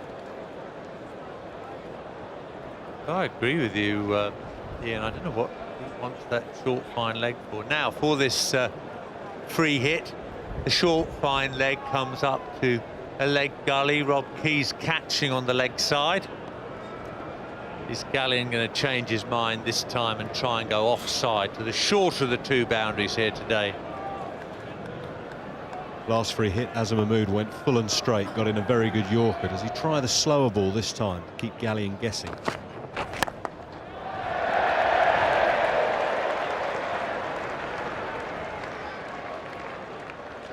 Was the slower ball, just 62 miles an hour. Gallion on this occasion getting it away for some runs. You got about that much on that one. Okay. Mahmood really struggling with his so far. footwork, Bob. Marked his run out a couple of times. Imagine if your focus is on your feet and trying to keep it behind the line, you lose a bit of focus at what you're actually trying to deliver.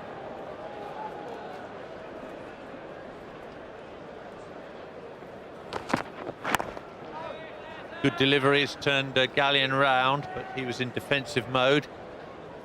No damage done.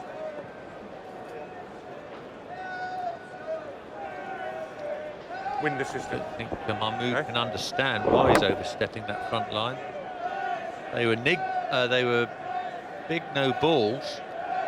He transgressed.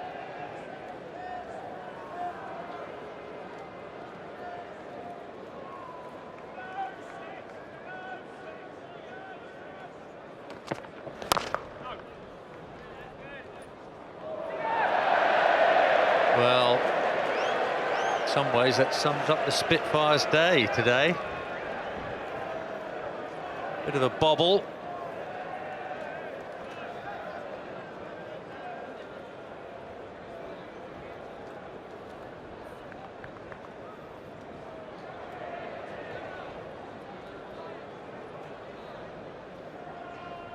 Sold Stevens the dummy.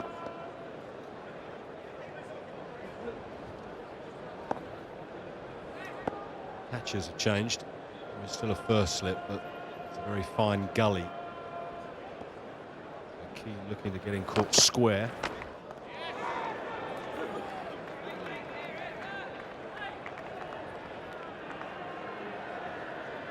Kent need to make something happen, because if this continues for another 20-25 minutes, yes, Cook had spent and he didn't need to have 2 catches either. 12 or so deliveries at the crease. Same with Gallion. I feel a lot more comfortable. Only 157 required.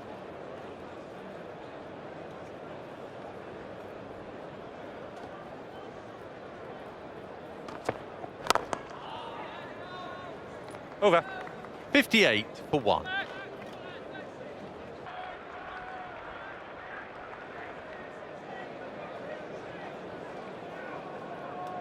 Well, Rob Key's not hanging about. He's taken Joseph out of the attack. Here comes Ryan McLaren from the nursery end. 63 runs off 71 balls earlier the day with the bat. Can he continue the magic with the ball? Yes.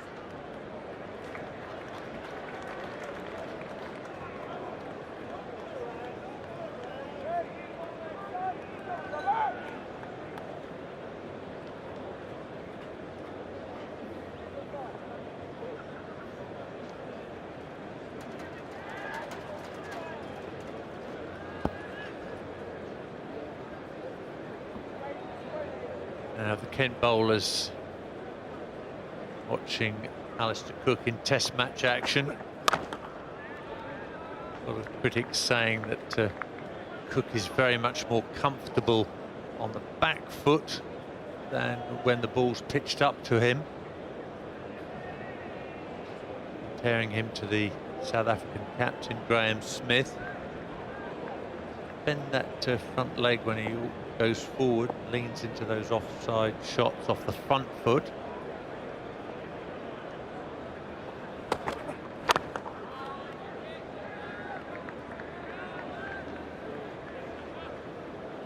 Came in at number 3 today. Pettini opening captain with Jason Gallion. Be interested to see what what happens to Alistair Cook in the NatWest one-day series. I can't imagine he'll perhaps play in the 2020 international at the Riverside on Wednesday, but be fighting for a place in the NatWest one-day series. At 3, Bob, potentially?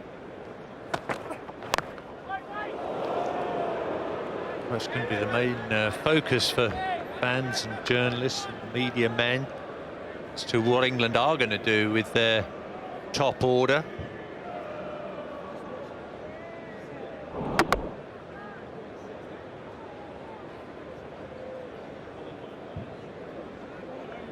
I would have thought that Peterson would want to bat at 3 in 2020 and 50 over cricket.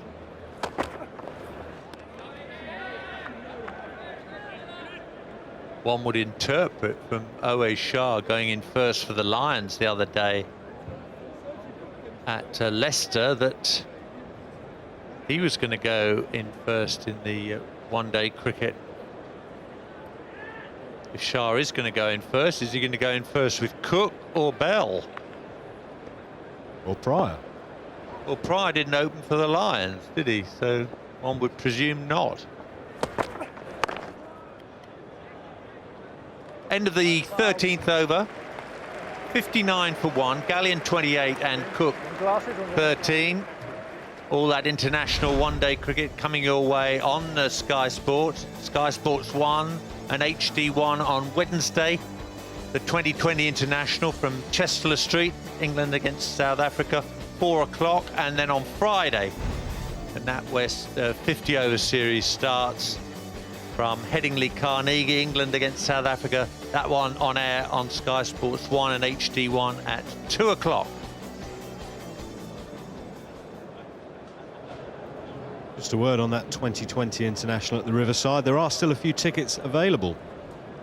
Don't be put off by the forecast and the weather we've had over the last couple of weeks. There are some tickets available if you fancy seeing England playing South Africa in a 2020 international. Going down the leg side, I fancy. Headingley Carnegie is a sellout. At the Riverside, tickets available.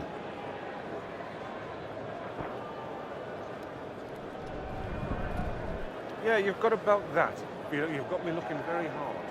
I'd love it. I'd love it if you'd come back with me.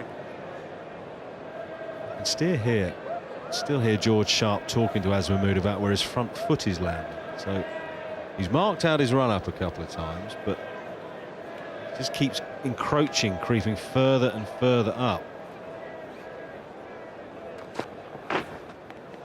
Down the leg side, and that's wide as well. So Mahmood having a bit of a nightmare of a day.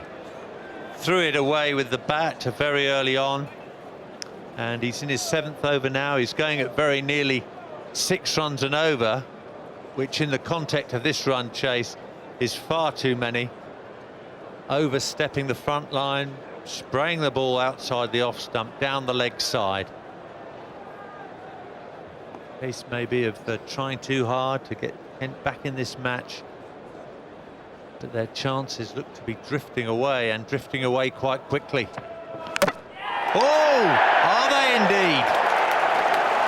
Gallion drags that into his stumps. Mahmood isn't finished yet, and Essex are 2 down. But Gallion is finished, and that will frustrate him enormously because he has looked rock solid up until this point. Mahmood, all sorts of problem with his feet, where he's landing it. Has it bowled him? Yes, it has. Off an inside edge, wide down the leg side, gets one right, nips it down the slope. That's done for Gallion. Essex 60 for 2. Here's the form man, Ravi Bopara, whether it's first-class cricket or one-day cricket. Bopara having a dream season for the Essex Eagles.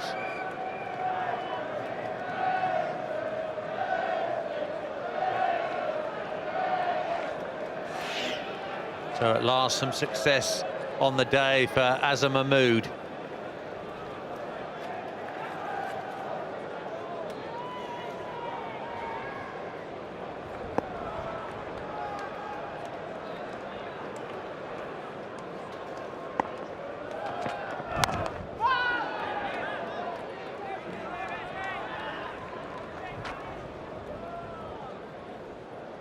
Another look at the end of Jason Gallion. Can be quite off-putting as a batsman if the bowler's having all sorts of trouble with his feet and bowling it down the leg side. Previous delivery or wide. Hint of seam movement down the slope. Gallion looking hit it through extra cover. Enough movement to defeat the drive, find the inside edge and then cannon onto the stumps. 62 at this stage after 13 and a half overs. Kent were 43 for 2. Good delivery again. We saw Mahmood square Gallion up. He's done exactly the same thing to Ravi Bopara.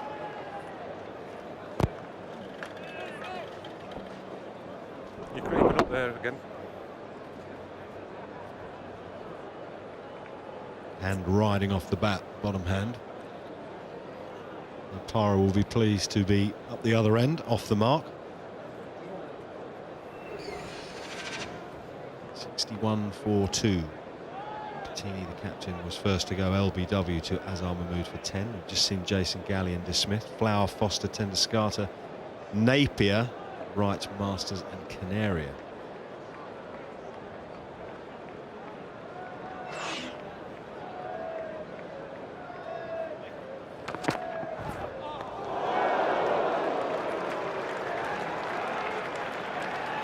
It's amazing what a lift getting a wicket makes to a bowler. Ball seaming away from Alistair Cook this time.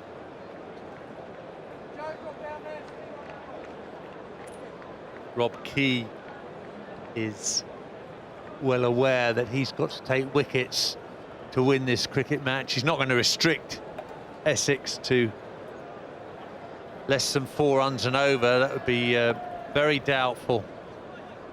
But we're now seeing the invention in Key's captaincy, which was totally lacking in Pettini's. 3 slips in position, past the outside edge again. Brilliant over from Azam Mahmood after that wide. Wicket dot, 1 dot dot.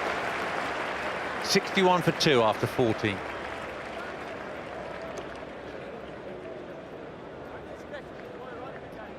Now 61 for 2 here at Lord's. South Africa playing the England Lions at Derby today. South Africa batted first. England won the toss. 209 for 5. Mark Boucher made 63 not out.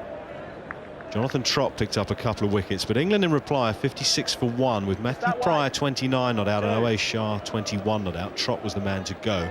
Bob, it was Trott and Matthew Pryor who opened the batting on this occasion, and Owe Shah batting 3. So are we any clearer as to what England's plans are for the NatWest series in terms of the top of the order?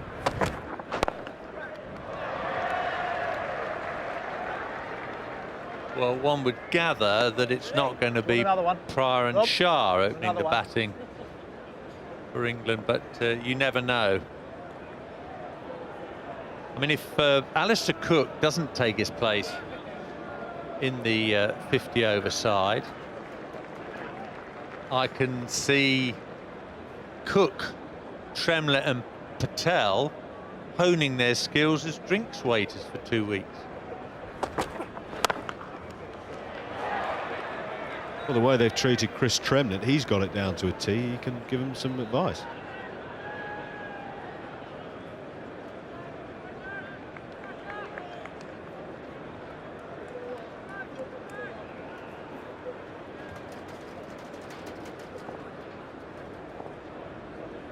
Cook facing McLaren. We've got a slip and a fine gully quite close to the bat.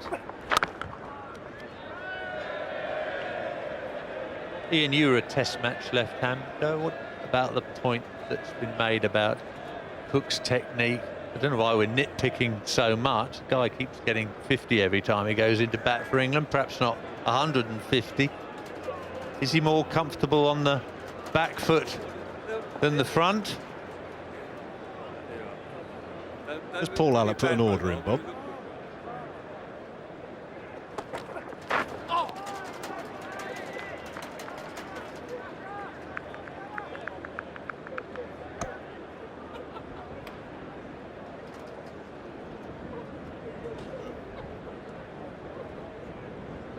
One thing I would say about Alistair Cook, one thing I really like about it is his mental strength. He doesn't flap too much about his technique. He gets the job done, doesn't worry about his technique. He's got away with that one. He rather taking a punt with the slip and the fine gully, and it's split the two.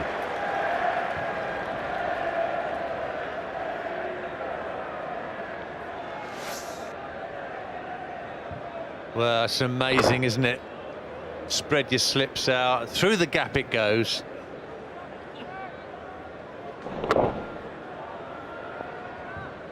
Gully and slip looking at one another. Guess what the field is now?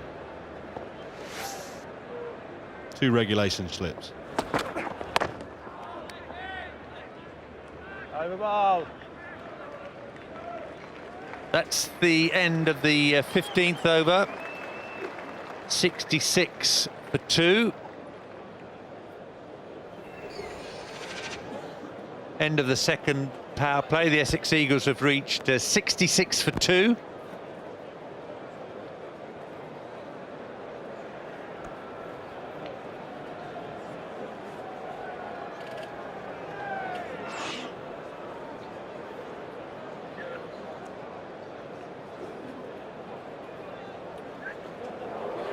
Third power play. Signalled by George Sharp. Just to finish off on what you were saying about Alistair Cook, I think he's got a technique at the moment that is all his own, and it works.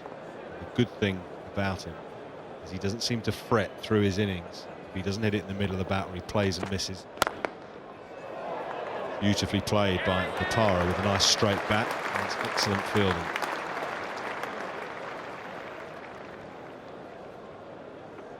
Trying to pitch the ball up, swing it, get a little bit of seam movement. Straight bat from Ravinder Bopara. Some good work. Yasir Arafat.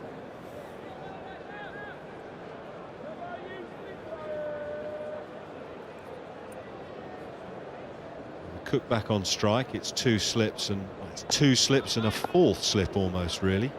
Why the gap though? That's what I don't understand. Why the gap?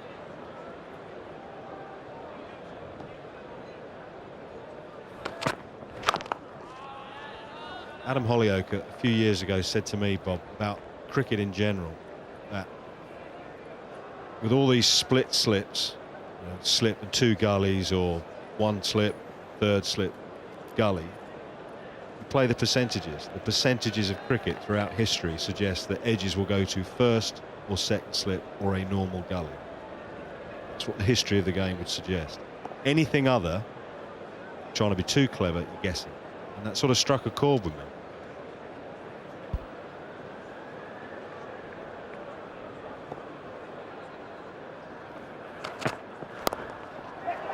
That's wide of the gully this time. 3rd man's in position. Nothing going to hand for Kent. Pettini LBW. Galleon bowled off the inside edge. No fielders employed yet in taking wickets. Very keen to keep Mahmood going. He has been relatively expensive. He sees him as a definite wicket taker. He's picked up both wickets to fall.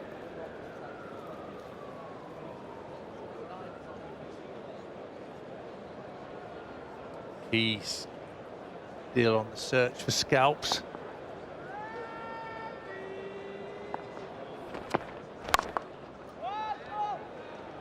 Would you agree with the Hollyoake percentages of the game theory? Well, endless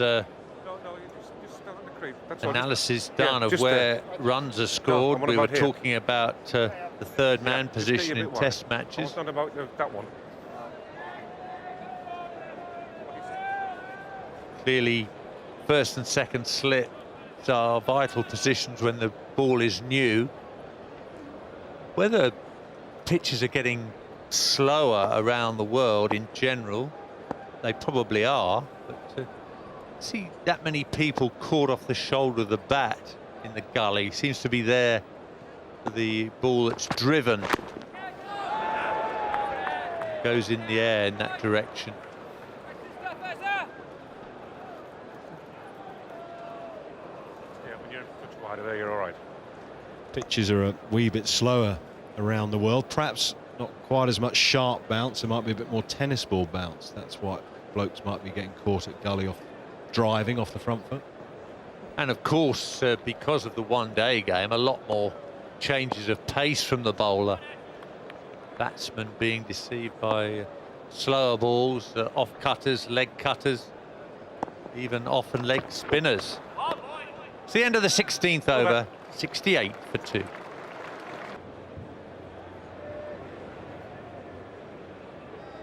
Well, the original run rate required was 4.3. The required rate is still 4.3. Eagles going along very nicely. In the commentary box now, Nick Knight and Paul Allott. Thanks, Bob. Yeah, 68 for 2. They're well placed, Essex. Been a pretty good start, although Alistair Cook's looking a little bit insecure. Kent bowling well at him, bowling across him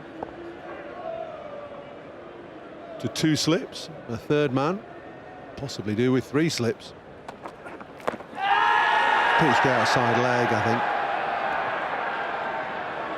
Might have gone on to hit the stumps, but it was pitching outside leg, so Pitched outside leg anyway. But shouldn't be given out. Also, there's no leg bye signalled.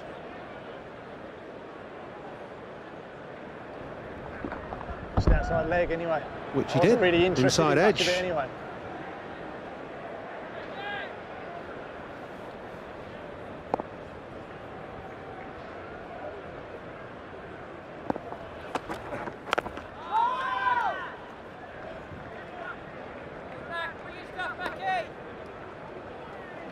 Para had a brilliant quarter-final in this competition.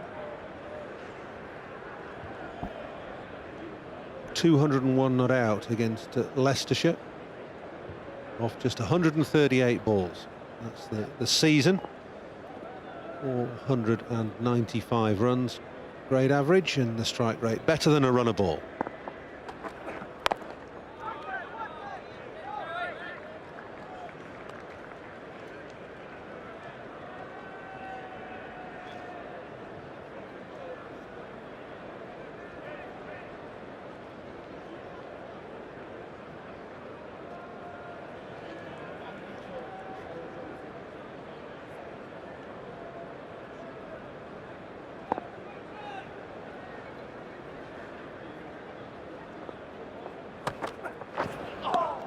That's a good ball, squared him up. Down the slope, past the outside edge. Beauty this is, wide of the crease, just holds up, doesn't it? I don't think it actually moved an awful lot, did it? But it's done enough to beat the outside edge. You're a bowler, I'm a batter. You can tell out commentary, can't you?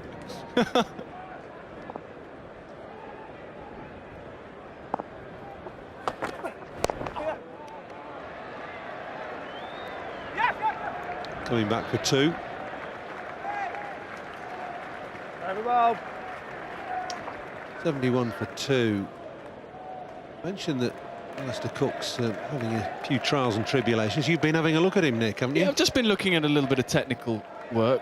On the left against Robbie Jones, just have a look at the foot movement, the trigger movement, back and across there, and then now at that point there, the release point, you'd expect him to have finished his trigger movement. You can just see his front foot's hovering, isn't it? It's just poised to go across. That's the second part of his trigger, which he hasn't completed yet. Ideally, there we go, there. He's still completed there, and then he has to go again, but he has to go again as the ball almost pitches, so he's late. Let's have a look on the second one against Azhar Mahmood. A similar thing happens, but he gets even more rushed.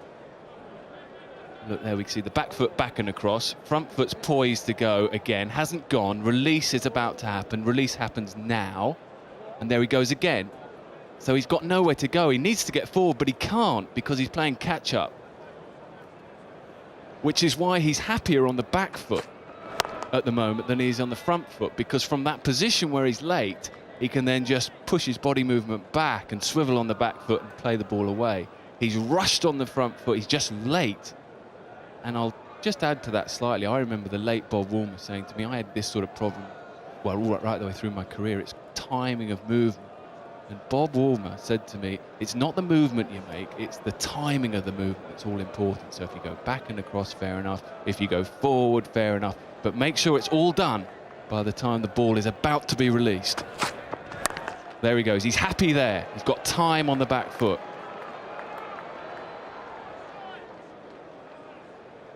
Time on the back foot, no bad thing for an international opening batsman, but you've got to be able to come forward as well, Nick, because you say, there you go, back foot, front foot, and then he's already there.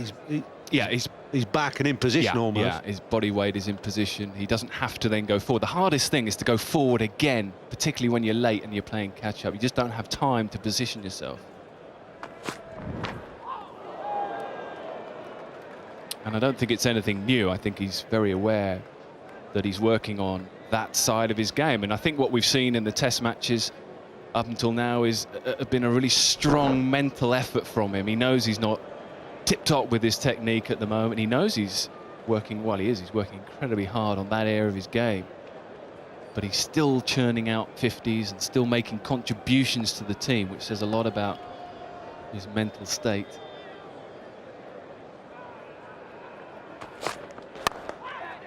It's in the air, but safe through the gap on the offside. Will it go for 4? Down the hill. It will.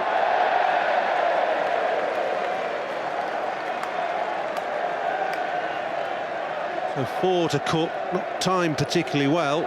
And was this, Nick, because he was a little late in the stroke? Well, it could well have been. Not much of a stride, was it? It was a good hand work from the hands to get through the ball in the end, and he got enough on it. But it was a bit uppish. It wasn't the execution that he'll be looking at. Here it is again. Again, the stride was stunted, wasn't it? It wasn't a full stride. Bat has to do all the work.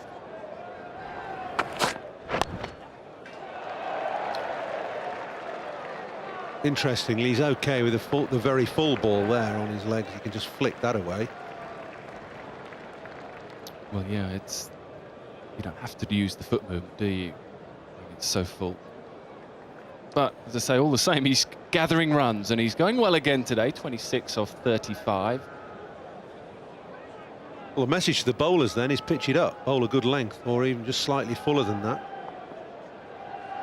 Because as you've highlighted, Nick is just a little bit late coming forward. He'll be feeling for the ball and not in position to play for defensive or a drive off the front foot.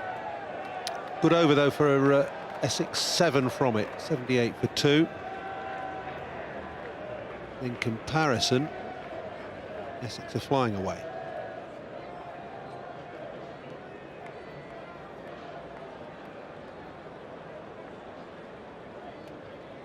Well, they are. They're in a good position. They're in a strong position, and they've bossed the game so far. And they're both with the ball and with the bat. They're in a strong position, but it's not a slight on what's to come at all. They're all good, very good players. But I feel if you can get one now, you've got more the all-rounder types. Grant Flower is a good player, of course.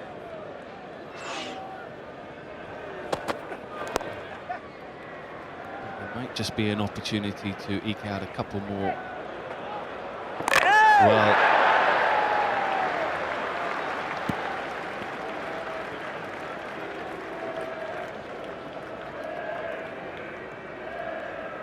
don't think it's been referred.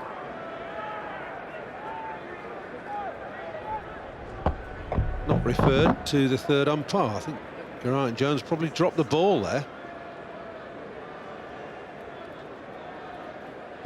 Yasser Arafat, the fielder.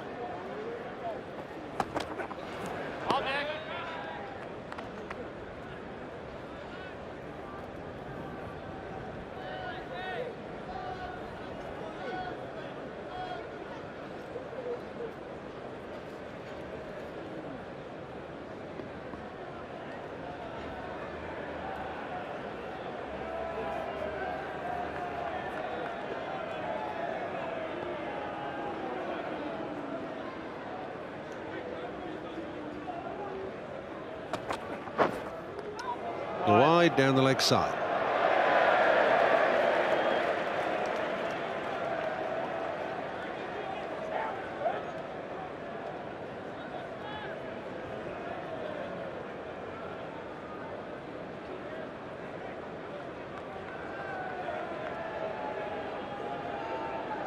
Seldom looks flustered, Rob Key, but must be a little bit worried at the moment.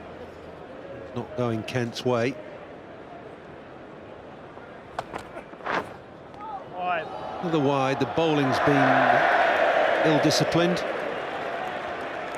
Maybe the bowler's just trying a little bit too hard. They saw the ball zip around a little earlier this morning. Essex bowlers bowling well on it on this pitch.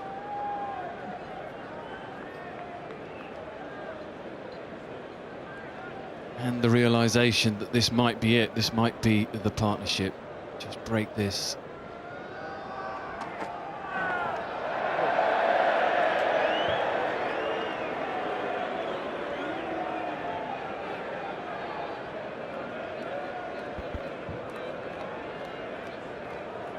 Not a single wide bowled by Essex. Kent bowled 6 already. Graham Napier took the new ball with David Masters. Not due to come in till number 8. So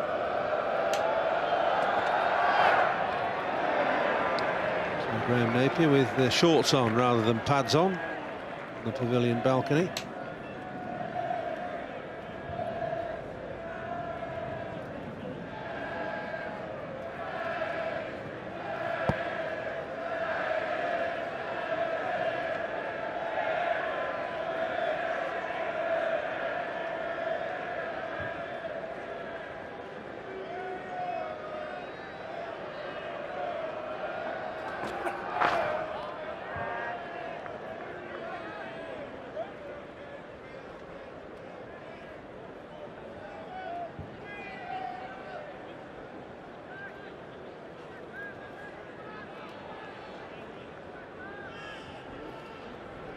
Bit unlucky not to be involved in the 2020 game more than the, say, the one days, the 50-over version.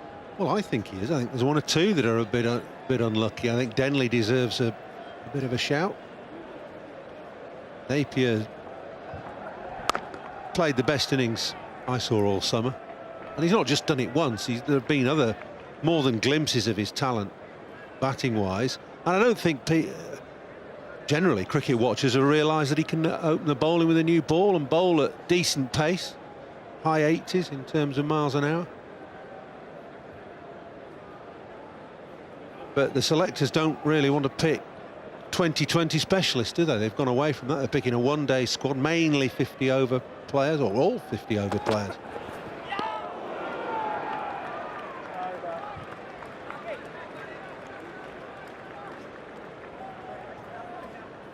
So no place for Denley I thought or you got in that little back hole there. I thought you slipped on there.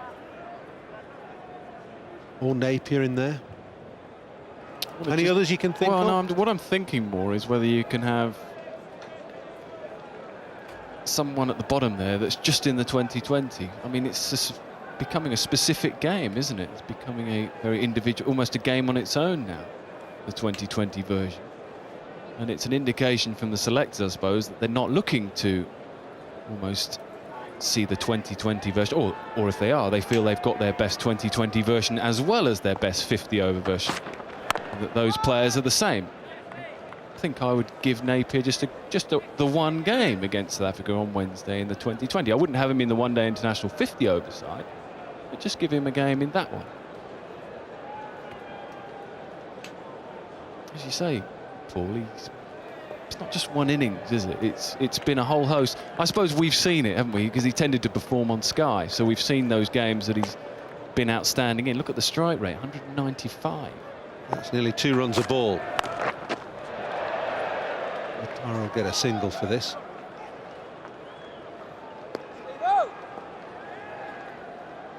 I think the other thing, I mean, there's an issue, not an issue, but there's some debate, and it's the same with any young player stepping up to the international scene. This is what we're going to see here is lots of sixes on the front foot. forget the size of the ground, because these are going to go out on most grounds in the country. That's not important to me. The fact that we're always on the front foot, essentially. You know. Decent technique as well, isn't it? Yeah. Plenty of strength, but proper shots. Yeah, they're not slogs. There aren't many on the back foot, and that's what I want to see. I want to see what he's got on the back foot. I want to see when Dale Stein's running in and putting him under pressure, I want to see what he's got. And it's a good opportunity, I think, just to see that. Let's get back to the present, Nick. I think this illustrates what you've been talking about with Alistair Cook. Yeah, I mean, it's at that horrible moment where he knows he's stranded at the crease and he can't get forward. That's the length to bowl. Alistair Cook at the moment, he's having a battle out there. 29 from 42 balls.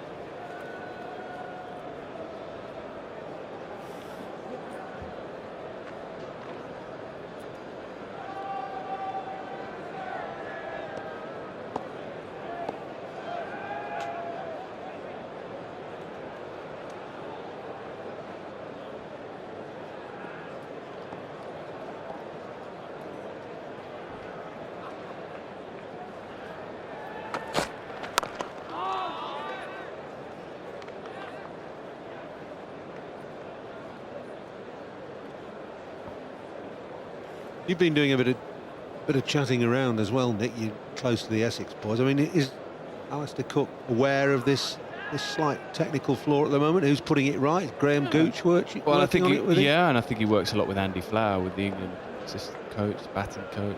He's an intelligent lad.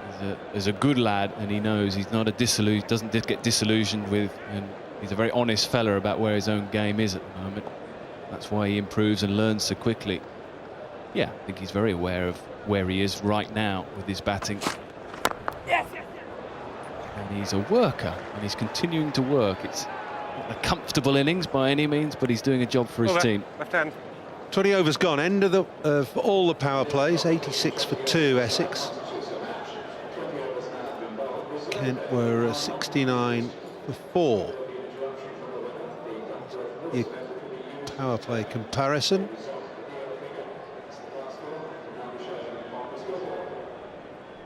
Just the 2 wickets down for Essex. And they'll be very happy with their position, their pursuit of 215 to win.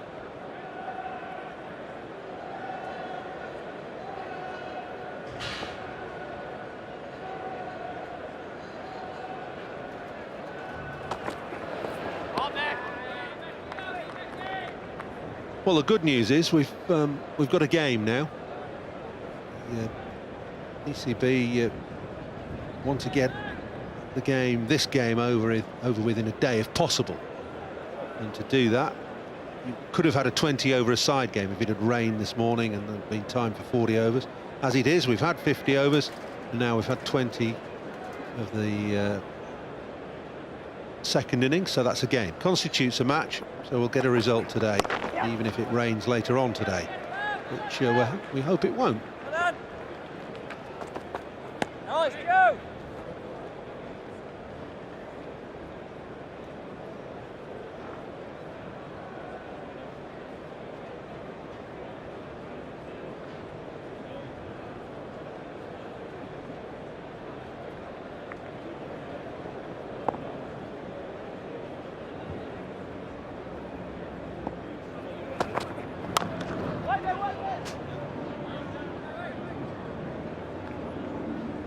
After 21 overs, if it rained now at the end of the over, it's not going to, but if it did, then Essex would have to be 74 for 2, so they're well ahead in terms of run rate.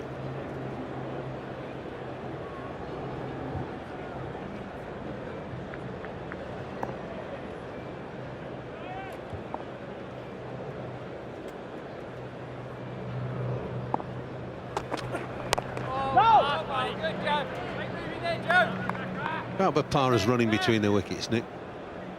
It's not his strong suit, is it?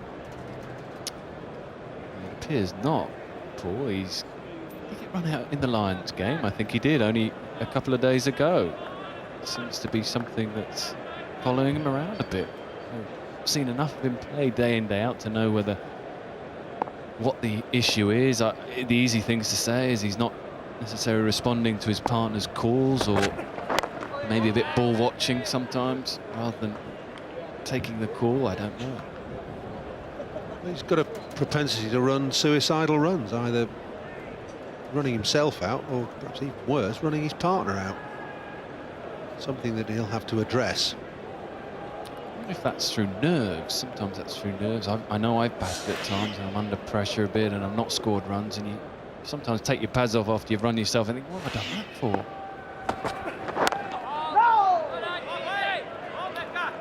So 21 overs gone, 87 for 2. That was from the nursery end, so a change of ends.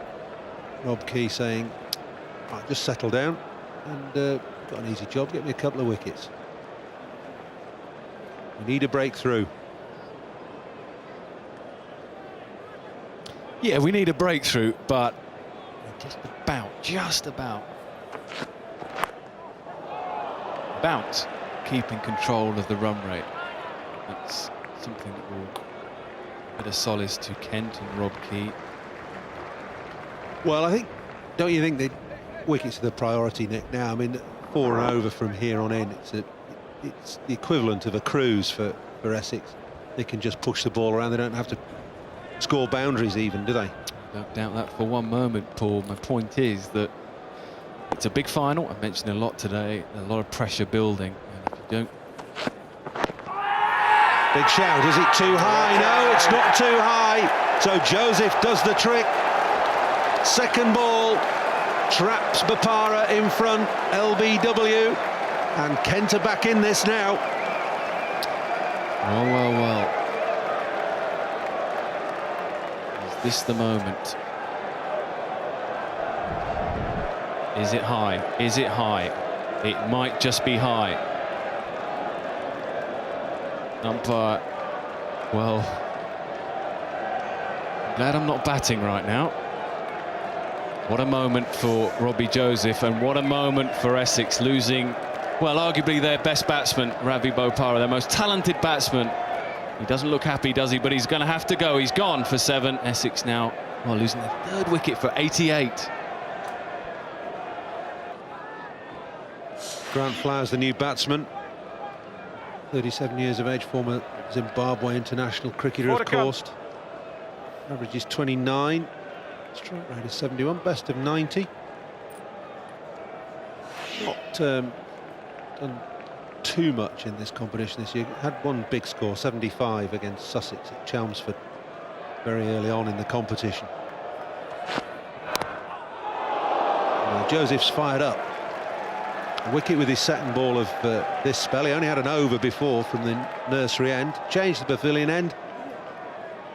Great appeal and great stare afterwards. I wonder if this was going to go over the top. Thought it might have been a bit high. It's no matter now. Well, that for a stare. Ooh.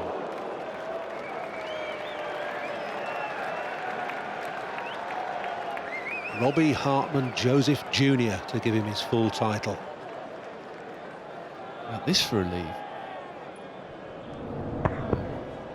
With the slope coming back into the right hand, that's a good leave, second ball.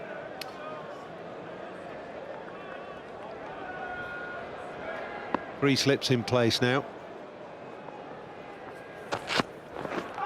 Oh, this is a fine over. This really is. The pace is getting up a bit now, up towards 86 miles an hour, that. And looking a little bit quicker than that.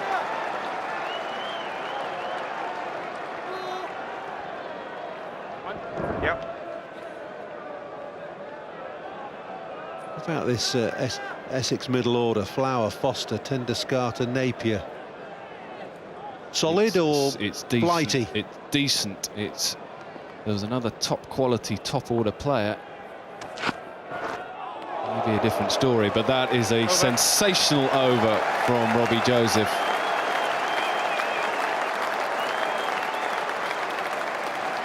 Great stuff from Robbie Joseph. Gets a standing ovation from sections of the crowd. Just what he and his team wanted. That was the LBW.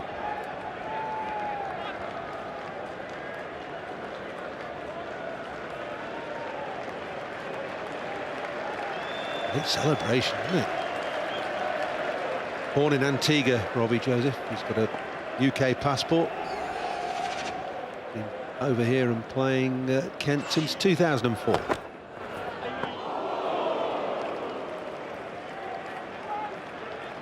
Some Kent supporters in this ground. Plenty of noise now because Kent have got more than a sniff.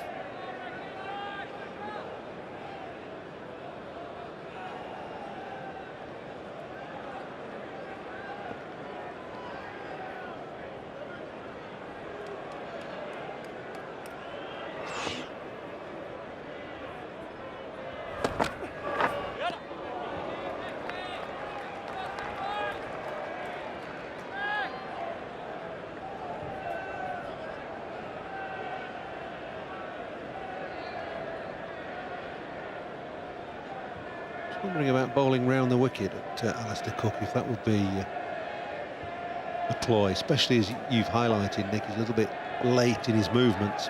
The ball angling back into those pads.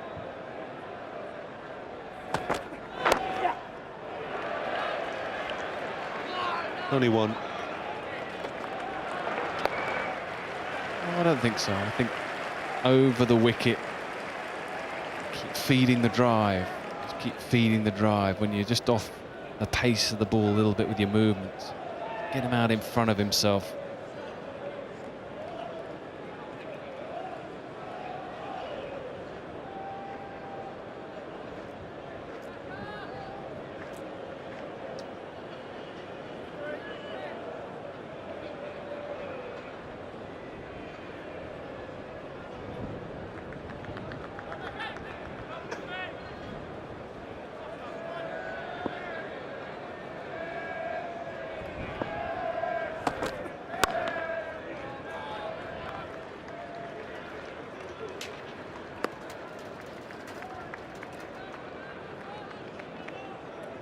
Mixed spell from Azam Mahmood to be distinctly off the pace early on, and then he just bowled a super over in the first wicket.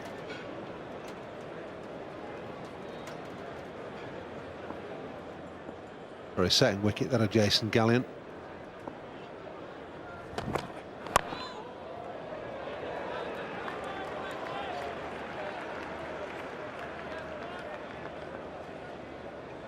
I just think there are a bit of nerves about this Essex batting lineup now, Nick. I don't want to say it again. I've said it all day, haven't I? It's a big occasion. This does funny things to you. It seems a cakewalk at times, doesn't it? To us up here, what's the problem? 4.5 and over, 7 wickets in hand.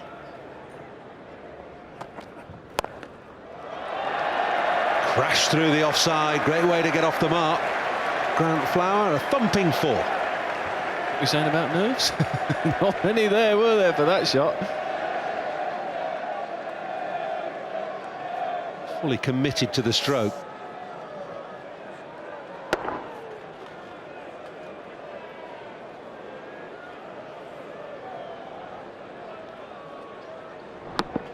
It wasn't there to hit, was it? No right, really, to hit it through and over. Excellent execution, excellent delivery as well from McLaren.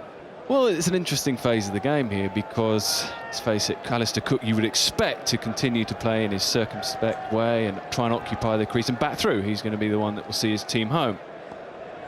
I suppose the difficulty for them, the concern for them, is that if Grant Flower does the same, well, what a tame end. What an incredibly tame end.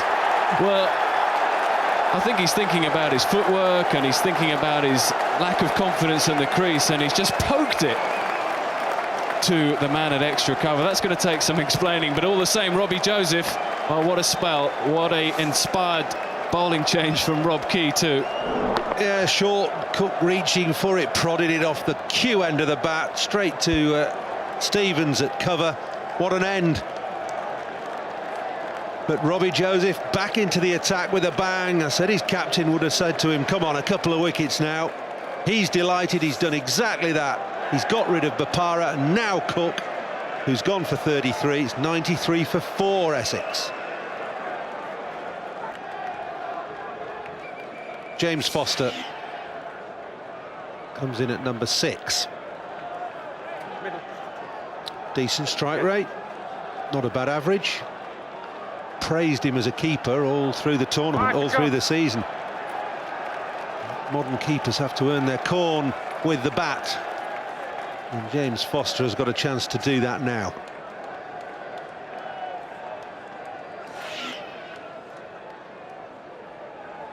Had some good scores in this competition this year. 21 not out, 35 not out, 46, 32, 43, 61, so he's scored well. Robbie Joseph has his tail up though. Oh, that could be close. Going down the leg side, I think. Going down, pal. Yeah. Yeah. Going down. Going down, he said to Robert Key, and Rob Key said, yeah, it was a long way across.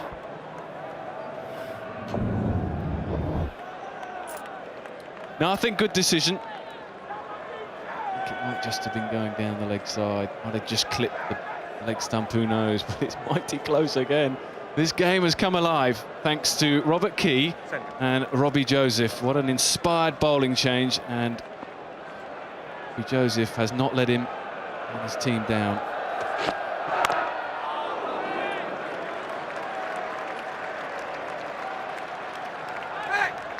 Let's have a look at this last LBW shout. Foster first ball.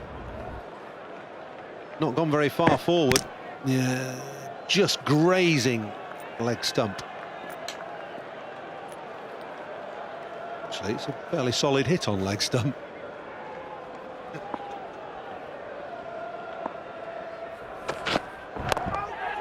Oh, in the air, just on the half volley to cover.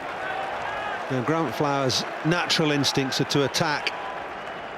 We've seen one thumping drive through cover. May not be the way to go against Joseph at the moment.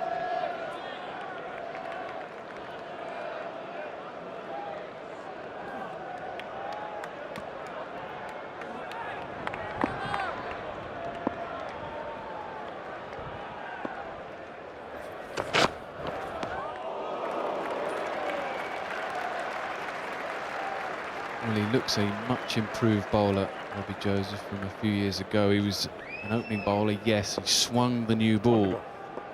Swung it prodigiously, in fact, but the ball is not swinging now, and he's added a bit of pace and aggression to his bowling.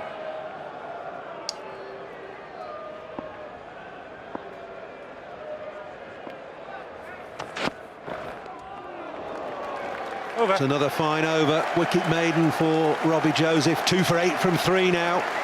And he's got rid of the 2 Essex danger men, Bopara and now Cook.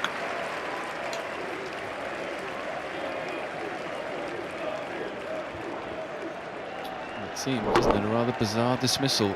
The only thing I can add to what we've already said is that the ball has become secondary for him out there a little bit. He's thinking about his feet movement, possibly, I'm guessing. And the ball all of a sudden has arrived on him, and as a pure reaction he's gone to hit it, and he's done nothing with it. Funny game, this.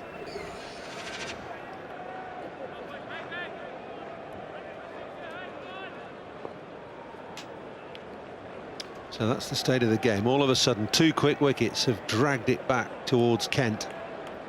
They themselves struggled up to 214.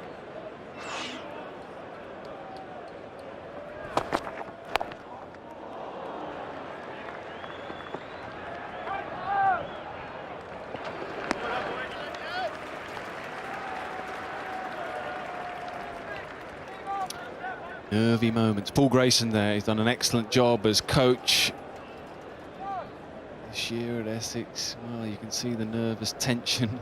Dave Masters, who bowled so well, put his team in a position Middlebrook, who's missed out. Graham Welsh, the bowling coach, he must be delighted with the way his bowlers perform for him. There's still work to be done. Wide. Paul, I can remember going back a few years in these showpiece finals that I wouldn't go as far as say England teams were selected on the back of a performance in this final, but it seemed to go a long way towards it if a young player or a fringe player was in the big final and he did well. It almost secured a tour place for him. We might just be seeing that with Foster. Not that that's necessarily going to happen, but he's in that sort of position, isn't he? He's probably right on the fringe of selection for India. And if he does put in a performance here, which essentially his team is in real trouble, so we'll see what sort of character and temperament he's got as well. But it's a big innings for him, isn't it? Yeah, he could be part of the England squad that goes to India, couldn't he? My inclination is that the selectors are going to go back to Pryor.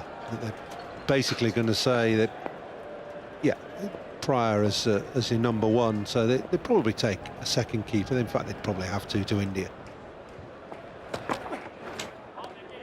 With 2 tests and a whole host of one-day internationals. He's got a chance, though, you're quite right. Good innings here, with 118 still needed. Stand him instead, won't it? Thought his keeping was brilliant, really did. Yeah, it's not an issue, is it, anymore? He is the standout keeper, I'm sure. Most people seem to agree that he's head and shoulders above. In today's game, there's a need to score runs too. Not everyone agrees with that, but it seems to be a requirement of a top-class keeper, and he's more than capable as well. He is more than capable. He's a good batsman.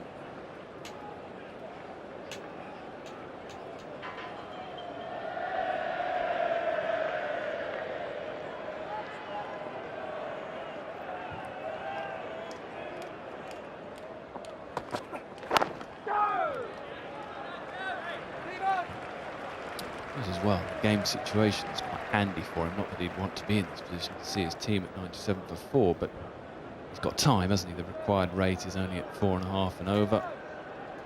Time to play himself in and build an innings.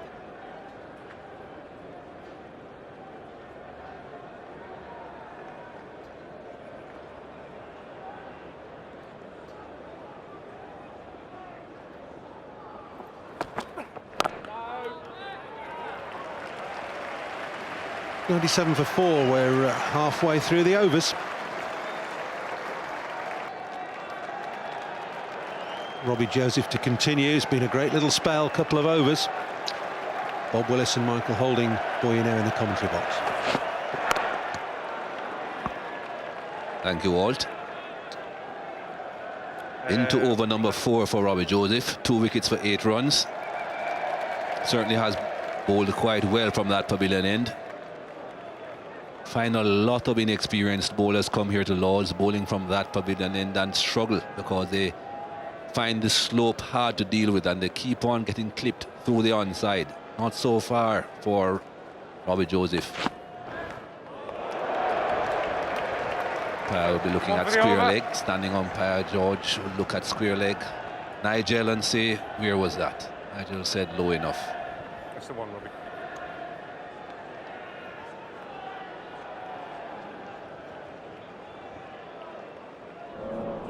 Well, in terms of captaincy today, Mikey, we've seen master and pupil in my estimation. Rob Key, no wonder people are talking about him as a possible England captain.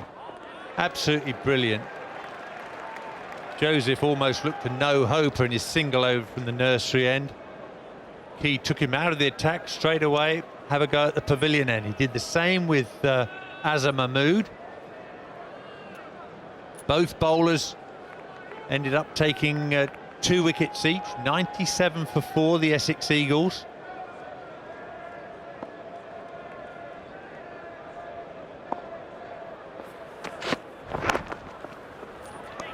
Could be 2 runs here. Rob Key again doing the chasing.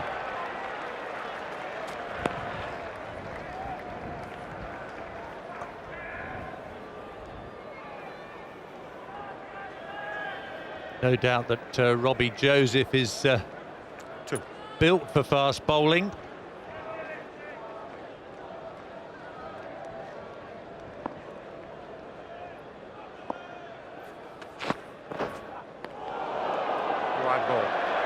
The loss of control there. He acknowledges the fact that the poor delivery.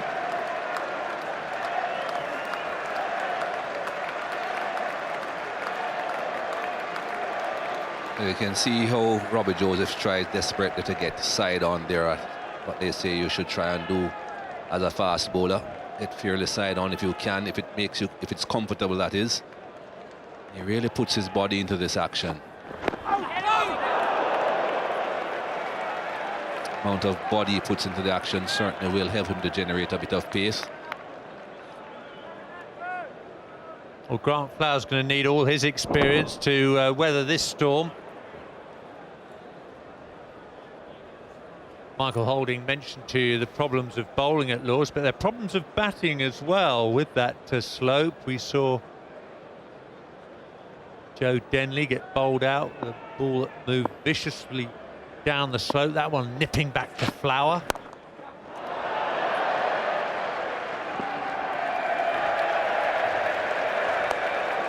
Over. Matt Walker on the field, not in the 11. Azam Mahmood, of course, left earlier on.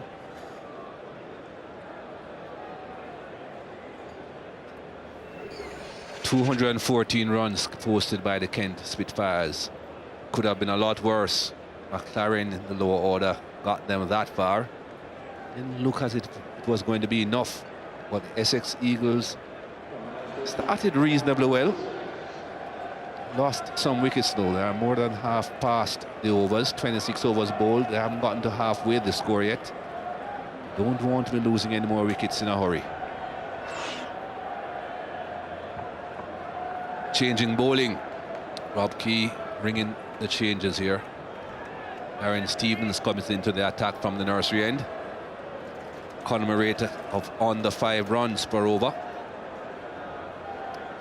A wicket every 42 or 43 deliveries. This captain would love him to get a wicket well within 42 deliveries here now though.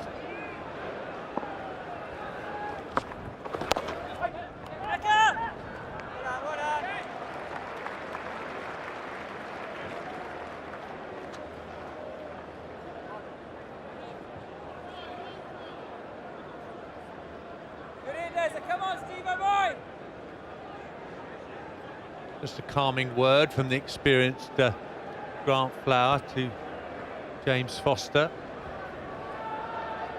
Such a dramatic field with the part-time seamer Stevens.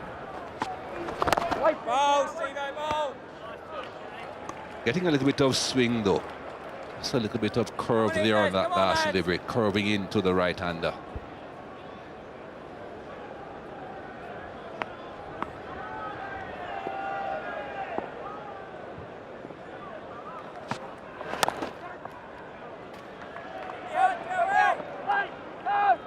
Running quickly, running very quickly for the first one to see if they can put pressure on the deep fielders.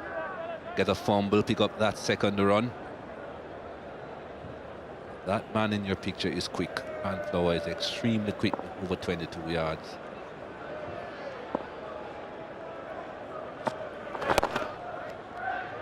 Well fielded.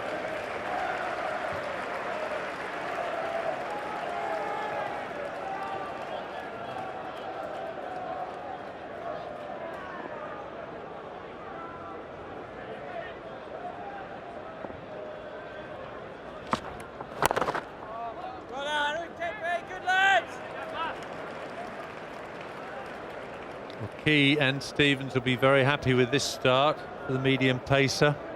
1 ball. Essex having to bat with extreme care now, 4 wickets down.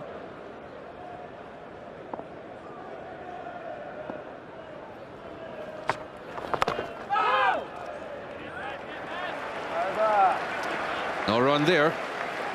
Remember, in these games, you usually have an eye on some of these players. We call it an eye on England. have a look at James Foster.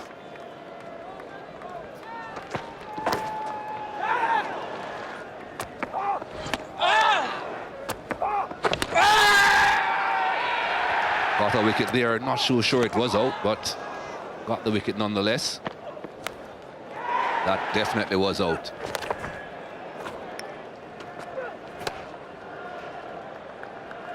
Ball just seems to disappear into those gloves.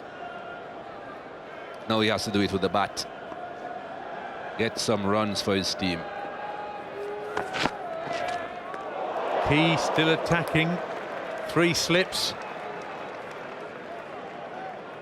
Well, that wasn't a great start for Foster, was it? Real flat-footed waft here.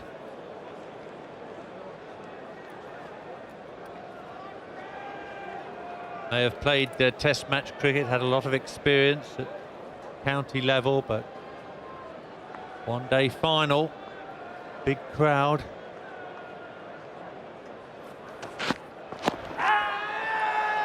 They'll be looking for 2 runs here. Big gaps on the onside. 2 runs to the team, that is. Leg byes. None to the batsman.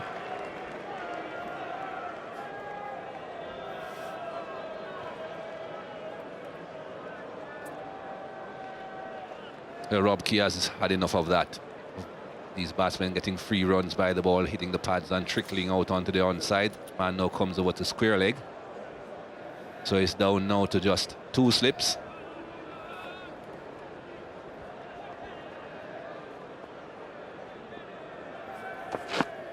Oh, dangerous delivery that. Not too many batsmen handle those deliveries too well. Well, we saw one spit at Grant Flower in Joseph's previous over. And this time Foster taken by surprise. Those slips may be in business. Yeah.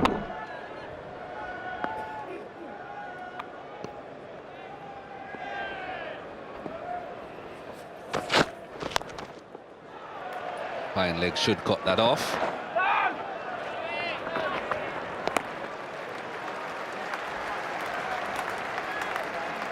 Middle leggish. Joe Denley down at long leg. Yeah.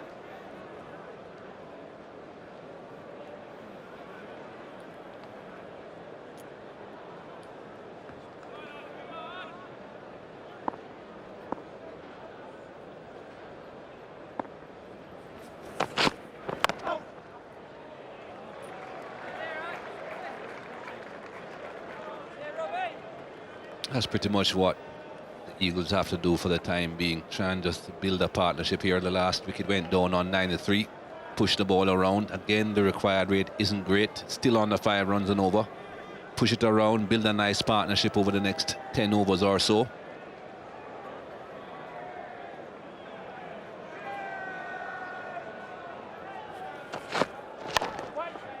No run on this occasion with the square leg there. 107 for 4 now.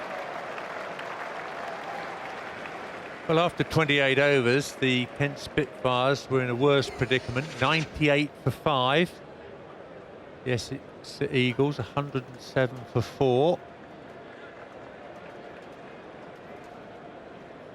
Not a lot in it though, is there?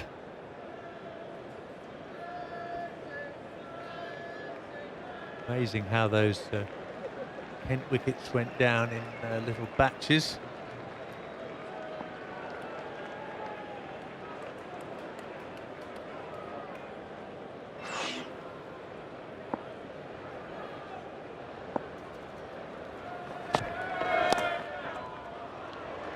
Very delicate.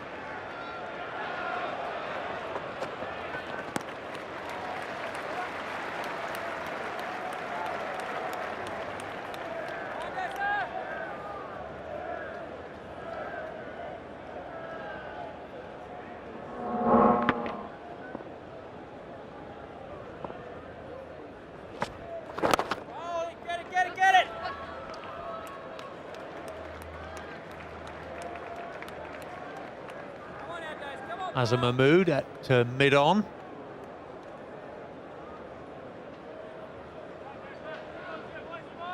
The rate required still under 5 runs and over.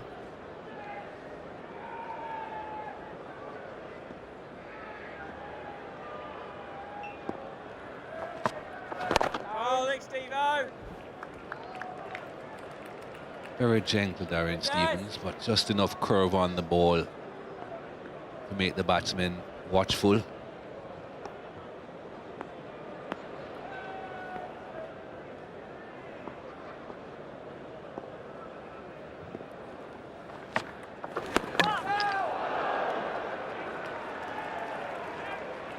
Geraint Jones doing a pretty good job in this innings behind the stumps for the Spitfires. Jonah, just take him down the hill a little bit. Hadn't moved that back leg though, James Foster, so pretty safe.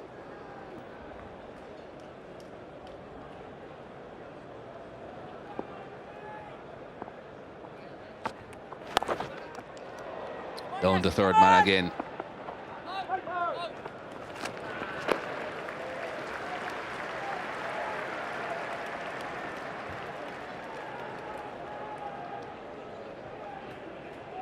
A few smiles on the Essex balcony. Graham Gooch, he's seen it all in all forms of cricket, all situations.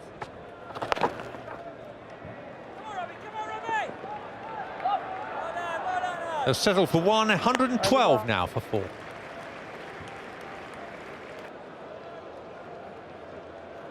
Into his 6th over now, Robbie Joseph. Can afford to bowl a bit straighter now as well with the man by the square leg umpire. 2 for 14 in his first 5 overs.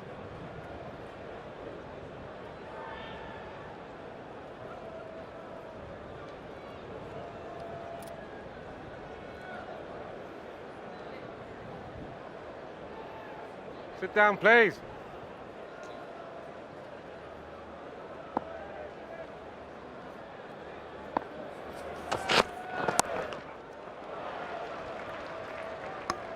As I'm gonna move down there at third man.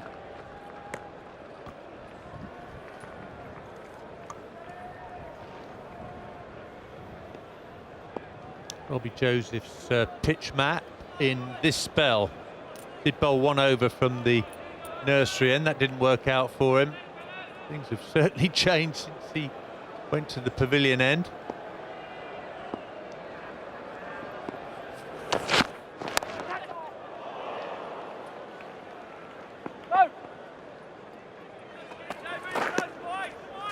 A bit wide of where third slip was, so Rob Keane not too enamored with the shot, but it wouldn't have helped if he had kept the third slip in. Thick edge.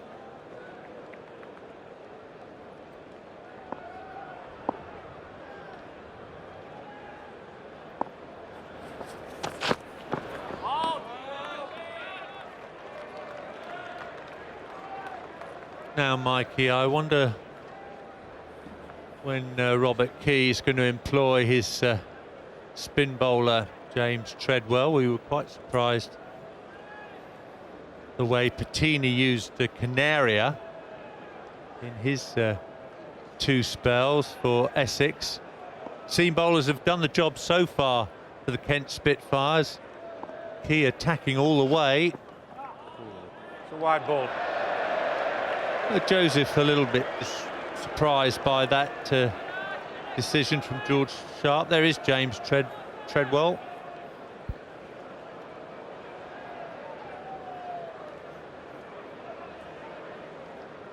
We're coming up to the end of over number 30.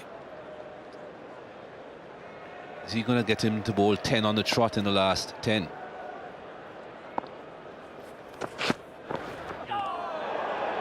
Call wide again.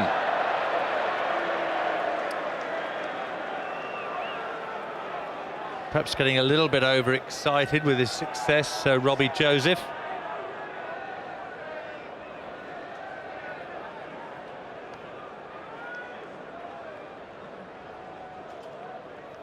Darren Stevens, the last bowler to come into the attack.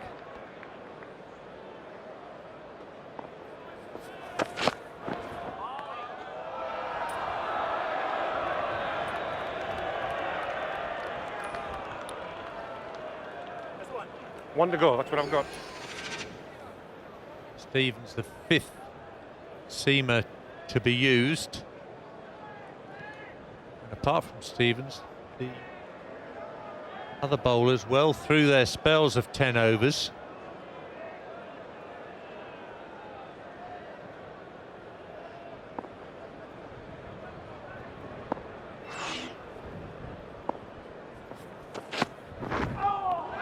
Well bowled, very well bowled.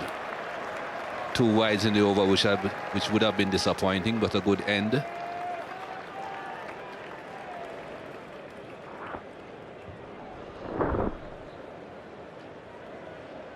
Ten wides in this innings. It's 10 runs that they have given away pretty much to Spitfires. They didn't get a very good first innings score, just 214. You don't want to be giving runs away after such a meager first innings score. Just 99 more runs required now by the Eagles. And they still have 20 overs. Still less than 5 runs an over required.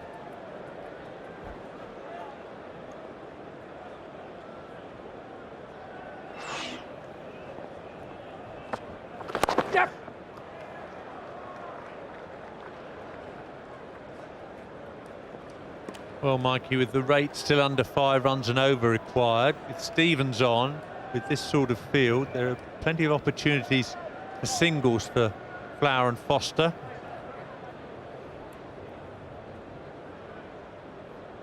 As you say, if Treadwell's going to bowl his full complement, he's got to bowl the next over.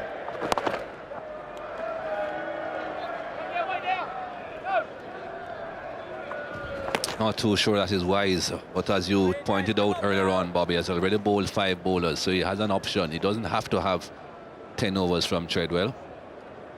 But just looking at this field also for Stevens, I'm not too sure that this is the wisest field, with Stevens looking to push the ball into the right-handers. He's getting just enough swing, not a great deal. He's very slow, just about curving into the right-handers, and yet so many singles available on the onside.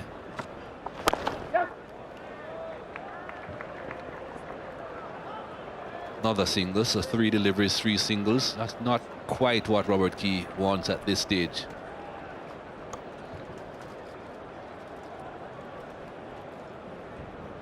So few runs to play with. There's always plenty for Rob Key to think about.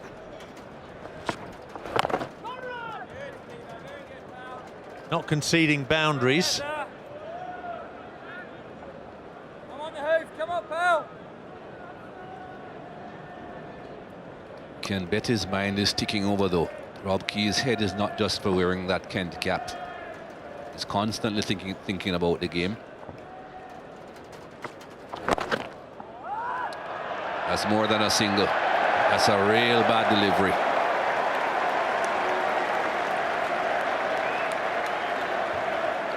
A real gift for Grant Flower. Looping full toss, shin high on leg stump.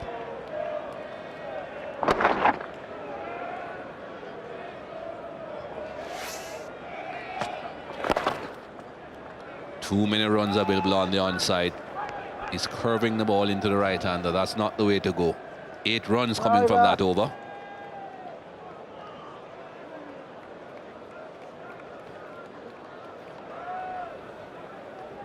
Flower on 21. Foster has 7. Now, what's Key's next move? Two treaders. Right arm over. Change your ball in, right arm over still. Wherever you are, lads, there. Here he comes, James Treadwell. Highly respected spin bowler. He's going to bowl from the pavilion end.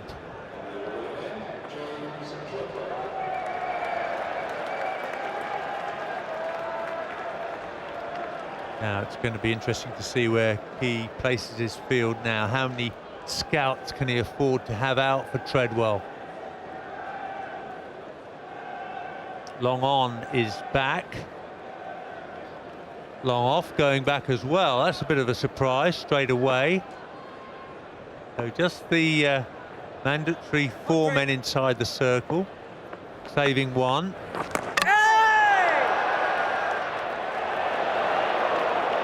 Nigel Long, the square leg umpire, just asking the opinion of Richard Kettleborough, the TV replay umpire.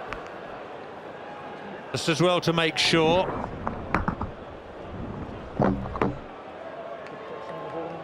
No problem for the batsman.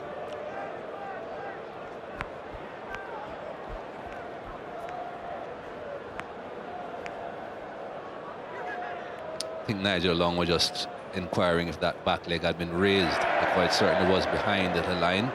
Can see that it wasn't raised.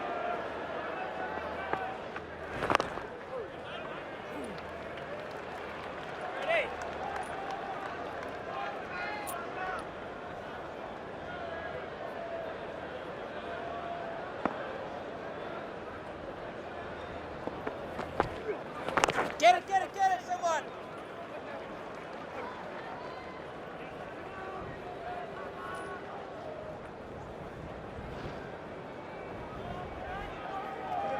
That's middle and off. James Foster just checking that guard. Come on, Trades. No change to the field. Get it!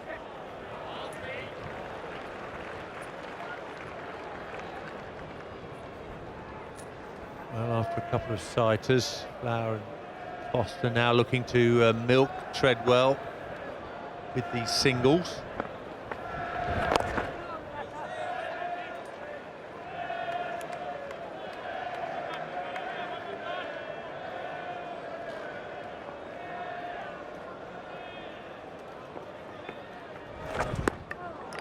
Not quite. Just trying to get it very fine. And Flower. Just a couple of singles coming from that over.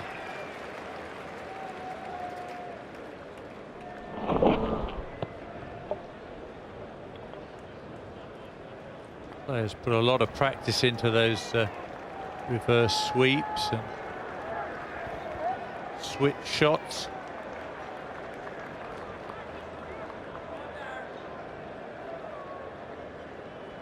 Just a fraction under 5 needed. No panic from Essex yet. Still 6 wickets in the bank. And Darren Stevens continues. That first delivery though was a lot better as far as line is concerned, but Rob Key, the captain, was also giving him a bit more protection on that onside. There's now a man in the mid-wicket region. Well fielded. That could easily have run away for 4. I'm not too sure the man in front of square on the boundary would have been able to get around.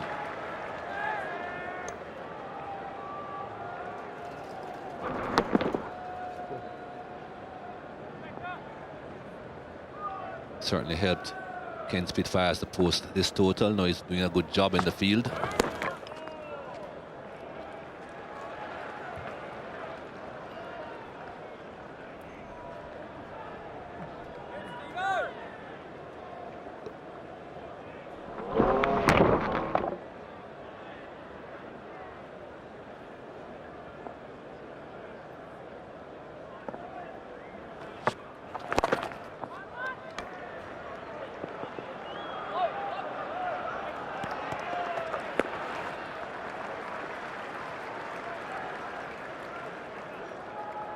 Just 2 boundaries for Grant Flower and his 23.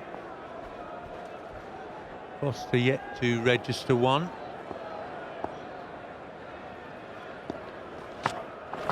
Get it, Mac. Run out, pal.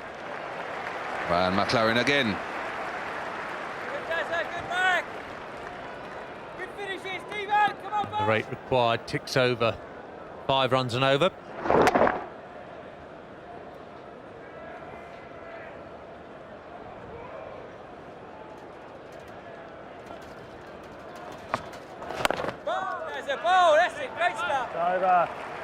A bit over from Darren Stevens. Just 2 singles. Needs some wickets though, Rob Key.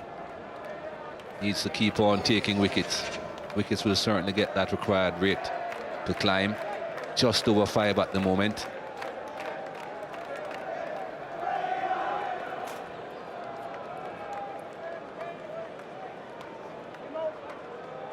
Matthew Walker feeling substitute for Yasser Arafat.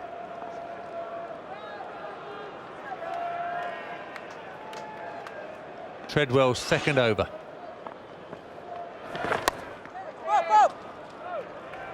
That's one that got away. Short, wide outside off stump. Grand Flower certainly didn't capitalize on that.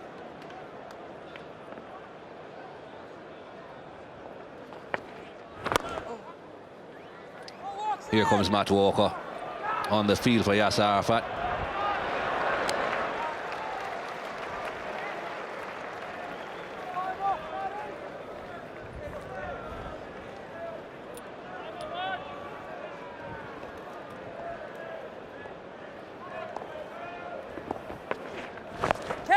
There's a reverse sweep.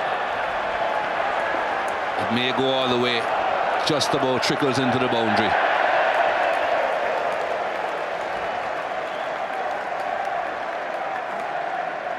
Well, these strokes don't happen by accident. Hours and hours of practice goes in. Virtually impossible to set a field to.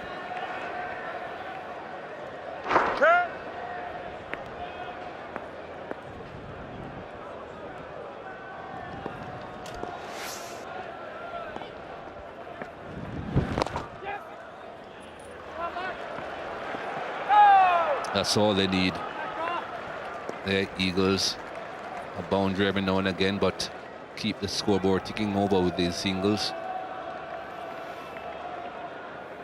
Already they have more than what is required in this over, and there's still 2 balls to go.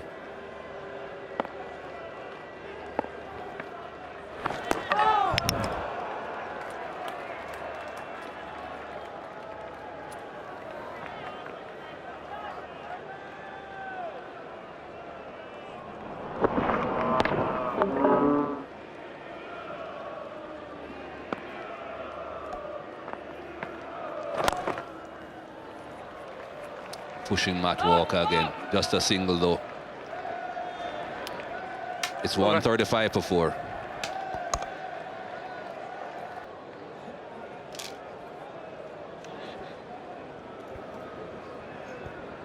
Another 80 runs required.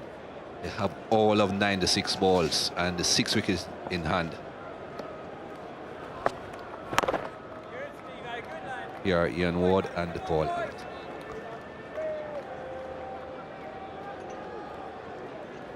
Thanks, Mikey. Got a game on now. It's 135 for 4. They need 80 from 95. That required rate is 5 and over.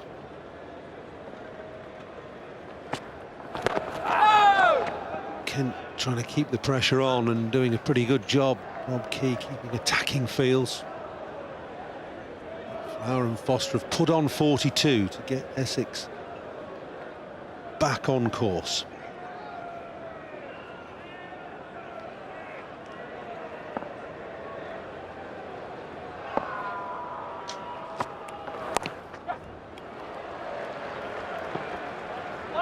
Quick, Grant Flower, but not quick enough to come back for 2 there. Where's your money in? Well, yeah, I think it's a bit like that, isn't it? I think Essex should win.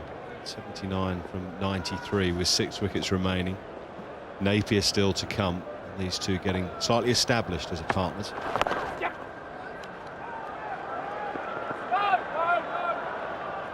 However, the thing that will be playing on the back of Essex's mind, and it'll be something that Rob Key will be trying to force, is a wicket, because 1 so often can bring 2. That's the old adage, and it's true.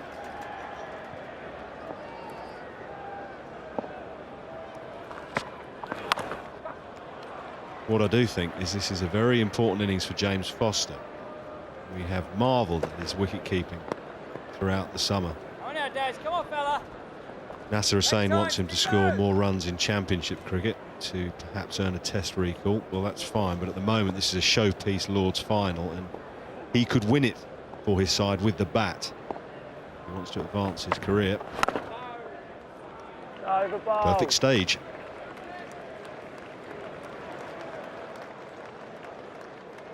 35 overs gone, 15 left, 138 for 4.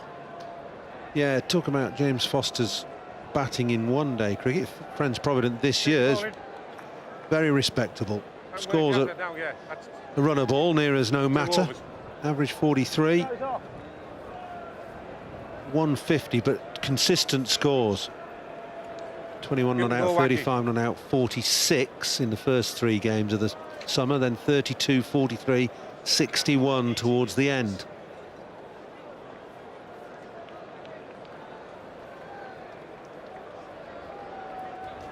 Change your bowling, lads.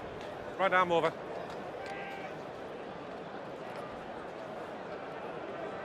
Rob Key was gesticulating wildly to the dressing room to get Yasir Arafat, I think, back on the field.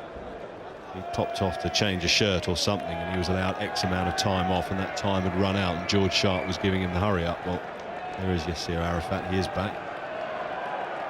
And back from the pavilion end is Robbie Joseph. 6 overs, 1 maiden, 2 for 18. His first over went for 7. And then he had a profound effect on Essex's innings. 2 wickets in 2 overs, getting rid of Bapara and then getting rid of Alistair Cook. Really good little spell from Robbie Joseph. Fast, accurate and aggressive. There it is. Cook gone for 33, Bapara for 7.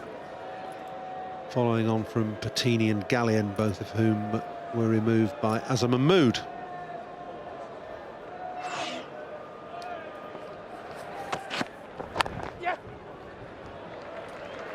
Much has been made of Rob Key's captaincy, Ian. I like the way he runs his side. I like his attitude towards the game as an individual and as a captain. And you've got to give him credit here. I mean, he's constantly been on the attack, even though it's looked at times as though Essex have been running away with this. Constantly on the attack. 2 slips in now. And run savers as well.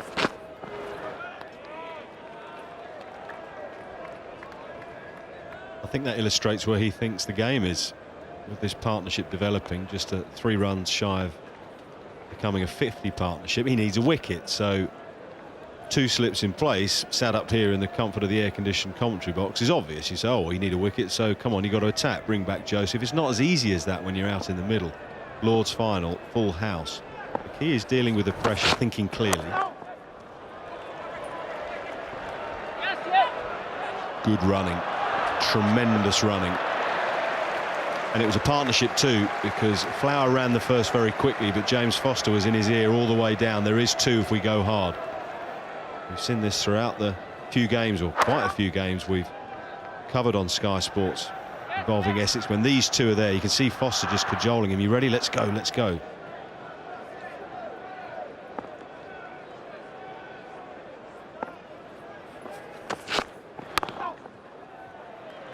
Well played, real sensible play from Flower and Foster, picking up singles, picking up 2s, and it's that's got them to this 50 partnership. 76 balls. Flower has 27 of those and Foster 16. 50 off 76 balls, just got Essex with their noses in front again.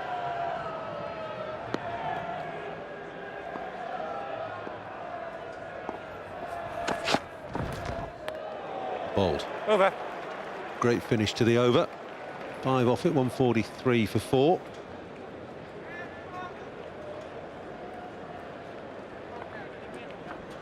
Just to finish off on what you're asking about Rob Key as a captain, I don't necessarily think that captains that just whack in 3 slips and a gully and a short leg and go ultra attacking necessarily, I don't think that's necessarily the sign of a good captain. You think of Shane Warne, don't you, when you think of an aggressive captain who tries to make things happen. There's a difference between reckless and attacking when you need to attack and getting a feel for it. I think Key has that.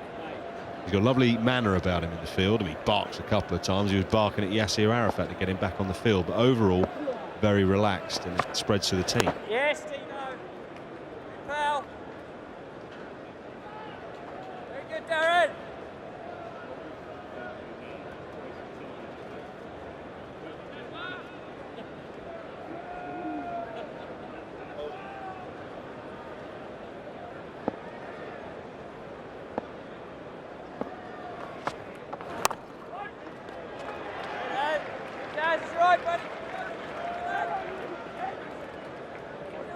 You're right, take your time, mate, take your time. Rob Key, as well as setting attacking fields, has to have in the back of his mind where he wants to go in terms of his bowlers. Azhar Mahmood, 2 left. Yasser Arafat, 3. Joseph, 3. McLaren, 3. Stevens is doing a decent job. Treadwell is underused at the moment, just 2 overs for 9. Plenty of options for him. It's all about juggling those overs, the remaining overs, and getting what he thinks is the right combination at the right time. Down. Well done.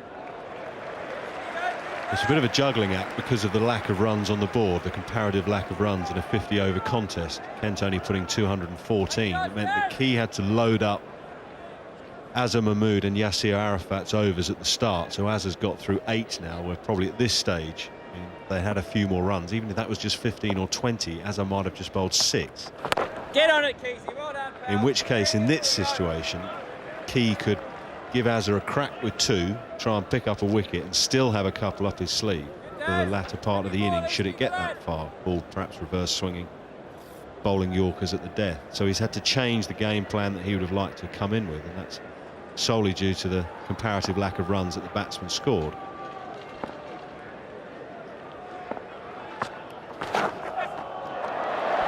Little improvised flick again. A paddle sweep down to fine leg. The ball being roared on to the boundary, and it's got there, beating Robbie Joseph.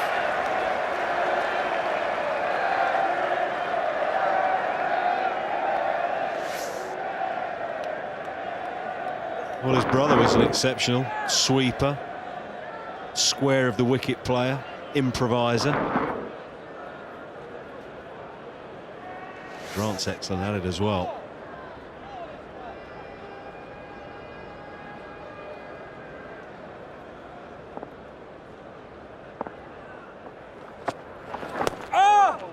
Over.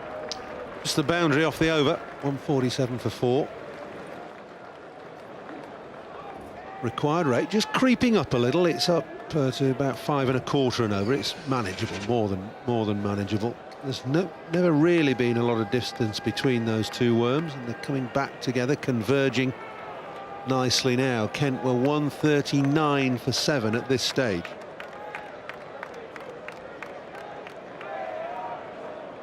The other thing that intrigues me a little, Ian, is if Kent do get a wicket here, and we get Tender Scarter coming in next and Napier, they're big player, big hitters.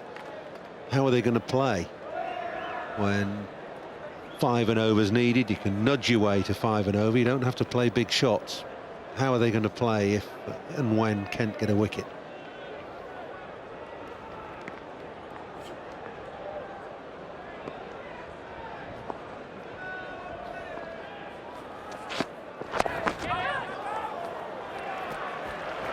Great understanding, these two running between the wickets. Doesn't matter how you get them, it's just a matter of getting them off a bit of thigh pad and leg and all sorts. But Flower was aware of where the ball had gone. Foster responded, and in the end it was a simple single. I think to try and answer your question, Napier plays the way Napier plays, which is positive, not recklessly, but positively.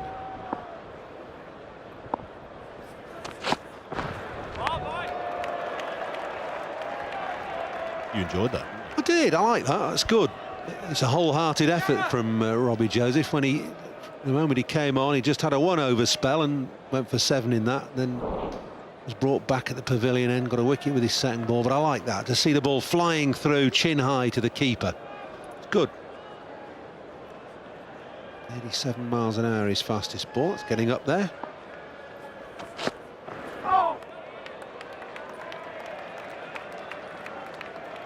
Slight change of field from Kent.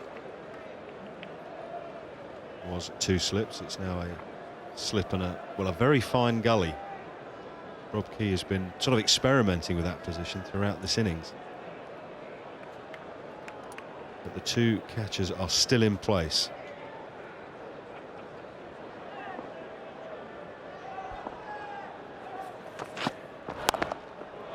Up and over, backward point for 4.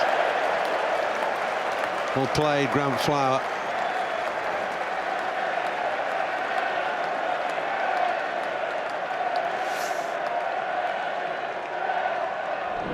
No effort at all to keep it down. Completely deliberate. Got it up and over backward point. Knew that Azhar Mahmood, who's the man at third man, was quite fine. Pace of the pitch. Could get it over backward point for 4. Very well executed. Leg side for 3. Great scampering. Looks pretty calm and in control, Grant Flower. He looked a bit edgy when he came to the crease and played and missed a few times, then got off the mark with a flying drive through cover and over cover. And he's looking pretty calm now. Robbie Joseph just overcompensating. Short and wide, cut for 4. A little bit straighter, tuck for 3.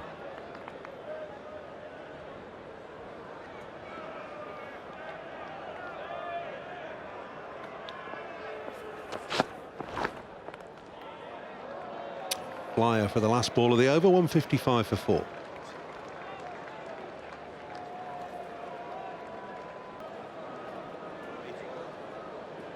$60 to win then. Got away with that, really. Deserved punishing more than that, more than 1 for it. What do you think about the tactics here now that Kent need to employ? They've tried the 2 catches and they've changed the field again now. Slips moved out, but they had 2 catches to Robbie Joseph. Is it time for Kent to just try and squeeze them, give away nothing singles wise? Oh, this has gone up in the air. It's going to be safe. Geraint Jones can't get back to it. Always risky when you try and do that.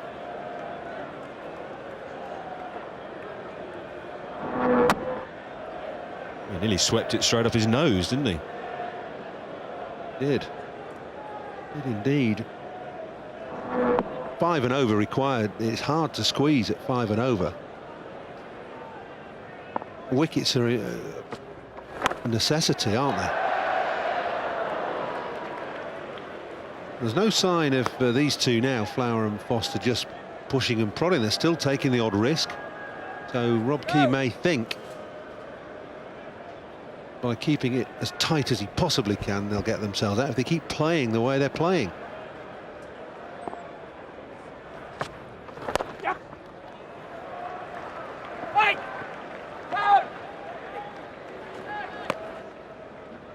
Well, whichever way you look at it, whichever tactics Kent employ, a wicket needs to fall. Kent are going to pull off victory here today, because Flower and Foster have just upped it a gear. Partnership 66 now. Yes! Yes! Come back for 2 here.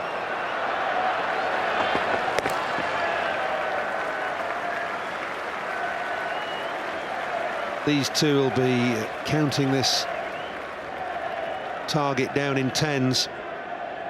They'll feel better when they can get it to under 50 required. Still intent on manufacturing shots. Rob Key doesn't think much of that one. That's because he moved slip out about 3 balls ago and Flower put it fine. Oh.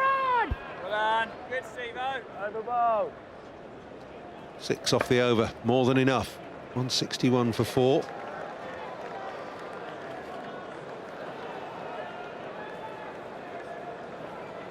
All the way back at 10:15 this morning, Rob Key won the toss and decided that Kent should bat first. Got off to a stuttering start. They were rescued by McLaren and Van Jaarsveld and Arafat to get them to 214. And Essex in pursuit. Got away well, then stuttered. 88 for 3, 93 for 4, but recovered from that thanks to Flower and Foster, who've put on 68. Partnership's worth 68 from 95 deliveries. Foster is yellow and Flower is blue. He's been the mainstay of the partnership. There's the wicket they needed, and it's a beauty from Robbie Joseph. He's been outstanding for his captain and his team from the pavilion end. Foster is disgusted with himself. Crucial time Such an important time to break through. There's life in this game yet. Oh, plenty of life, and life in this delivery as well. We've seen good pace, good bounce and good carry from Joseph right the way through his spell, and that's what's undone Foster here. Extra bounce and a feather of an edge through to Geraint Jones. Robbie Joseph celebrates yet again. Foster makes his way back to the pavilion for 18. 161 for 5.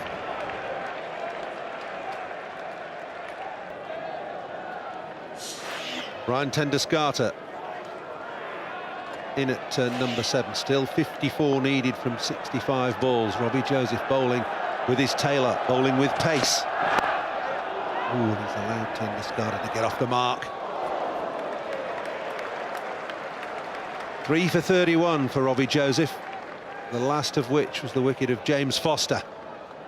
To a good delivery. Certainly a bit of pace, but some bounce. Foster kicked himself all the way off the field. Really frustrated and angry with himself. He feels he's played a bad shot, but I'll tell you what, that's a decent delivery. So angry with himself. I suppose he realised he had the game by the scruff of the neck. Knew that Kent had to strike at that time. And I really don't think he did an awful lot wrong there. Well, he was just looking to force it, wasn't he? I mean, he don't mind bowling a ball like that as a bowler. Crikey, that's quick outside off stump, holding its line as well up the slope, and it was the bounce that really did Foster. Crunch time now as we get towards the last 10 overs. It's flown off the outside edge. Only one.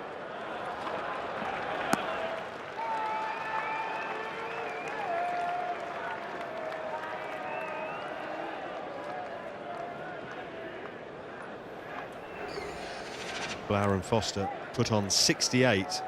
Foster's contribution 18. Joseph has 3. Azhar Mahmood 2. Which way is this game going now? 52 needed. Flower perhaps is the key. Perhaps the man next in.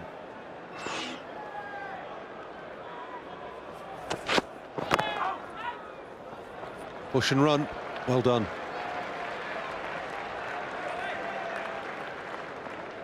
He faced 2 balls, Tenduscarter, and got singles off both of them. Sorry. An active start. Oh, outside off stump.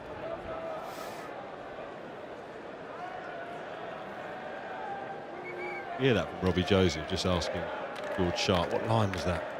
He got a bit too far across. How on earth did he get it on the leg side to get up the other end? I wanted to keep bowling at him, the new batsman. Good Yorker. And well dug out. So the wicket in the over, the wicket that Kent wanted. 4 singles to Essex, 165 for 5. 10 overs remaining, 50 required from those 10.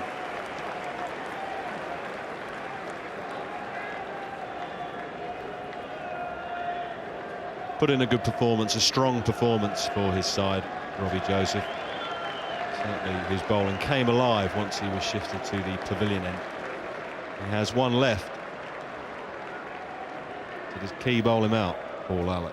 Yeah, he does. Well, I would say so. I mean, he's been his strike bowler. He's come back, he's taken wickets when he wanted. He got that, that double whammy. 88 for 3, 93 for 4, getting rid of Bopara and Cook. Now come back, and he's got broken this big partnership between Flower and Foster. Down, ready, man!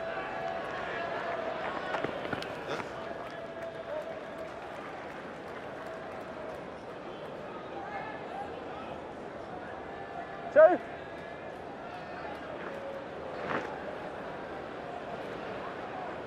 Casey, do you want him right deep on there? A bit more pressure on the new batsman. There's a slip in, but nobody else in saving 1. Get her! Good at that. Very good. Almost off before he's hit the ball. Tip and run, isn't it? Come on, Hoover, come on, pal! Out in the road. 1 hand, 1 bounce, tip and run. Which is ideal. Flower would much sooner have the strike. Essex would much sooner grant Flower have the strike. Tenduscarter knows that Key will be targeting his bowlers to try and remove him, so if he gets up the other end, perfect. The paddle sweep might be a bit of top edge, but got it away pretty well anyway. And it gets Grant Flower to 51. Very well played indeed. 73 balls. That's a well-paced innings as well. 4 fours. It could be the innings that gets the Friends Provident Trophy to Essex.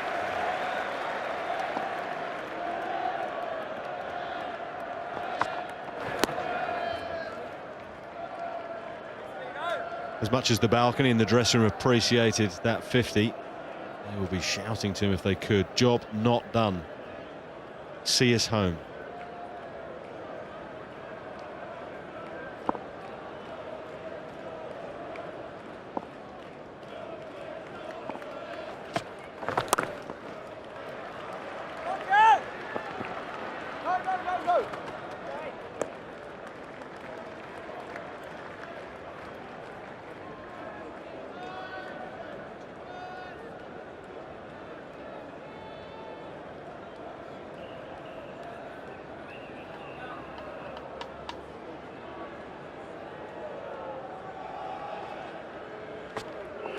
Well bowled, fella, well bowled. Over.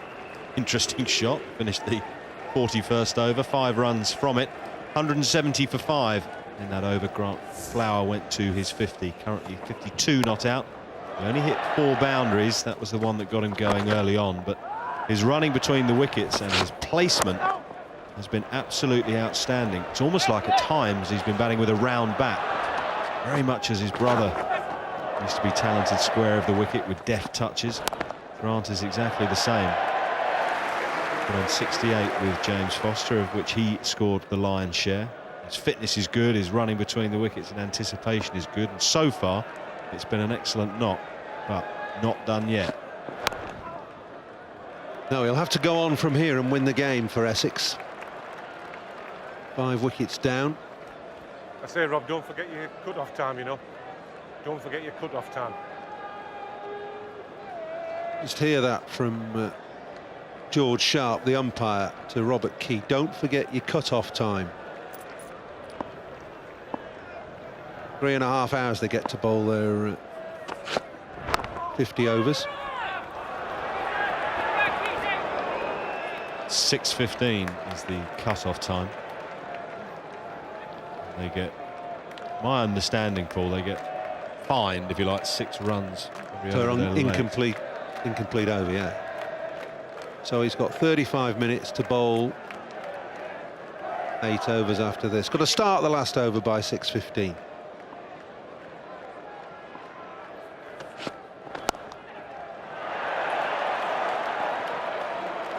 Strong shot. Oh, and coming back for 2. Bowler's ends the throw. Nobody there, nobody backing up. Bowler not there either.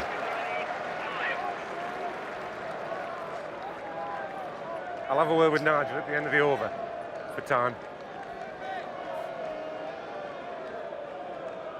Might have heard that as well. George Sharp saying he's going to have a word with Nigel Long at the end of the over to see if there's any extra time. They were faffing around with the ball earlier, weren't they? Had it split, was it out of shape? Up and over, extra cover. The second time he's done that. First time was to get off the mark. And he's seeing the ball well now. Goes to 58. Flower appears to be taking Essex to victory. The momentum is with him. The crowd seem to be behind him. And at the moment, Kent have no answer to the momentum which he's created.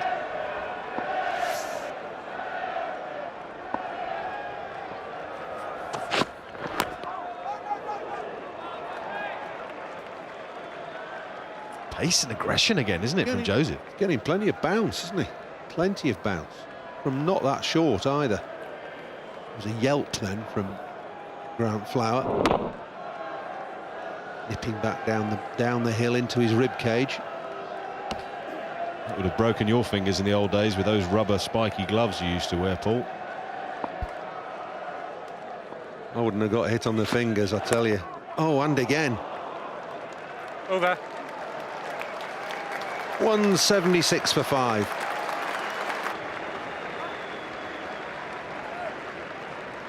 176 for 5 into the last 8 overs now. 39 needed to take you to the close. Nick Knight and Bob Willis. Thanks, Paul. And from those 48 remaining deliveries, Essex need 39. McLaren was very economical earlier on, 7 overs for 22. But the Essex Eagles are hot favourites here. Just 4.88 needed each over.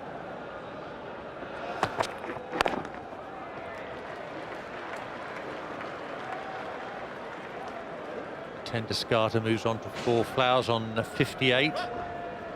Another partnership building.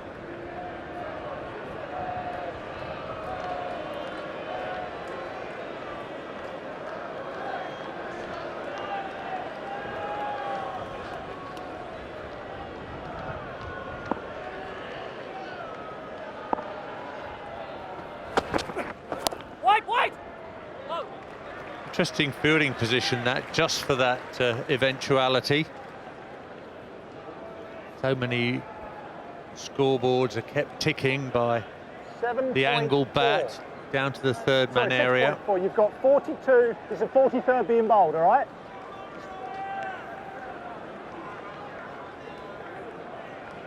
Right, hang on, you've got 2 balls, 4 balls.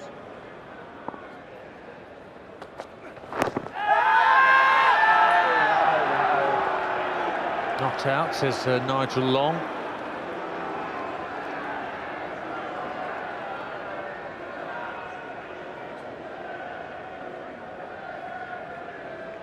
Well, this looked close. Let's have another look at it. Ah, oh, good decision. High, very high. High and probably going down. Not much of an umpire, would I?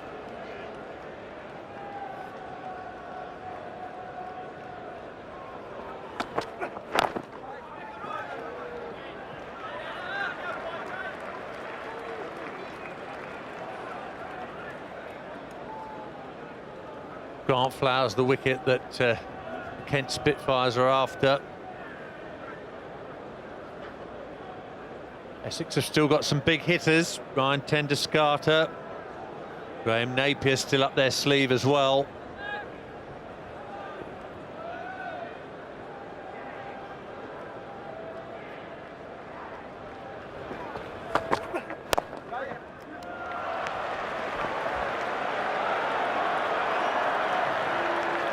For 2.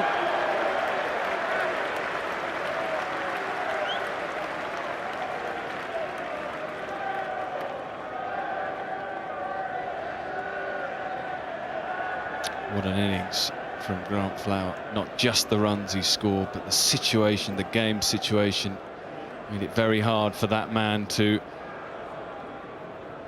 draw his team back into this contest. And a real nuisance value to Kent. Running hard. Over. So 43 gone, 181 for 5. Forget he was in when Essex were tottering significantly with the loss of Bopara first and then Cook. The 2 class players, you'd say, in the team. Rebuild needed, and that man on the right of your screen was almost single-handedly grabbed the game back with the scruff of the neck from the adversity, really, of that situation, and coolly put Paul Grayson and his team back in a strong position. Yasser Arafat returns at the pavilion end. A good effort by Robbie Joseph once again.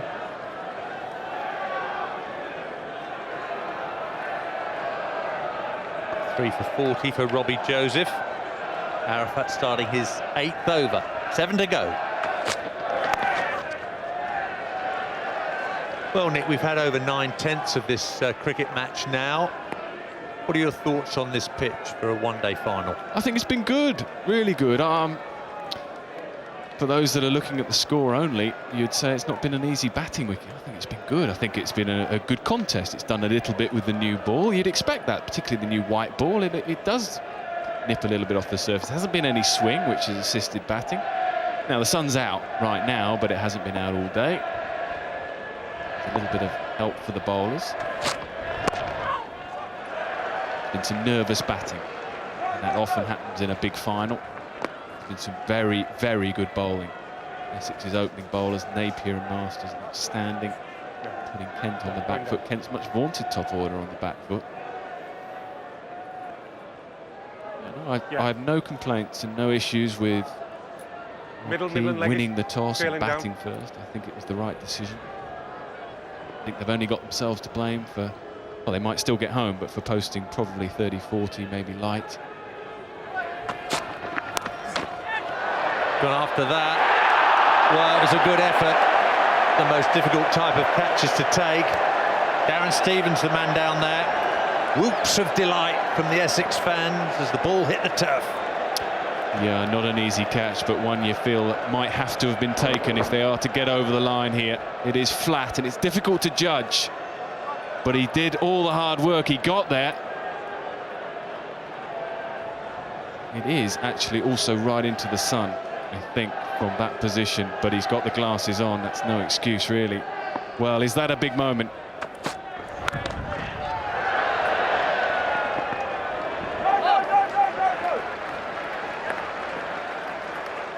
Yes, late summer now. Sun on its way down.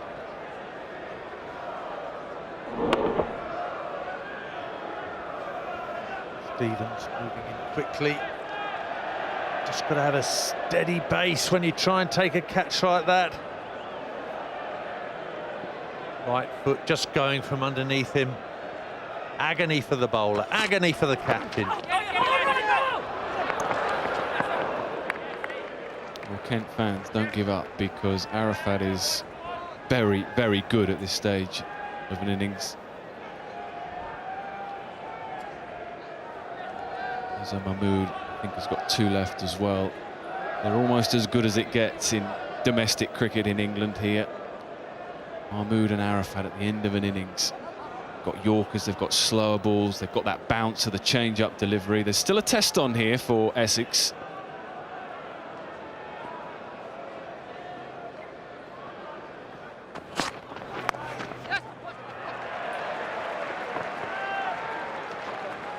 There is Azhar Mahmood. The 44th over comes to an end. 186 for 5, so 6 to go, Nick. Who's going to bowl these overs? Well, there's 4 there, absolute dead certs from the top 2. McLaren possibly, and Steve. McLaren, Stevens, is he going to probably say it would be? Is he going to get one from Treadwell?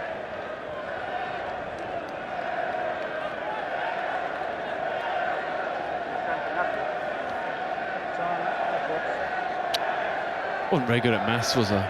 Yeah, McLaren can bowl too. That's plenty, isn't it? Always struggle at the end of an innings to work with maths out. There you go. That's why. And it is going to be McLaren, who's bowled well without a wicket.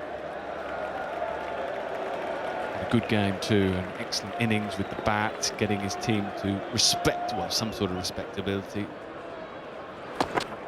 Yeah. Very quick, tender scatter, so too for his 37-year-old is Grant Flower. Take your mind back to the 2020 finals day at Edgbaston when Kent won 2 years ago. McLaren got a hat-trick, I think. I just need that now. Hat-trick will send his team, propel them forward.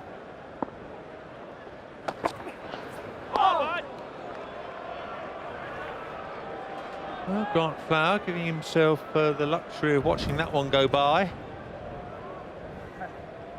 Would indicate that he thinks things are well under control with the required rate still under 5.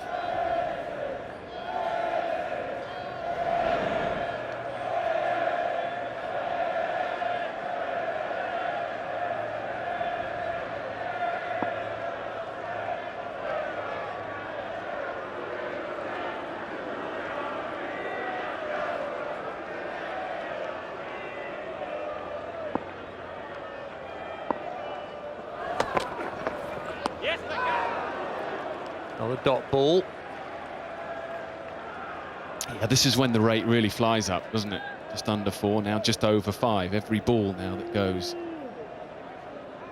by, and as much damage done to it, but particularly if it's a dot ball, really will scoot up that rate. So keep half an eye on it, both sides, but they are under control right now, are Essex.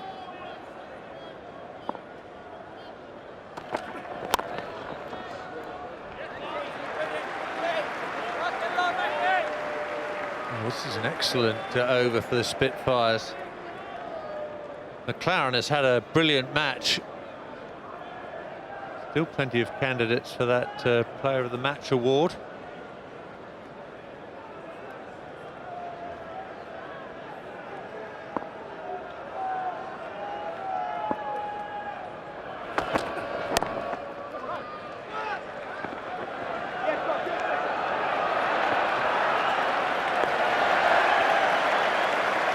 Once again, quite brilliant running between the wickets, making life really difficult for the fielding side.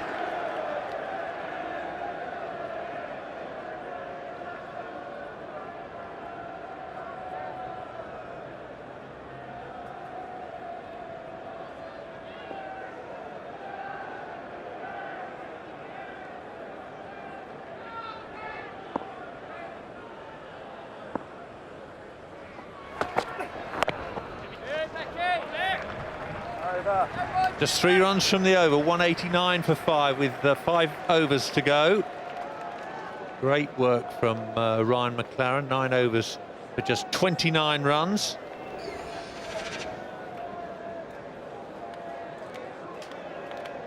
Ryan McLaren, remember, scored 63 in Kent Spitfires 214. What a match he's had. Obviously, big match occasion player. Nick hat-tricks in 2020 finals day. Great all-round performance here. Here's Arafat.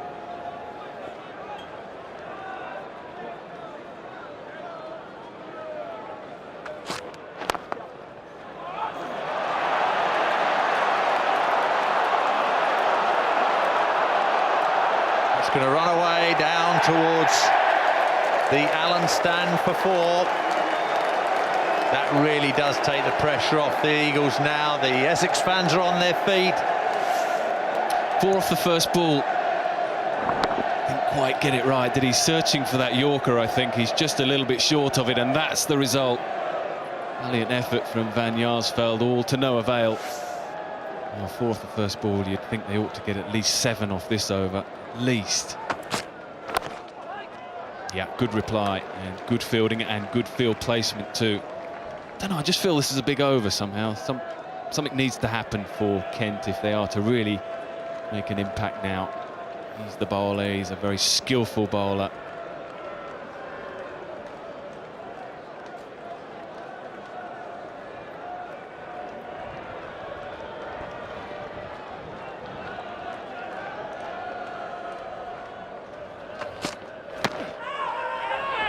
He's been sent back and Arafat hit the stumps. Well, Arafat was unintentionally impeded by Tenduscarter trying to regain his ground. George Sharp having a close look at events. I said something needed to happen, it almost did, didn't it? How did he miss from there? Couldn't have been any closer, could he? Wow. No chance for Tenduscarter to get back. They've had a couple of opportunities, Kent, in the last few overs. A drop catch from Stevens, a missed run out.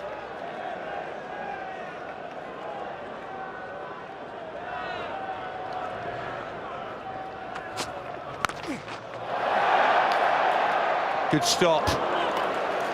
Very important stop. Sprinting back for a second.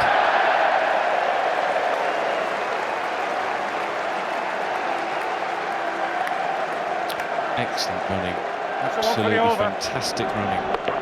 Good delivery too, gets it high, makes him have to fetch it. Good fielding, stops the 4, but just can't stop the. Always going for 2. These two have been brilliant between the wickets, as Foster and Flower were as well.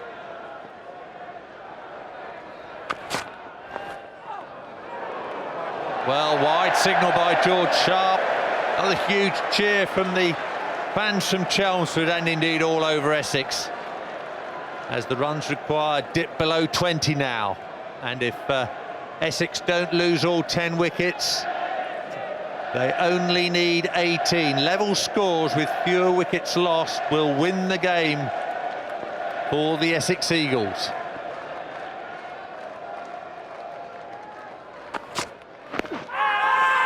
Not out. Not out, says George Sharp. Oh, it's pretty frenetic out there, isn't it? There's lots happening. High. Big appeal from Arafat. Let's have a look at this one. High again. Good decision.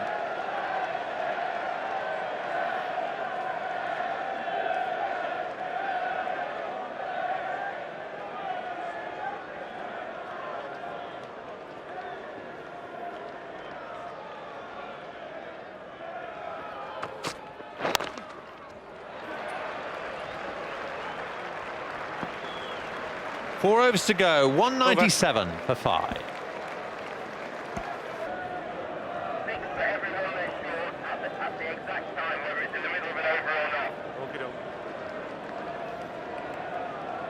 Five men outside the circle, 4 men inside.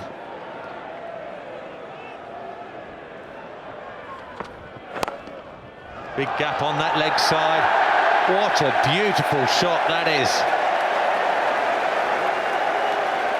May not be an easy name to pronounce, but you better remember it. Ryan Tendescarter. Yorker again was the attempt. Well, I don't know what it was. It wasn't the Yorker, was it? It was a length ball on leg stump and dealt with. Not what Azhar Mahmood was hoping for, but it's been a very cool innings from Tendescarter. 22 of just 20 in support of Grant Flower.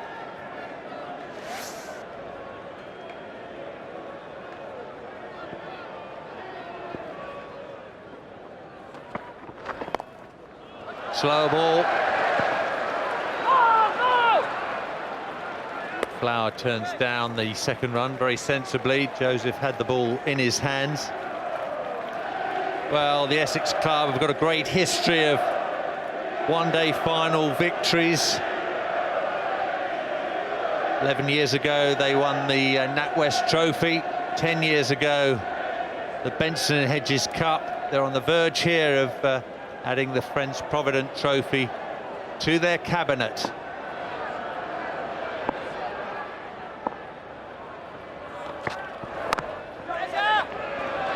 It just typifies the approach from Grant Flower, the skill, the control with which he's played his innings. Just a gentle push and a great understanding between both him and Tendescarter.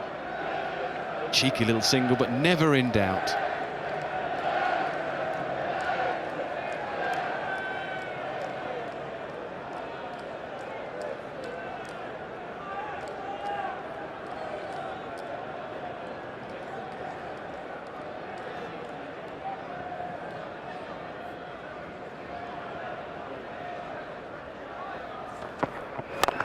Full pitch.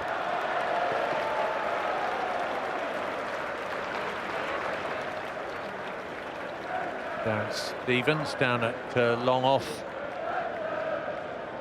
We're going to need that hat-trick you were talking about, Nick, and we're going to have it soon if Kent aren't going to be the bridesmaids again.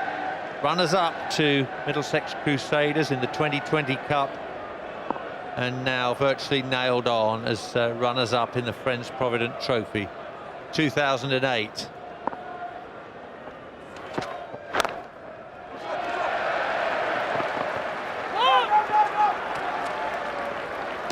So impressive the way these two sprint that first run. Any misfield is going to be punished with a second. It has, and it's something that I hope a lot of teams are watching. Something scampering, running hard. Even if it looks an obvious one, try and put the fielder under pressure, get you two. We've seen a great example have had a run between the wickets in this innings, between Flower and Foster, Flower and Tenduscarter.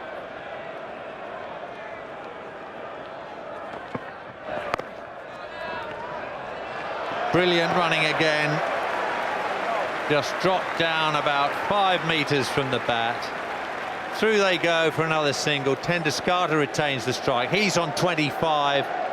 Grant Flower, the magnificent 64. Their partnership 45 at very nearly a runner ball.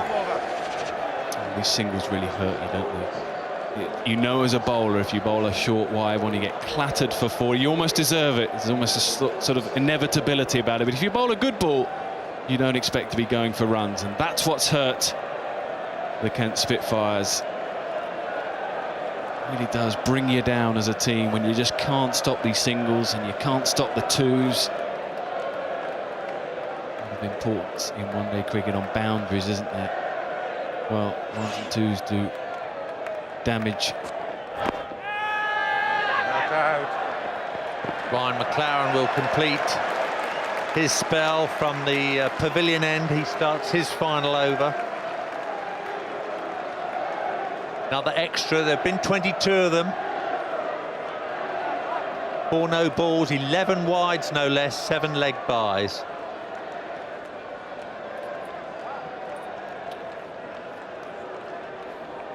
Paul Grayson, the coach in the middle, must be absolutely delighted. He's done so much good work along with Graham Gooch and Graham Welsh, the bowling coach.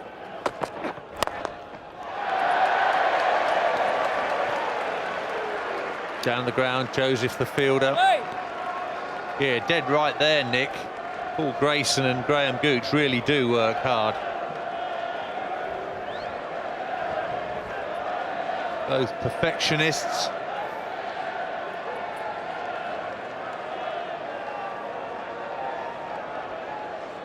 Paul Grayson, who played at the club, he's a Yorkshireman, played at Yorkshire as well.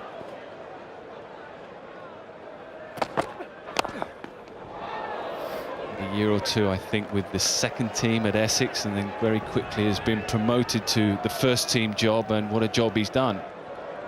Believed in his youngsters at the time. He's lost Ronnie Irani as captain, he's lost Andy Flower, he's lost Darren Goff, all senior players, and he's moulding together a young side with a young captain.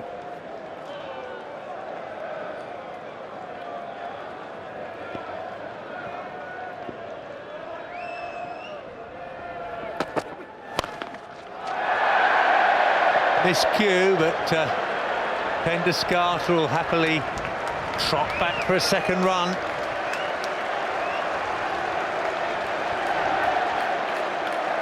Well, they must be tying the Essex ribbons on the cup now.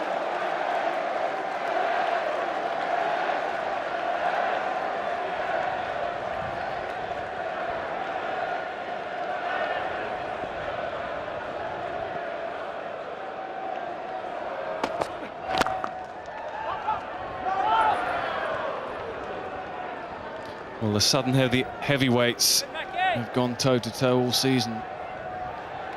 Essex and Kent have been the standout one-day sides. Middlesex, of course, winning the 2020 finals day, but these two have consistently played good cricket, good one-day cricket all year, and it's, I think, Rob's team who are going to end up on the losing side again. More good running, more, there we go again. It's almost inevitable, isn't it? That's the end of the 48. Wow, poor old Rob Key. Just a quick kick of the turf in frustration. He knows his goose is cooked now.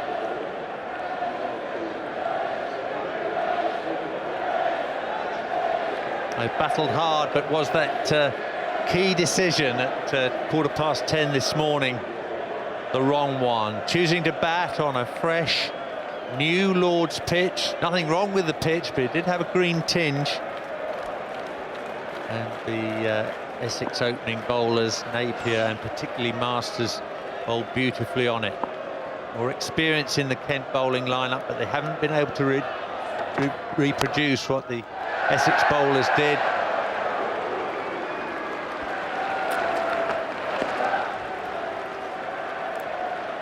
There'll be lots of reflection over the next few hours, the next few days for Kent and the captain. Don't know, I just feel those middle overs, Kemp, Mahmood, Stevens, the dismissals and the mode of dismissal there.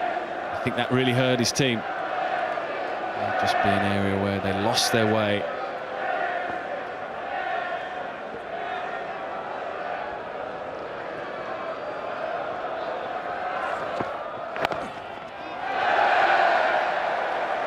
Well, if Essex don't lose all 10 wickets, they have won the Friends Provident Trophy now, because if scores are level, the side losing fewer wickets wins, and quite a few of those Essex fans know that.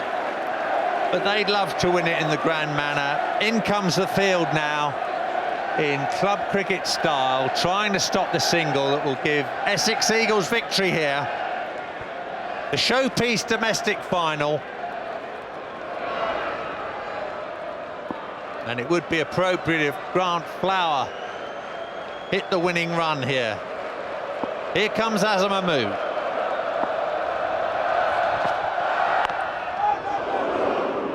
Not yet.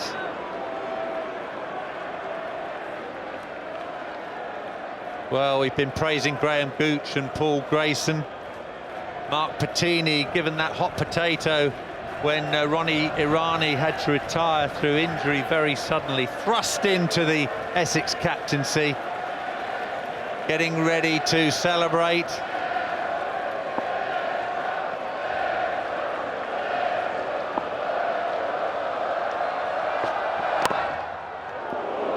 Great work by Azhar. Going to keep Grant Flower waiting.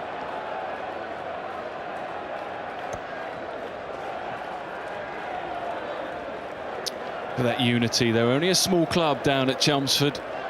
Sometimes there can be a big difference between the bigger clubs with much more means than the smaller clubs, but they're doing an incredible job down there.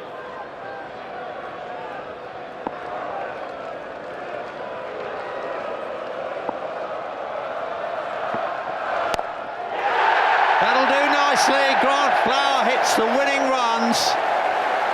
And Essex Eagles have won the 2008 Friends Provident Trophy and won it in some style by 5 wickets. Are they happy on that balcony? Well, the southern counties have dominated one-day cricket this season domestically in England. But one of them had to lose, and the losers are the Kent Spitfires. And very much the winners today, Grant Flower and his Essex colleagues. Masses of fans travelled from all over Essex to see this monumental achievement. Rob Keel lived to fight another day, but it is a bitter pill to swallow, losing 2 finals in one season.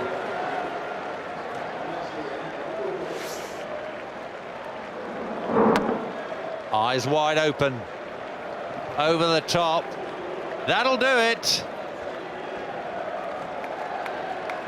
All those hours of practice in the nets at Chelmsford, dedication and professionalism have got this Essex Eagles side to the pinnacle of the domestic one-day game.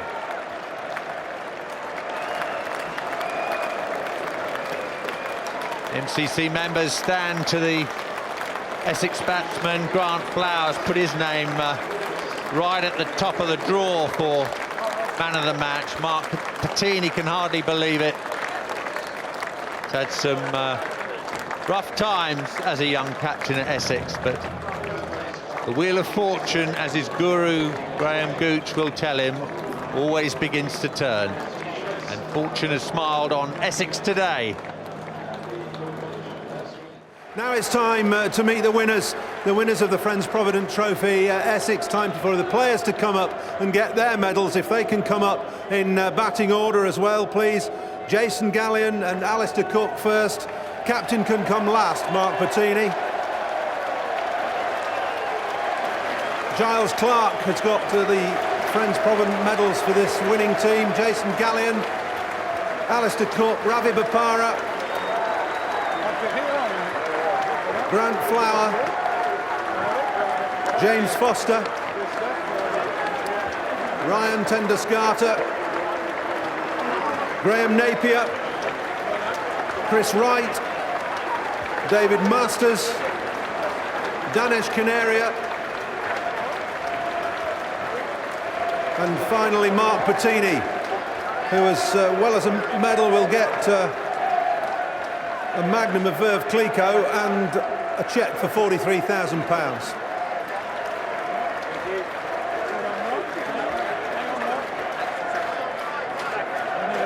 Mark, just come over this side a second. Mark.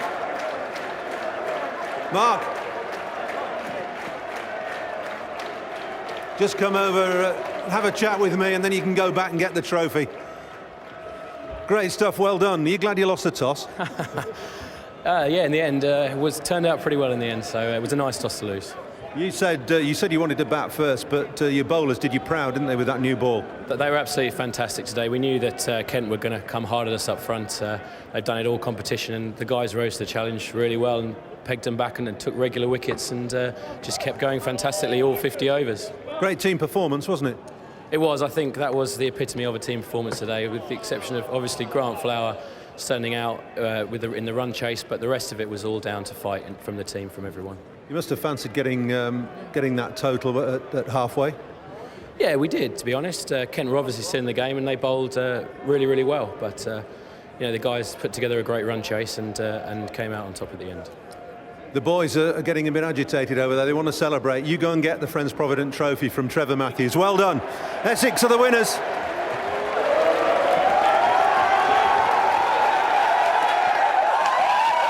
Essex are the winners, and they are going to enjoy it long into the night, I am sure. They've worked very, very hard, and as Mark Pettini said there, their team fought hard. They fought all the way, and the champagne is going to flow, I'm sure. The supporters, well, they've supported them brilliantly down at Fortress Chelmsford. They've also made their way to the home of cricket today, and they've enjoyed an outstanding day. So well done to them. Nick Knight and Michael Holding are still with me here in the studio. It seems as though it's going to mean a lot to that club.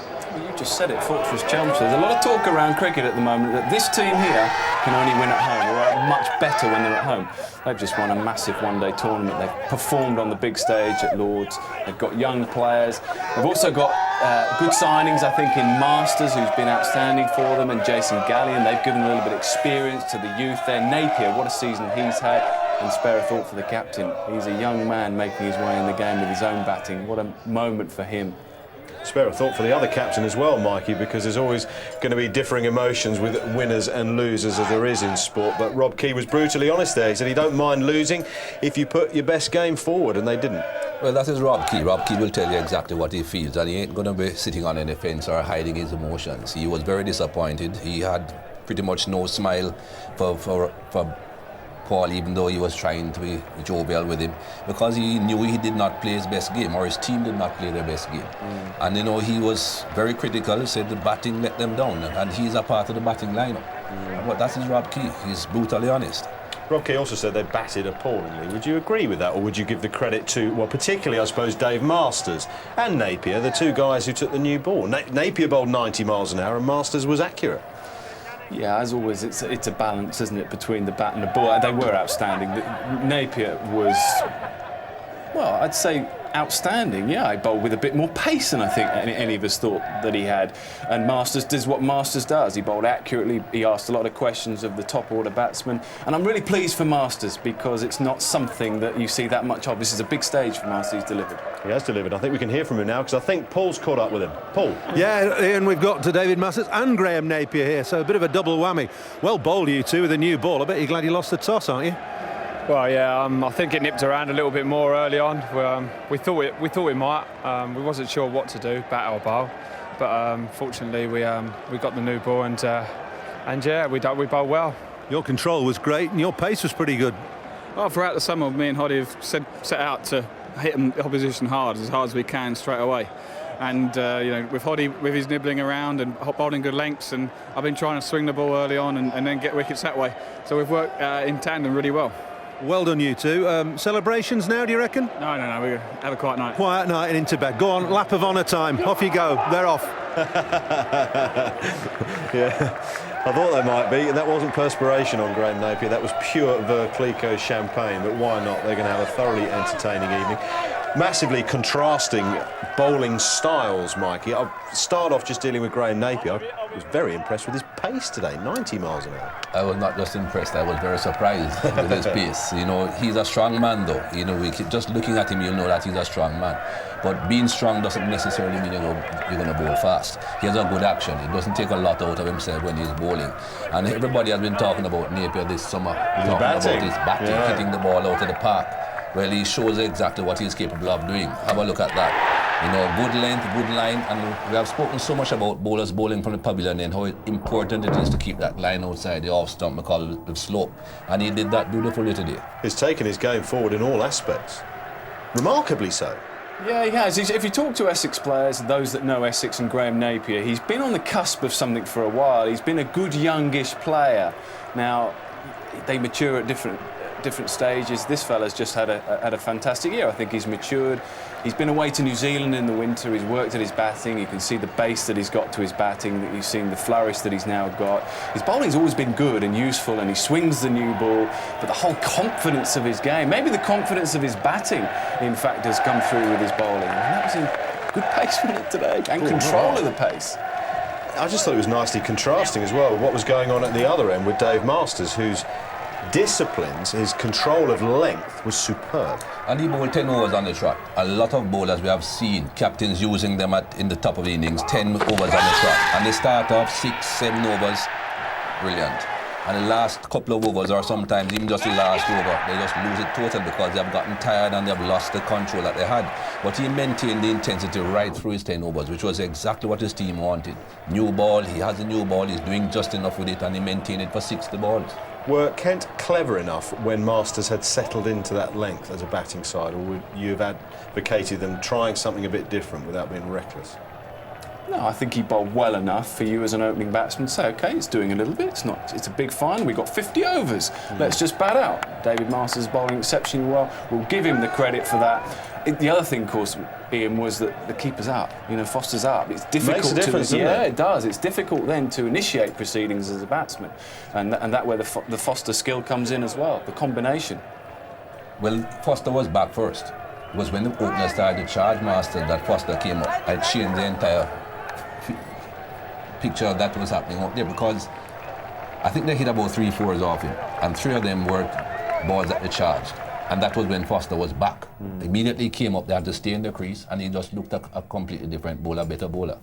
The man of the match, though, was Grant Flower. It needed a cool head and it needed somebody to take control of the situation.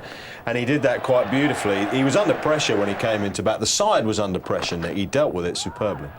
Yeah, I mean, let's not forget, Ian, he's a very experienced cricketer. Take nothing away from him. He's played a lot of international cricket. And you saw a cool, composed innings here.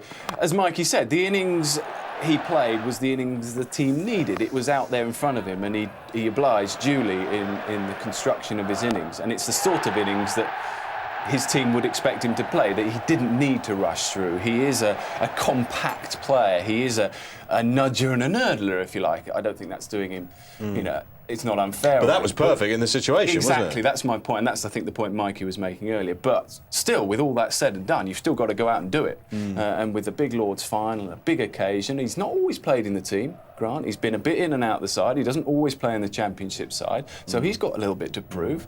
And what an innings, what a time to do it. 93 for 4 when he came together with James Foster and they put on 68. And at that point, that was when Essex just got their noses a little bit in front, didn't they? Yes, and James Foster, everyone has been talking about, he's not as good a batsman as people would like to see him be. And that was his opportunity to show that, listen, I can contribute with the bat. Sure, I might not be a star, but at least I can contribute with the bat. And he did that with Grant Flower. Brought Essex back into the game, and of course, Tenduscarte and Flower then finished it off. Well, that was tip and run, wasn't it? Tenduscarte came and he was like he was playing in the backyard and he was playing against his brother. One hand, one bounce, hit and run, you know, you got to go.